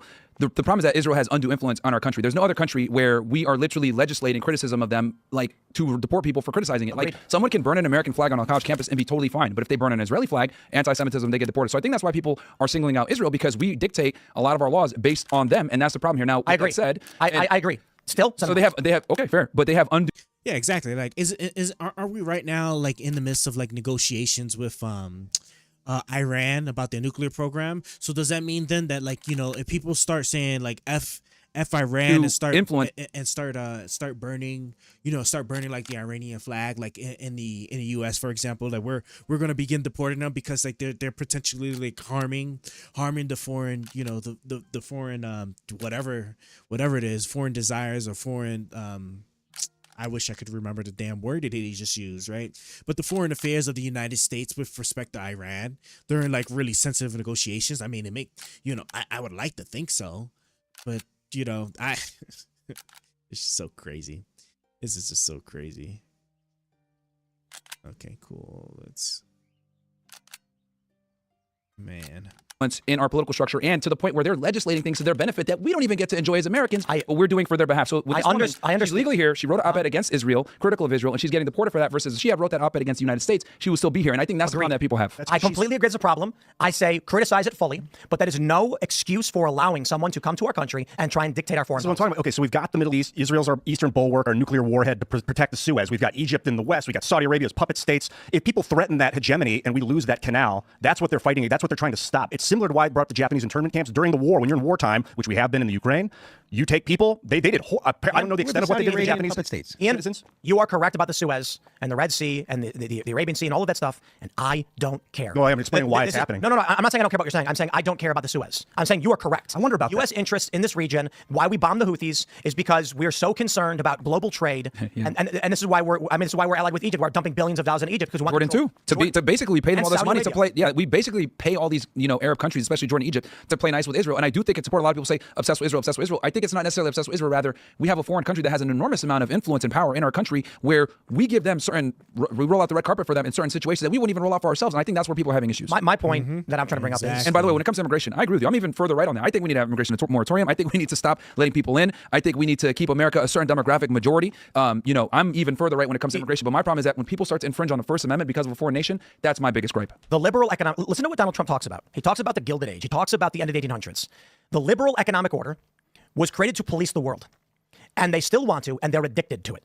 Even people in the Trump admin with these strikes on the Houthi rebels in Yemen. It's an addiction. It is a fear. If we do not intervene, global trade will be negatively impacted, and the global economy can be harmed by Iran, who will gain more power, and the Houthi rebels. China will get involved. They're already trying to take the lithium deposits in Afghanistan. We can't allow them to do it. We have to be in control. Why? Why do we have to be in control? Now, I'm deeply concerned about unipolar Chinese Communist Party planet. I don't want that either. But the United States was prosperous and powerful before World War II. There's a reason why the U.S. got involved in World War I and World War II. And you can argue they were bad reasons. The reason for World War I, I think, Trump brought up, why were we even involved? Because we have allies and we basically dragged into it to support them. World War II, relatively similar, but Pearl Harbor, we get it. The U.S. was very, very powerful before these wars, before the existence of the liberal economic order. I am confident that if we just backed off and said, we don't care about your canal and your trade, because U.S. trade doesn't go through that area, you deal with it. The problem Somebody is would. They got long-range bombers now. So we can't just huddle. Who is they, though? The Russians and the Chinese So what? and the Indians and the Americans and the Israelis. Yes. So if you just huddle and play isolationists now, they can hit you from orbit. No one is saying isolation. That's an excuse. What I'm saying is we don't need to be the world police. Yeah, I agree with you. There has to be I think that's a big problem. That's a big issue. But see, here's the problem. Israel has forced us to almost be the world police because now we have to be involved in all these Middle Eastern affairs because of Israel to allow them to maintain their support. Saudi Arabia, it's because of Egypt. It's because of the liberal economic order. Israel's part of it, but it's this order of nations. It's the British Empire. It's all these things, the Commonwealth, what are you going to call it, the transition of the British Empire into this new organism. It's a technocratic, militaristic hegemony, basically. We would not have been in all the foreign wars in the Middle East had it not been for Israel. That's a gross over exaggeration. You don't agree? No, I think you hyper focus on just Israel, ignoring all the other factors. I think it's fair to say that Israel is a very strong factor in our involvement in the Middle East. There's always going to be other factors, but they're by far the most prominent and the biggest reason why we've had the war. You think Saudi Arabia is? Yeah, because of their control of the flow of oil. If Saudi Arabia dumps oil into the market, they destroy our economy. So the U.S. basically goes there and sucks the feet of the Saudi princes, saying, please don't flood the market with oil.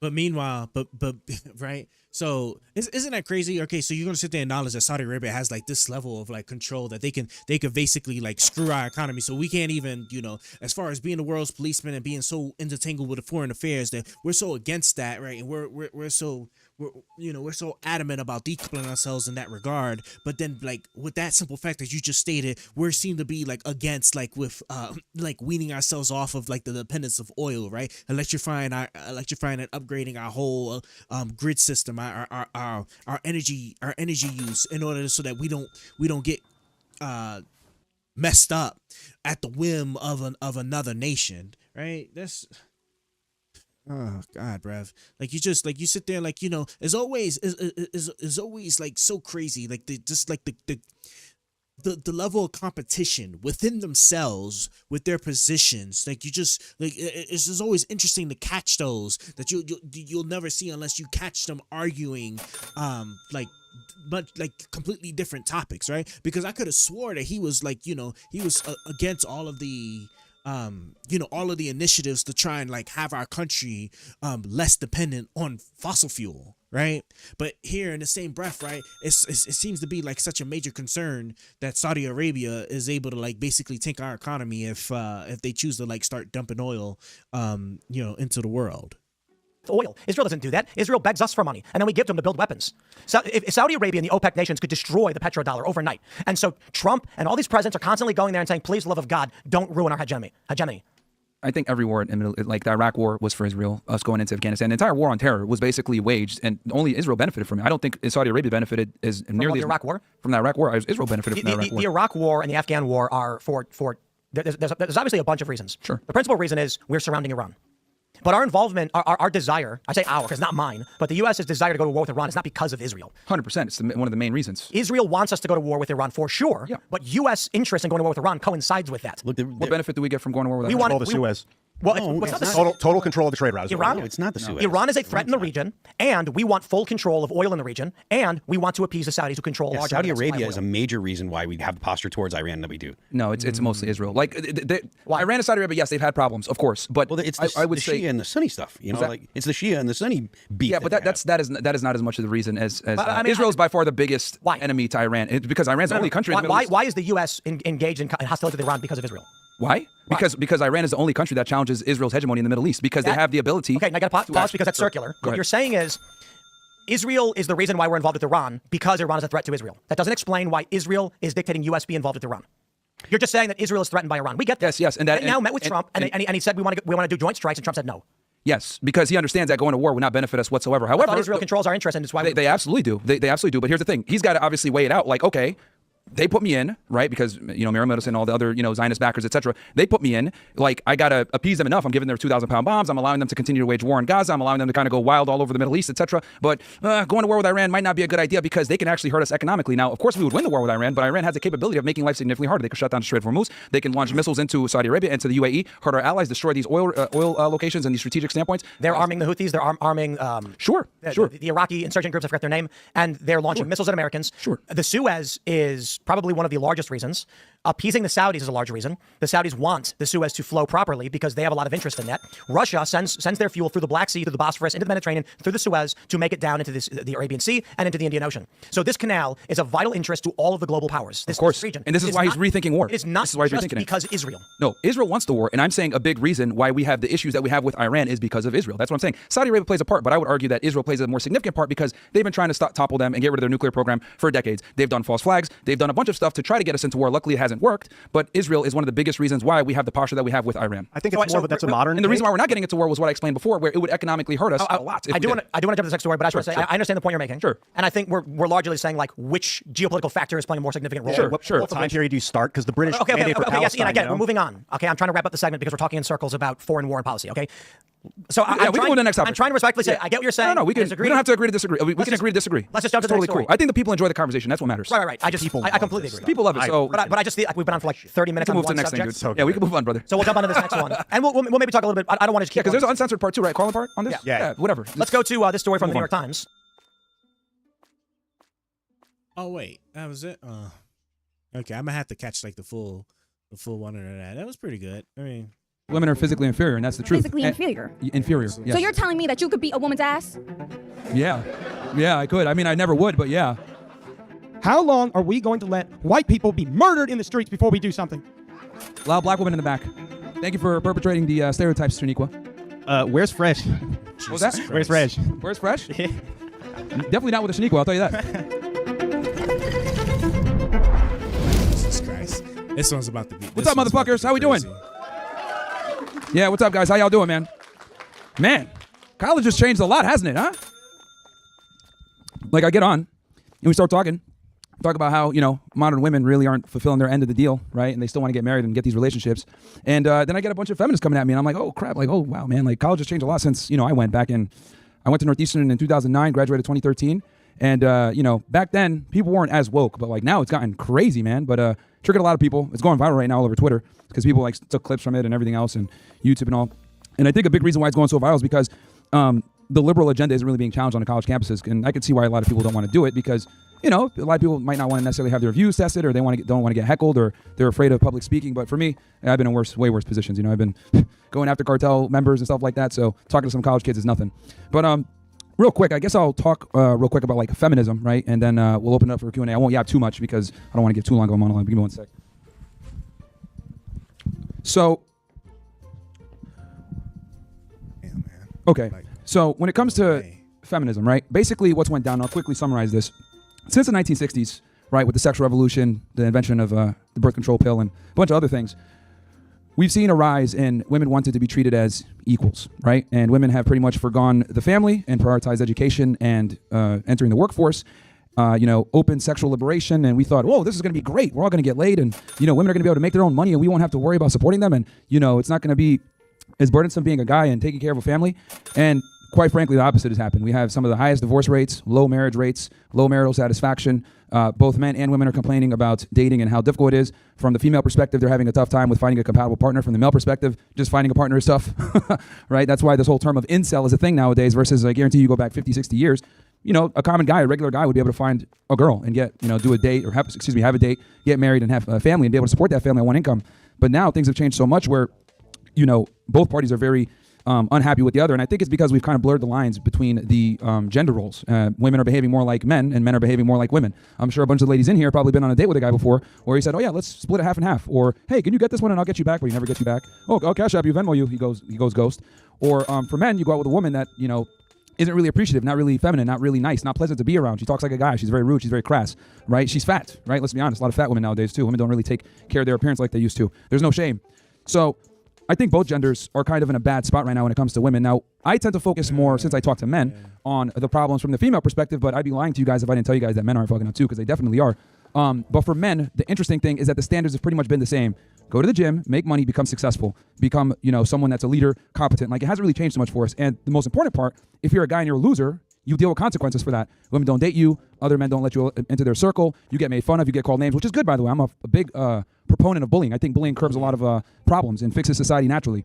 But on the female side, we don't correct bad female behavior, okay? If a woman is loud, obnoxious, fat, rude, no one really says anything, right? They say, oh, love your curves. Oh, they just can't handle you, right? We make all these excuses and cope for bad female behavior. And that's kind of where I come in. And I think we've done a good job over at Fresh and Fit where we bring women from all different walks of life. People say, oh, well, you only bring OnlyFans girls. Well, that's just a percentage of the girls we bring in. We actually do bring a lot of college-educated young women that have careers. And what I've realized is, regardless of what they do for a profession, where they're from, background, etc., a lot of women are kind of poisoned by feminist ideology, right? And they'll still want a traditional guy. They want a guy that can pay the bills. They want a guy that can take care of them. But what is the guy getting in return?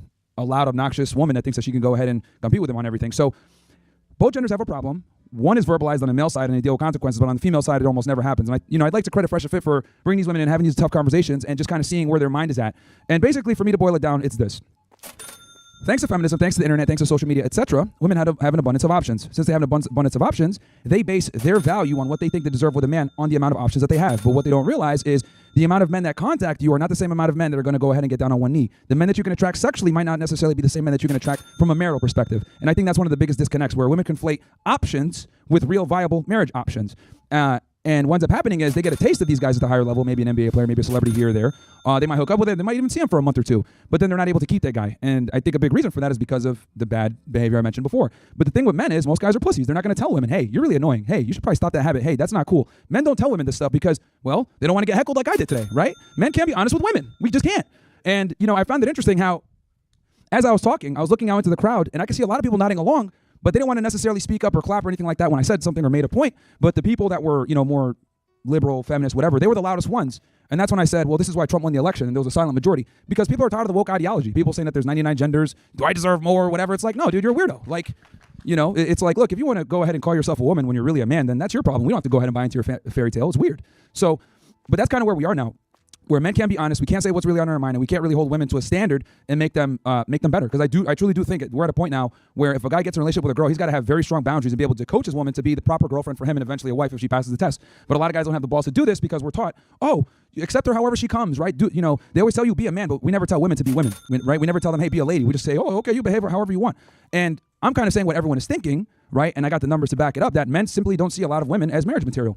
Another thing that I've also noticed over the past couple of years is there's been an influx in the passport movement, in the passport bro movement. For those that are unaware, I'm sure the women might not know what I'm talking about here. The passport bro movement is a movement where a lot of guys basically go to foreign countries in South America, Africa, Eastern Asia, etc., and find themselves a partner. And I know some people might say, oh, wow, why are guys doing that? Are they desperate or whatever? Well, these are some of the places where, there's still some remnants of femininity, women that behave like ladies. And the thing is that men don't really care about a woman's education or status. Men are more concerned with a girl that's going to respect them, that follows their lead, that admires them, that obeys them, right? And I mean, one girl got triggered when I said obey. And I'm like, what? A guy can't give instruction to a woman? It's like, you want me to go ahead and pay the bills and take care of you, whatever, but you're not going to obey me? Like, that's ridiculous. That's slavery. Responsibility without authority is slavery. And I'll be damned if we're going to be slaves to bitches. No, Jesus Christ. So all I'm telling guys to do is really understand their worth and make women earn it. That's really what it is. And trust me, they'll respect you more for it anyway. So that's what's going on, where these guys are going to these other countries, and it's because Western women have become so insufferable and so difficult to deal with. And again, the numbers are on my side when it comes to this. This is why so many guys go to these different places. So With that said, can you still find great women in America? Of course, but it's just harder to find because feminism is permeated so, strongly throughout society that a lot of women adopt these ideologies where she doesn't feel like she needs to submit to you. She doesn't feel like she needs to listen to you. She doesn't feel like she needs to adhere to her ladylike tendencies. Instead, she could behave however she wants, but she still expects you to be the man. If someone breaks into the house, you're supposed to go deal with it. If someone grabs the purse, you're supposed to go chase them down. If someone insults her, you're supposed to stand up for her. But she won't go ahead and obey you. That's crazy to me, right? And the example I always give a lot of the times, Donald Trump is the most powerful person right now in the world, right, as the President of the United States. And I find it interesting, when he was in Butler, Pennsylvania, and they shot at him, and he almost got assassinated, he wanted to stay there. He rises up, puts his fist in the air, and he says, fight, fight, fight. He didn't want to leave, right? We all know that Donald Trump has a little bit of an ego, right? Which successful men typically have that mindset. He didn't want to leave, but guess what? Secret Service dragged him off. Why? Because even though he's the most powerful man in the world, he still needs to adhere to the people that are responsible for his safety. So they tell him, no, you're leaving, and they pulled him out of there. So if the people that are responsible for protecting the most powerful man in the world dictates the role of, hey, you need to leave, well, it should be the same way with the man with his wife, right, or his girlfriend. If I tell a girl, and I'm dating her, and I care about her, and I tell her, hey, look, I don't want you going to the club with your girlfriends, right? I don't want you going out after a certain time. Well, some women will sit there and say, well, that's controlling, that's insecure. Well, what's more insecure? Me being scared of telling you the truth because you might leave me, or me telling you what you need to hear and not necessarily what you want to hear for your own safety? I would argue the person that tells her what needs to be said is actually very secure because I don't give a fuck what you think. You're not going outside at this time. Well, what the fuck? That's insecure. Well, look, I'm telling you what it is. If you walk out that door, you're single. And you'd be amazed at how many women would actually respect it and say, you know what? I'm going to sit my ass inside. Because the reality is, women like to test you sometimes, and they want to see if you can stand up to their bullshit, right? They do it all the time. So, and it works in her benefit because now she feels safe. She's with you. You don't got to worry about anything. But sometimes you got to be able to put your foot down with women, even though society tells you not to do that, and it's insecure or toxic or controlling. The only thing that's controlling here is me being in control of my life, which means I need a woman that's going to follow my lead, not a woman that's going to come in and create a bunch of pandemonium and do whatever she feels like. Because when women do stupid shit, they hurt us. I'll give you guys an example. I'm sure you guys remember roughly 2 years ago? Will Smith, legendary actor, sitting at a red table with his wife, right? Oh, God. And guess what happens? She goes ahead and says some stupid shit. Oh, I had a, what's the term? An entanglement, right? I had an entanglement. And in that instant, bam, career gone. Nobody remembers iRobot. Nobody remembers I Am Legend. Nobody remembers Men in Black. Nobody remembers Independence Day. Nobody remembers Fresh Prince of Bel-Air. Nothing. All I remember seeing was Will Smith sitting at a table with red eyes, on the verge of tears from his woman embarrassing him on TV. And he still hasn't recovered. He still hasn't recovered. Then he had to slap with Chris Rock. And I give you guys that example to show you that a man with a background like Will Smith, who's literally a legend in music and entertainment and acting and movies and TV shows, this guy's a legend. But his legacy has been tarnished because what? A stupid bitch that wanted to be a whore. And this is what I mean when I tell guys, right? That's facts. You know? Bro went from I Am Legend to I Am Simp. Like, what's going on here? So this is what I mean. If a woman like that could destroy Will Smith's legacy, what the fuck do you think is going to happen to you guys? Right? Will Smith can't even save himself from these whores. Shannon Sharp just got accused yesterday. Literally yesterday. Some woman trying to shake him down for $50 million. Right? Now, gladly enough, I do see that there's quite a bit of criticism and people questioning this woman's character and her potentially lying. But I think it's important for you guys to understand that she would not make a baseless and ridiculous accusation like that had we not been living in this crazy gynocentric society where we have this believe all women mindset, right? We have women coming after Brett Kavanaugh. We have women coming after Andrew Tate with the whole thing out of California. Chick said, oh, I got slapped. And you look at her face and she has literally two of the same identical marks, which come from surgery, not from getting slapped, right? It's not like Andrew was like, hey, bitch, put your face this way and then smack her and then, okay, do it right here. I got to get a perfect degree. And smack her again perfectly. Like, no, bro. But the reason why women feel okay with making these wild accusations and lying on men with this Me Too era is because they know they're going to get the benefit of the doubt. And then on top of that, if they fail, are they going to jail? No. The Johnny Depp case proved this, right? Thankfully, right? Johnny Depp recorded the conversations, which he had to do illegally, by the way. He recorded the conversations to prove that this woman was batshit fucking crazy. Quite literally batshit crazy, shitting on beds and stuff. So, you know, recordings will save your life, thankfully, but they're still illegal. He had that evidence, and he was able to prove that he was innocent. But what did he have to do? He had to take her to trial. He had to go take it all the way through, spend millions of dollars on a legal team, lost millions of dollars with the Pirates of the Caribbean series, lost a bunch of sponsorships. His reputation was destroyed for a period of time. So he basically he was guilty, and then he had to prove himself innocent. And that's kind of the society we're in. If a woman makes an accusation, they believe her. Now, with that said, I want to be very clear about this. Sexual assault and rape are very serious crimes, and the people that perpetrate them need to go to jail, right? I'm a firm believer that women need to be protected. But at the same time, we also need to penalize the women that literally do this for monetary benefit and lie, right? We saw it happen with Kobe Bryant. We saw it happen with so many different powerful individuals where the women are kind of suing to get a payday. And now what's going on with Shannon Sharp is just, you know, another example. He announces he's going to get a $100 million podcast deal, and then like the next day or two, she's over here going to the biggest clout chase lawyer, Busby or whatever his name is, who's representing a bunch of other people. He represented the chick that made the accusation against Jay-Z. He's representing the chick that made the accusation against Andrew Tate. Like, this guy's just trying to get a dollar because he knows a lot of the times famous men that have a status are going to settle, right? They're going to want to, you know, I don't want to deal with this. They're going to just settle. So, but she would not have mounted that attempt, this like literally shameless attempt to make money, had it not been for the current environment that we have now, where we have this, gynocentric society where women are always right, men are always wrong, women can do whatever they want, but men are held to static standards, and it's just ridiculous. So my thing is this: I think men need to become men. I think men need to be the leaders. And quite frankly, if a woman doesn't want to follow you, all right, cool, you stay single. But we're not going to sit here and tolerate the fuckery for women. And I think a lot of guys need to learn this skill set, because a lot of guys think, well, if I just be a nice guy, I'd be a traditional guy, like girls are going to like me. Well, I'm here to tell you it's not 1955, it's 2025, and women have changed quite a bit. So you have to adapt to the new normal. So this is why, I wrote the book, Why Women Deserve Less, where I talk about how feminism has kind of come in and completely switched the sexual marketplace, where being a nice guy is actually detrimental for you. It'll get you put in a very bad predicament a lot of the times. And if you don't know what you're doing, you can get destroyed, because if you get married as a man in today's day and age, you take way more risk on, right? We know that women win 90% plus of child custody battles. We know 90% of alimony goes to women. We know women initiate 80% of the divorces. So if you go ahead and get married, you got a lot to lose, especially if you're an individual with a higher net worth. So guys need to really go in with their eyes wide open, because women will divorce you and destroy your life if they just get bored, right? I have a saying, women will sacrifice their family for happiness, but men will sacrifice their happiness for their family, right? Because we understand that there's a burden of performance. From the time we're little boys, what do they say? Hey, become successful so you can go ahead and take care of a family, right? We're told this from the time we're young. So we always understood from a young age that we needed to not just be able to provide for ourselves, but have excess resources to be able to support a family. So, but we don't tell little girls to be good wives. We tell them, oh yeah, you could do everything a man could do. You could be an astronaut or whatever. And some of these girls end up being astronauts for real on fucking OnlyFans, but that's a whole other conversation. You know what I'm saying? But yeah, so I think guys need to understand that this is the new normal that we're in, and you need to adapt. Does that mean treat women like shit? No. But what I am saying is that you absolutely need to make women earn your time, attention, and resources. So I'll end the monologue there. If anybody has any questions or comments or disagrees or agrees or anything, I'll turn it to you guys. Sure. Do we have mics for them, or do they? Okay, sweet. I just want to say shout out to Castle Club, Hey, shout out what, to man? Josie, shout out to Jake, shout out to the YouTube chat, shout out to the Roman chat. Y'all the goats. And thank you, Maya, for coming. And you the goat. And that's all I got to say. Appreciate that, Jibril. That's one of our G's right there. My bad. All right. Hey, how's it going? I just want to ask if, understanding that the law is a teacher and, kind of like laws and kind of shape like social taboos and kind of the society we want to live in. So kind of going off that, would you support banning women from higher education and repealing the 19th Amendment? Repealing the 19th Amendment for sure. I don't think women should vote. That's fine. And I know some people, that's probably a shocker for some people. Well, instead of laughing, let me explain why. There's actually a very logically sound reason why women shouldn't vote, and I'll go into it right now. So here's the thing. If you're going to vote, you need to have skin in the game, right? Crazy. Because, if you're going to vote, you can effectively put in the commander in chief of the United States who can, obviously send armed forces over to other countries and get involved in wars, such right? a stupid Now, here's the argument. problem. Women It's don't have to such a join the stupid selective service. I mean, I'm sure a lot of women here probably don't even know what the selective service is. The selective service is basically once you turn 18 as a man in the United States, you have to enroll in it, and if you don't, you can get penalty of fine, you can get put in jail. It's a very serious offense, and then on top of that, you don't get certain. Like he's made this argument before. I've heard him make this argument plenty of times. Like and just like basically just summarize it, right? He's just basically saying that because like there's all these there's all these like harsh requirements on a men where like any political consequence that comes about. Which is a direct, which you could say is like directly attributed to like how people had chose to vote, right? You should be the only ones that are allowed to vote, right? So like basically like if we sat there, somebody like think of like Ron DeSantis, right?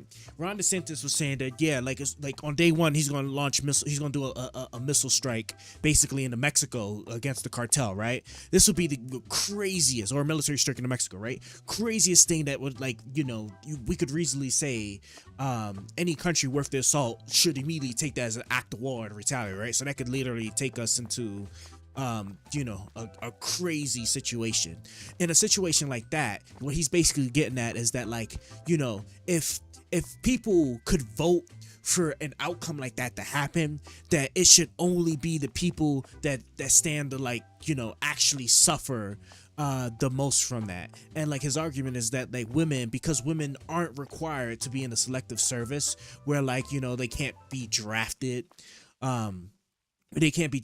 or like and like some other like some other arguments I think he's also made before for other situations where like basically because women are impacted a lot less than men would be, because the burnout performance would be more on men than it would be on women, that women shouldn't be allowed to vote. I didn't know I put this here. The women shouldn't be allowed to vote because of this.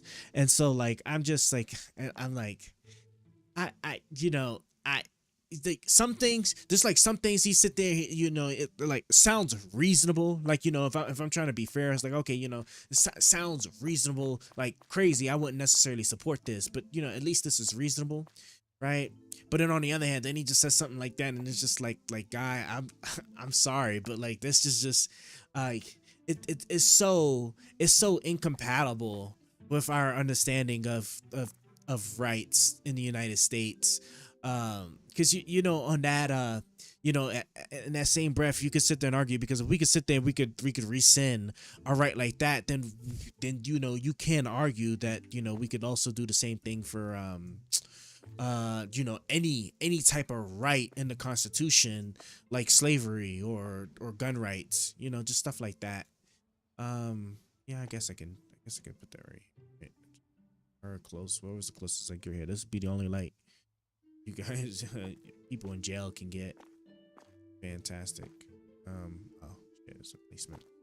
But yeah, it's such a stupid argument. I can't. It's it's so stupid. Opportunities. You don't get loans. You can't get a government job, a state job. It basically makes you almost damn near a convicted felon. So if you're not in the selective service, it messes you up as a man. But as a woman, it's you don't have to go into it. So I look at it like this. If women are going to go ahead and be able to vote, I think they need to have skin in the game. And I find it ridiculous that a woman could put someone into office that will send a man to war when she doesn't have skin in the game. So that's my thing when it comes to voting. And let's be honest here, most women don't really care about politics. They don't really care that much. If they do vote, they typically tend to vote left. They tend to vote single issue voters on whoever gives abortion. You know, whichever candidate lets them kill babies, they're more interested in that candidate. They don't necessarily care about foreign policy or the more higher IQ stuff. So that's the reality, you know. If you guys watch the Democratic National Convention, they just made it 100% femme-centric. They focused on social issues. They focused on abortion, a lot of smoke and mirrors, bring celebrities in, because they know that that's what their voting base is going to want, which, you know, they're going to want the black vote and the women's vote. That's what the Democrats typically campaign towards. So, yeah, I don't think women should have the right to vote, and that's why. Hi, I'm Brett. And I'm Jonathan. This is Darla. And this is Buddy. We're the founders of the Farmer's Dog. We've made an entirely new way to feed your dog. It all started with my first dog, Jada. Women in college? So here's the thing. Though I am against women working, and I think that they should work electively and not mandatorily, I think the man should be the provider, I also understand that we're kind of here now, right? So what I think is we need to just be honest with women and tell them, look, you could pursue an education and a career, but you need to understand that it's going to be very difficult, if not impossible, for you to get both a family that you're satisfied with and a career. It's going to be very difficult to do both. We don't tell women that. That's the problem. And a lot of the times they don't wake up until they're in their 30s when all their opportunities have passed by them. Maybe they came across a good guy and they said, you know, I'm just going to wait.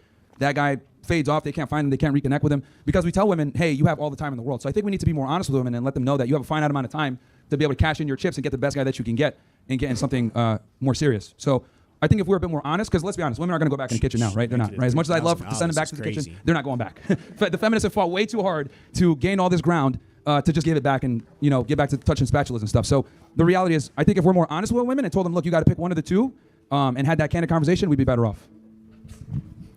Hey, Myron, thanks for coming to South Carolina. Hey, great to see you. I have an observation that's probably occurred to you, but I was wondering about your take on it. For men who are antisocial or have personality disorders or have mental illness, they typically end up in jail or attached to the legal system somehow. For women in that situation, they get married, they get divorced, and they get a lot of money, and they get, you know, set for life. So I just want to make sure that people, young men, are aware of that phenomenon.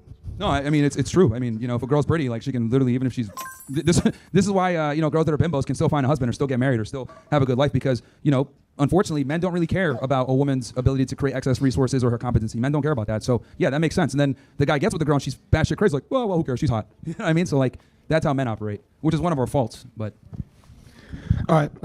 Well, you know, like I said, I'm thankful for USC having you out, Myron. I've been listening to you just because, you know, first I've been listening to, you know, Nick Fuentes, and he's just had you on. You had him on. Yeah, he had you on his you had him on Fresh and Fit. Just going off of that, I just kind of want to ask about what's your take on, you know, kind of the trad wife movement and how I personally think it's kind of astroturfed, where it's almost just like this, like they've sort of like fetishized it, where it's like even the trad wives, if you want to put it that way, you know, many of them still have like an OnlyFans account. Many of them just like post way too much on social media. And, you know, as a young Catholic, it's just like even the girls that I interact with, it's like they're still infected. Even the trad wives are like still infected with like first and second wave feminism to the point where it's like I just don't know if I'm going to be able to find a wife at all. Yeah, no, and that precisely what you described is why a lot of guys go abroad. But yeah, no. To answer that, I agree with you, man. I mean, Matt Walsh, I talked about this as well. He called out Megyn Kelly, thankfully, because Megyn Kelly is, you know, what I would call, you use the term astroturf. There you go. There's astroturf. trad wife right there, right? She sits there and says, I'm a conservative, but in reality, she's just a feminist in hiding, right? And a lot of them are. And I think women have kind of caught on just with the explosion of popularity of like this type of content and like guys finally getting their balls and, you know, talking about problems in the dating space, where a lot of women have kind of like pivoted and realized, oh, this is a new grift. I can kind of come in here and be like a trad woman. But the reality is that a lot of these women are just feminists undercover. So I agree with you on that. Good. So Myron, you said we should remove women's right to vote because they're not part of the draft. Yeah. So if we hypothetically either abolish the draft or made women subject to it, would you change your stance?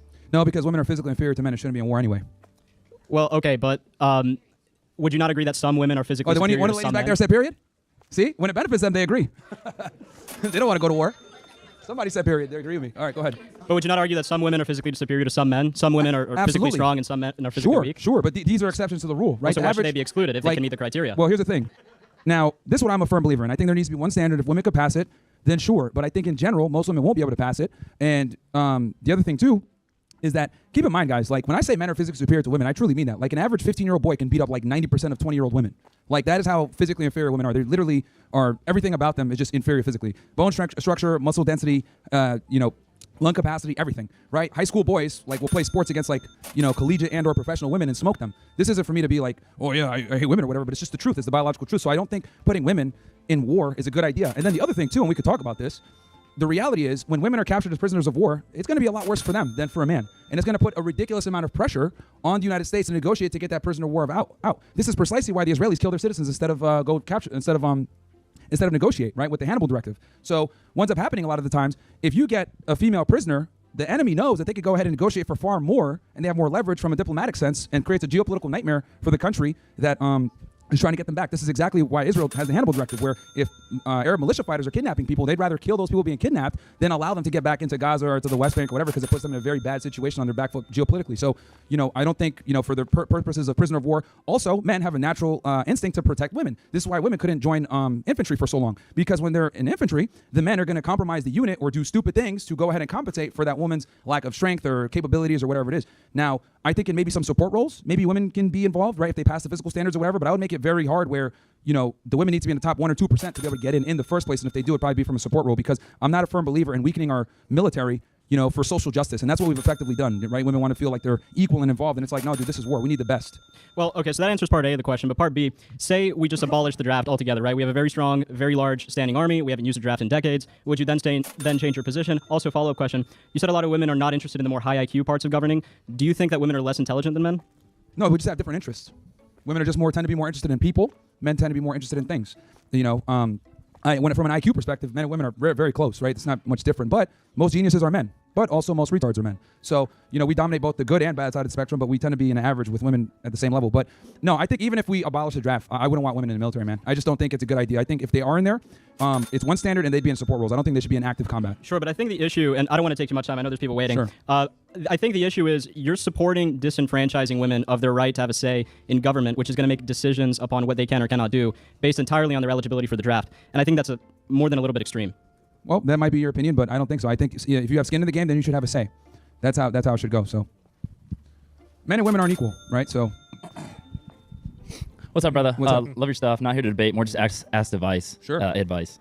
So nowadays in dating, when it comes to boundaries, do you think it's better to find a girl that kind of fits your lifestyle and what you like to do? Or say you find a girl that's perfect in pretty much all areas, but she crosses like one of my boundaries that's like having guy friends or something like that. Do you think it's better to move the next girl and find a girl that kind of brings peace to your life in all areas? Or some girls are great, they just don't understand a lot of aspects about dating that are beneficial to both parties. So just like, that's a great question. And that's actually a good one you just pointed. So when I said earlier, I was mentioning how like you need to kind of train your girlfriend to be the best girlfriend for your wife. A lot of that means like deprogramming bad habits. So one of them is like keeping guy friends around, wanting to go out with her single friends, wanting to still party. A lot of the times women want to be able to have a secure relationship with you while simultaneously still doing all the things they used to do while they were single. They I call it the double dip. And your job as the man is to come in and be like, okay, well, that's done now. This double dipping thing, like I get it when you were single, but now that you're with me, we're going to have some standards and boundaries here. And there's nothing wrong with it, right? I want guys to really understand. Look at yourself like a prestigious law firm. If someone wants to go ahead and join your law firm, they need to have certain grades, certain recommendations, certain skill sets, certain things. I think as a guy, if you're a prize, a catch, you should make women earn that, right? Because they're only going to value the job if they have to fight to get it. And I think as a man, that's one of the most important decisions you can make. So if a girl isn't completely following your lead and not acquiescing to your life, well, then I would say she probably isn't the one, man, because you're the leader. You're the guy that's going to need her to be on your program, not the other way around. This is why I'm so against guys that like move across the country for a woman's job. I'm like, what the hell? Like, dude, now she controls the frame. And what ends up happening when she controls the frame is she's inevitably going to lose attraction for you. So I think guys really need to understand this, that like once she controls the frame and she's a leader in a relationship, and you might not even know it overtly. Like it could be something as simple as you moving across the country for her because her job went to Seattle. You want to, you know, but your job is mobile and you move for her. Like that's in itself is bad, right? You uprooted your whole life for a woman. So, guys, look, I'm gonna be honest with you. Like it's just so stupid, right? Like even if, right, let's say that even if the things he's saying are like true, right? The problem is that the thing I've always had a problem with when it came to like this type of rhetoric is just that like it's the niche, right?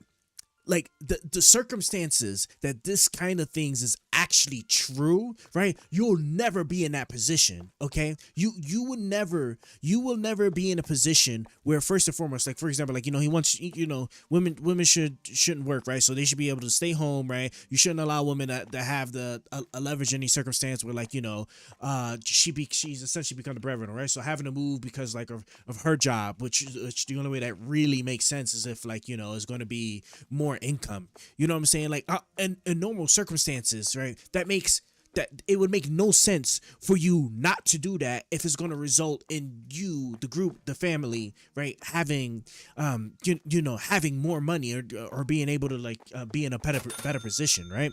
Like he's going at it from a point that like your ability to generate income is supposed to be at the same level or higher, and if not, that's the root of the problem, and that's the only solution possible to that is that you are the one that just makes more money. And like if there's ever a chance that there's a relief where she can make more money, right, you should never allow that. You should never take it. And it's just like, to me, that's just incredibly stupid, right? Because if you can't outpace her earnings, like for example, like if you're a for example, like you're a blue collar worker, right? So like you do some like infrastructure work, like maybe electrician or a what's it called, plumber or something like that, or welder, right?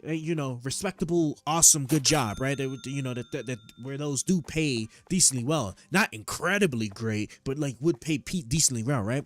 If she becomes a lawyer, right, and she works for like a major law firm and she's like hitting like big clients, you're never going to bridge that income gap with her. It's just impossible, right? There's no like, unless you know he's gonna say, well, you need to work harder. You need to like you need to open up your own like plumber business and stuff like that. And that's just why it's just so stupid. It's so stupid because like everybody can't open up a plumber business, right? Because if everybody could just easily just at the snap of a finger do that, right? Then there would be no plumbers because everybody's a plumber owner, a plumber business owner, right? So obviously like there's like actual real world physical caps to like the breakouts for you to actually be in those positions that where this stuff would possibly even apply to you, but that's the thing, right? The advice that they're giving the advice to all men for circumstances and scenarios that you will almost never be in, that's going to be detrimental if you try to apply these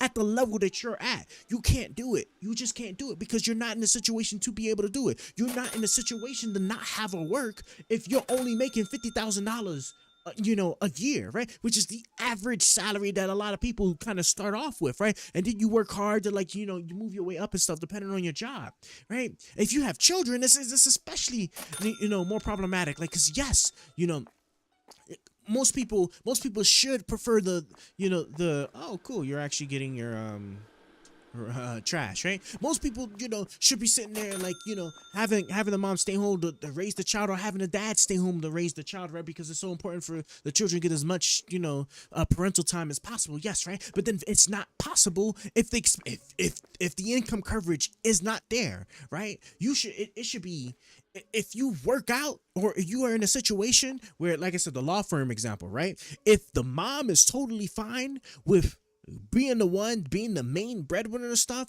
and she's totally fine with you being home to take care of the children and stuff, and you're okay with that too, right? Then there's nothing wrong with that, right? Don't be shamed into thinking that type of situation is wrong, right? Because this thing about like, oh yeah, she's gonna resent you, she's gonna like, hate you and stuff, right? That is true for certain types of people that you're going to come across that is not going to matter anyway, right? Because it's not like rich people get cheated on too, or get divorced anyway. You know, as a matter of fact, the rich people that be doing all the right things still get divorced can still get divorced in the end, right? Or get left behind in the end. So that stuff just doesn't matter. You should not be taking any of this advice to heart. Like the advice that he typically gives to heart, right? You know, like there's some like good points he could like kind of sort of make here and there and stuff, but like some of this other stuff, if you try to take this, you try to apply it, you're going to have a negative outcome. I promise you're going to have a negative outcome. It's not the same as like the self-improvement stuff. Sure, all day, you know, do all of that, right? So that you can be, I guess, in a position to like where she could stay at home, or, you know, it's optional instead of like forced, right? And, you know, all that's all fine and dandy, but then like the actual like the level of control and enforcement that he's saying that you should be applying will not work in the real world, in the scenario you're going to precisely be at. So you need to hear what he's saying and actually filter out the stuff that just absolutely and the thing is, like, a lot of y'all are not stupid, right? You hear this stuff, a lot of y'all then running into your mind, okay, let's, you know, if I do this, right? Let's say if I currently have a girlfriend, right? If I sit there and do this, like how's this going to outcome, right? If she's like, you know, strong-headed, or she has like an important job or something like that, right? Or there's also, you know, or there's personal like financial circumstances where, you know, like these type of decisions just aren't going to fly, right? Or, you know, or maybe she's just not, you know, maybe you're convinced that, you know, the life that he's saying that level of control with a woman is so great that if my current girlfriend can't get on board, right, then I'm just gonna have to part ways. And you know, the thing is, that's fine. This is the other flip side of it that I always tell people, right? If that's what you want, like if you want what he's sitting there telling you, you're perfectly fine with getting it. Don't let no woman shame you into that either, right? You're gonna want what you want. Just understand, right? You just need to make sure that you're not doing what like some men do, where like they try to enforce that onto like the woman they're dealing with, right? If she doesn't want to do that, right, then you need to part ways. Don't sit here and try to force her to do something that she don't want to do, right? You're entitled to what you want. You're entitled to do what you want to do, right? But you're not entitled to forcing somebody else to do it if they don't want to. Right. That's just the only thing that I think he does. You know, they say sometimes, but I don't think they really emphasize it and saying that, you know, this type of lifestyle, this type of like advice I'm giving you, right? This is not for everybody. And if you try to apply it, there's also like potential, like, you know, negative outcomes that could come out of this if you apply it the wrong way, right? If you sit there, you try to be coercive, if you sit there, you try to be forceful and all this stuff, instead of just having a woman that's like completely completely like submits herself to that lifestyle, right? Which there are women that are like that, right? The man takes care of everything, right? He doesn't don't swear no cover, right? You know, he doesn't demand much besides just like the simple responsibility things that, you know, he takes care of all the bills, handles all the handiwork and stuff like that. I stay home, I clean, cook, and take care of the children, right? That's, you know, there's women that's like that, and there's that prefer that life. So, and there's men that prefer it like that too, right? If that's you, that's totally fine. Don't get shamed into thinking that that's wrong, right? What's wrong is to sit there and like you get a woman, right? You bring her in under essentially under like false pretenses, instead of like making your desires and your wishes true up front before like the relationship gets serious, or before like marriage, or before y'all have a child, which, you know, you might have it, you know,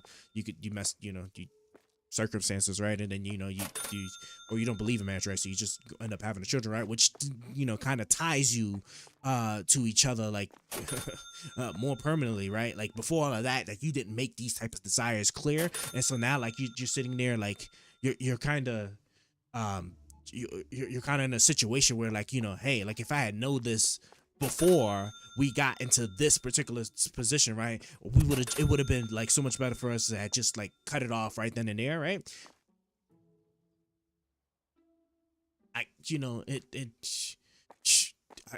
guess it is what it is, and now you're gonna have now life is just about to be like really sucky for the both of you, right? And that's what I want you to avoid, right? I want you to avoid getting yourself put into that type of position from listening to advice like this, right? You need to be able to listen to what he tells you and filter out the stuff that actually that makes sense, that actually would be good to potentially, like, keep in mind or apply, if you want to apply it.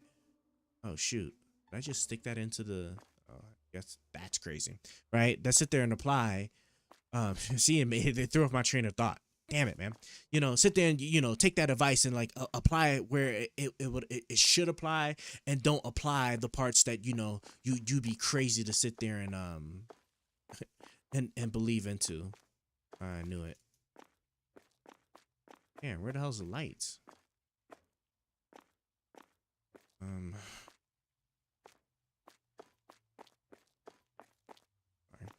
Yeah, I'm gonna go ahead now. I'm actually gonna go ahead and end. What time is it? It's 3 a.m. I'm gonna go ahead. I'm going to end this stream. Let me just pack up my stuff here. Hazelnut, didn't mean to go that way. Sorry. Hazelnut, cream, ground Panera bread. Ah, fancy. She's over there. That's why I like rather have labels, but I don't really want to have to do that. At least not with this stuff, right? Because this stuff I don't really care about. I want that stuff for like the things I really like the like the special products. Like I know like I know the alcohols is definitely like one of them that are pretty cool, right? Because I like the brand stuff. And then there was the alcohol drinks.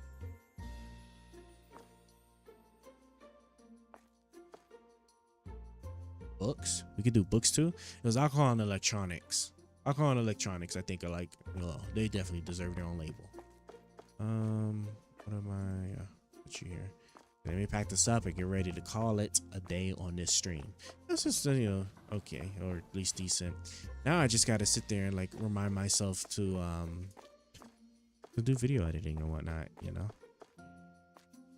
That's the part that always takes the longest. That'd be all right. I'm just gonna start just kind of tossing these in wherever now. Yeah, that's why I need a second employee. Like, it's so important since I have the self checkouts, right, which is cool. I really need one more employee to do the storage, right? Because a restocker, I can't get somebody to do restocking and store stuff at the same time too. Like, most people would do in real life, right? Because you can't stock something. There's no way that you have one person solely for stock and one person for storage, right? The person that's doing it, no. The person that's doing the storage is usually also the person that's in charge of doing the restocking as well, right? Because they would need to know like the proper areas. Because like in a real retail space, right? We actually you have different sections for different products, right? And then like those sections are in control of the department that's going to like pull the product that they need to pull from there, right? Which obviously that person that is in control of that section is storing the stuff there, and then also knowing to pull the product there in order to fill the floor. So, fun stuff. Yeah, I don't have to wait for her to. Or better yet, what I could do is just, if I want to be on the safe side, I can make her just storage real quick so that she doesn't drop her box. Nice to see that you guys are working overtime to get all that trash. Oh, do you, interesting. Wait, did you just throw my, oh yeah, that's right. She does just go straight out. They don't recycle. I forgot that they don't recycle. You bastards. You're supposed to recycle. Employees will place products faster. Let me just see. I just want to know, like, in my mind, where the recycling go. Handle, checkout. Is it like far away? Customers use self-checkouts faster. I don't worry about that. Where is hire an extra person? Invoice will be paid every new day if there are funds to do so. Place products faster. All hiring. 20% faster. Another employee. Handle checkouts. Is it like one of these special ones? Pricing machine software, automated, sure. Reduce overall electric consumption. When stores close during the night, the manager can use the new clock in the manager's room to accelerate time. Oh, so like at 22:30. So like once it hits 22:30, he can speed up everything. So that means like all of the, whoever's still left, they'll check, that'll go real fast, and then the employees will move around really fast to just, stock stuff up so you don't have to wait for it. Ah, gotcha. Gotcha. Okay, that's cool. Excuse me. This is the closest trash can replace with a recycling one. I understand that, but there is a thing here that lets you make the employees recycle. Whereas that customers will use self-checkout. Attract more customers per day. Is it this one? Increase maximum on the daily sales. No, hiring.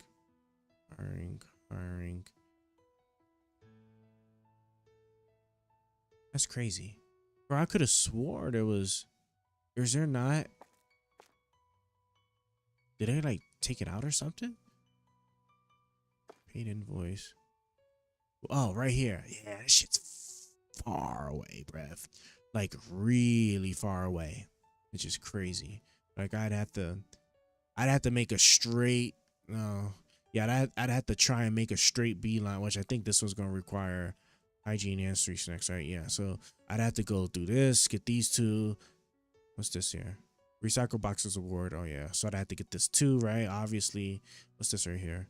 Generate 10% more money, check, right? Then I have to go through here, going straight, and then going straight to here just to get to the recycle, which is crazy. It's a lot of goddamn points, right? But yeah. All right, so cool. Let's go ahead and like close this and save now.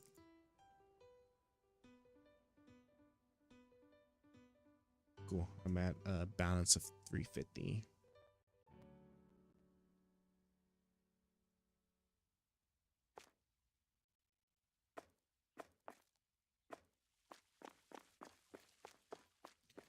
There's a lot of light. Man. Okay. Do I have another? I do not have another franchise point. But yeah, so this stuff should now be due today. So we got to pay all that. Oops. Sorry. Let me just...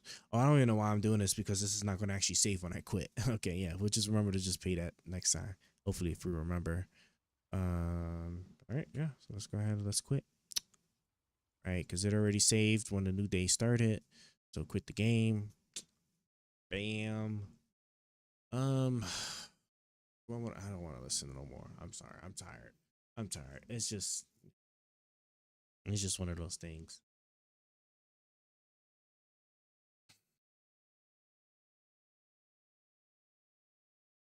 Darn. Oh yeah, and today's shirt is Pink Panther.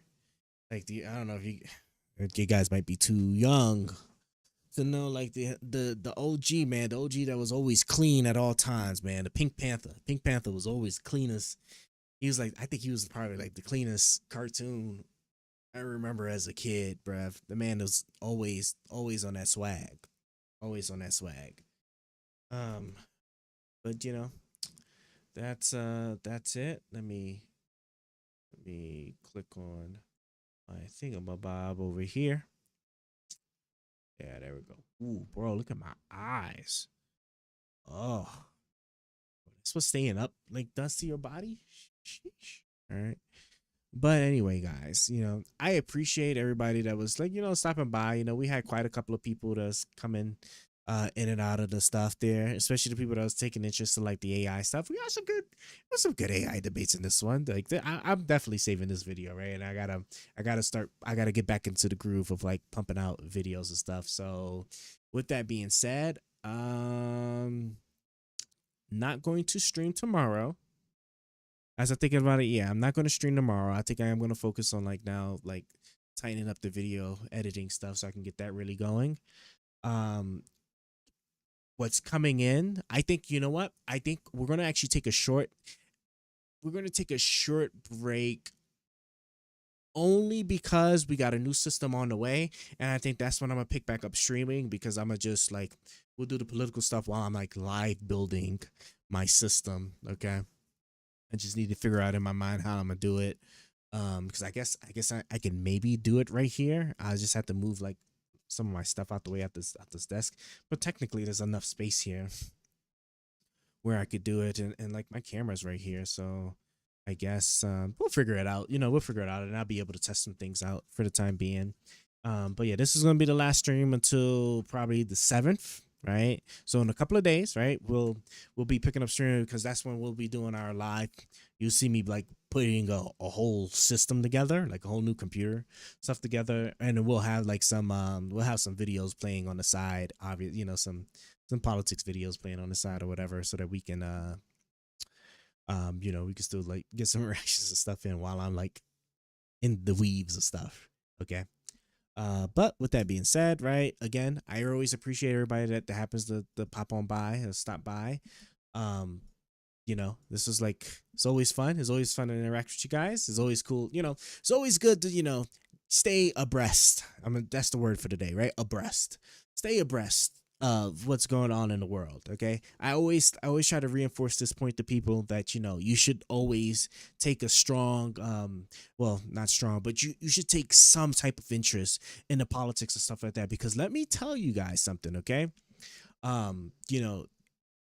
This isn't, over time, as things are becoming more and more integrated, and as the stakes get raised more and more over the years, we're going to hit a point where this politics stuff, right, is about to really impact you. Okay, right now you don't see it, and you haven't really seen it for the last couple of years. The closest you probably have seen, which also coincides with like our highest voter turnout, I believe, so far in history. If I'm correct, right? Because I was remember looking at the numbers only a couple of days ago, right? Which I believe like our highest thing is like 86 million, right? Was COVID, right? Where if we had a strong leader that took COVID seriously, that actually did the things that he was supposed to have did, showed the leadership that he was supposed to have shown through, with the state governors, right? Our situation and things that we had dealt with COVID would have been would not have been as bad as they were. Okay, that's probably a really good example, right? But see, the thing is that's a once in an almost lifetime, right? Like that's something that obviously, like, I can't remember, like I can't remember in like the last like 50 years, like we've had like some like a crazy, I heard of like a crazy outbreak like that, and not even like during World War II, so it's like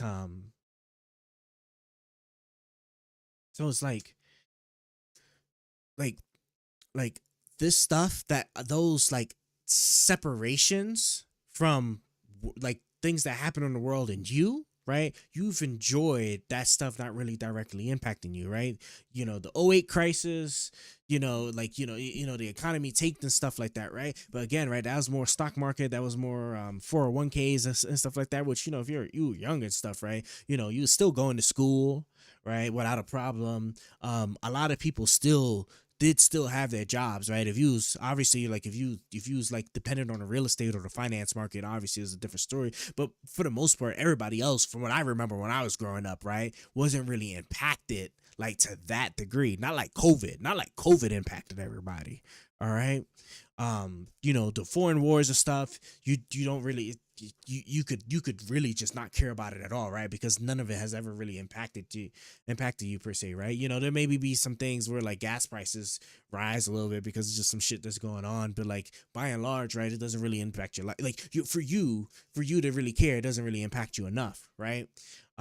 This shit with Israel going on, this shit with Russia going on, right? You're still technically isolated from it, so you don't really care. In about 9 years, where the interest on our debt becomes the number one item of our budget, I'm telling you, you're going to see the impact very soon, because like we're going to make one or two choices. Either we're going to significantly cut some stuff in order to like try and save us from a financial collapse, or we're going to have a financial collapse. And then when that and in either of those circumstances, right, you will be impacted in some way, shape, or form. And so you should really start taking politics seriously, so that you at least know the positions that people had prior to that Armageddon day happening, so that you know the people to actually go after versus the people not to go after politically, right? I'm always talking politically, right? We don't advocate for violence here. We never advocate for, it might be surprising being a Republican, right? I'm just making a joke. Calm down, right? But like, never advocate for violence, right? And the thing is that a lot of that stuff doesn't have to happen if you just care for it early and you make the right decisions early. You know what to do ahead of time, right? Which is why I saved so much money because I knew the tariffs were coming, and so I bought all this stuff, ahead of time, right? This is all like last minute buys, because like I wasn't actually expecting him to cave on the tariffs and then start making exceptions, right? Because then I was able to like squeeze in a couple of just a few more things, just a few more things that I wanted that I really needed, because like the only thing left that's really just holding me back, because this right here is my minimum setup now, right? This has everything for my minimum required setup, and my hardware just is not strong enough. It just isn't strong enough, right? Like even with my, my server in the back, my PC, and I've had my PC for many years, and I think, when did I build this mofo? What was it? I built it in 2019 is when I built my PC. It was I'm pretty sure it was 2019.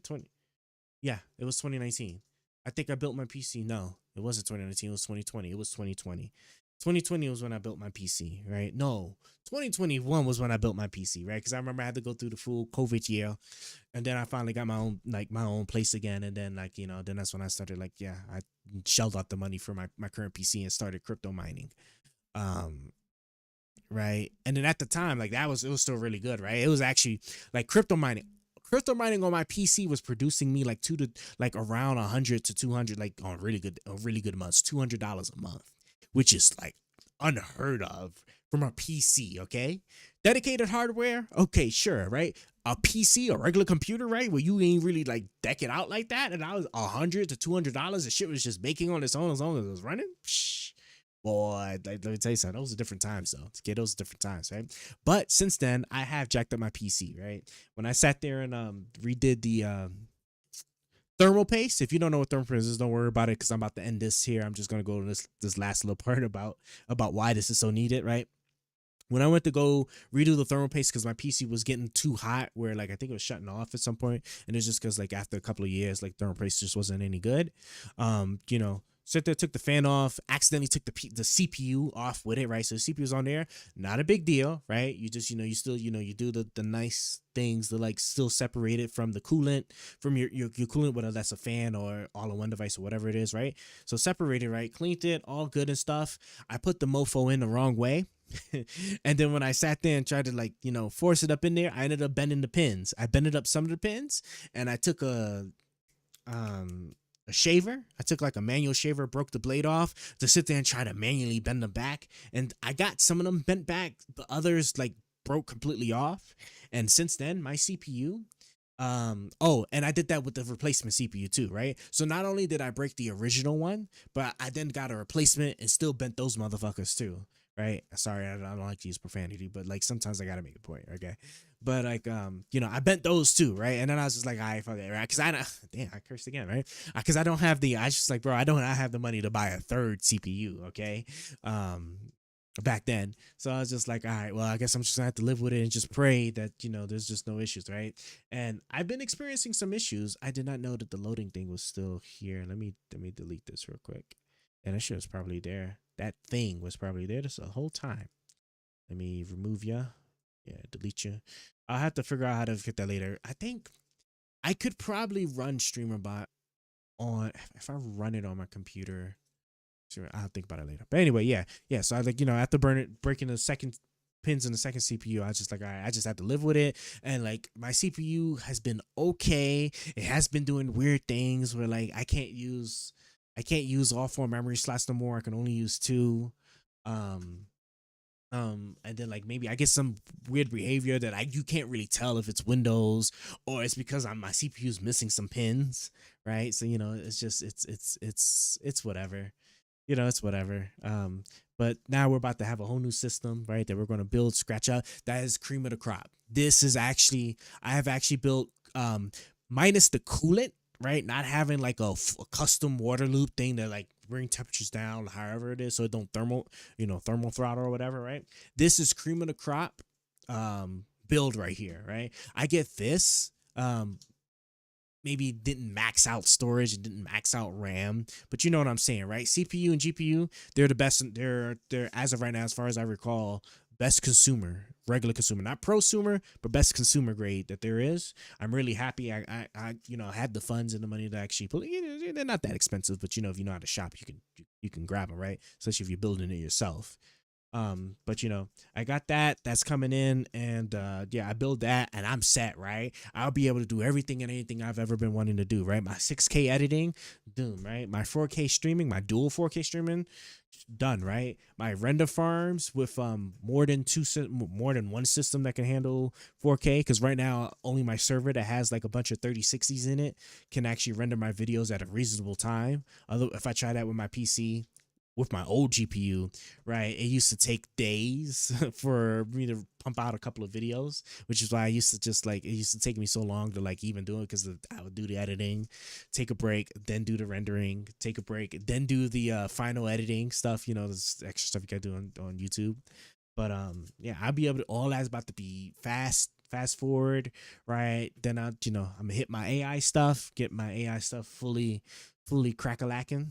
And productivity is about to really hit up, because remember, guys, okay, Armageddon is coming in about 9 years, so you need to be doing everything you can to get yourself in the best position possible, right?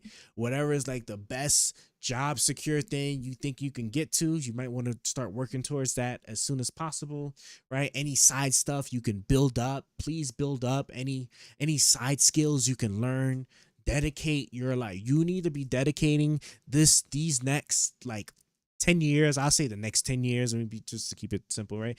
Dedicate these next 10 years to self-improvement in every aspect you possibly can, as if your life depended on it. Because I'm telling you, there's a really good chance that in about 9 more years, your life is really going to depend on it. And why is this actually? I didn't know that this black bar was here this whole time. Hold on. I want to know why my I don't know why this was up this whole time and I didn't know. Close that. Boom. Didn't know. But anyway, yeah. So that's it. So I'm going to go ahead and wrap this up for today.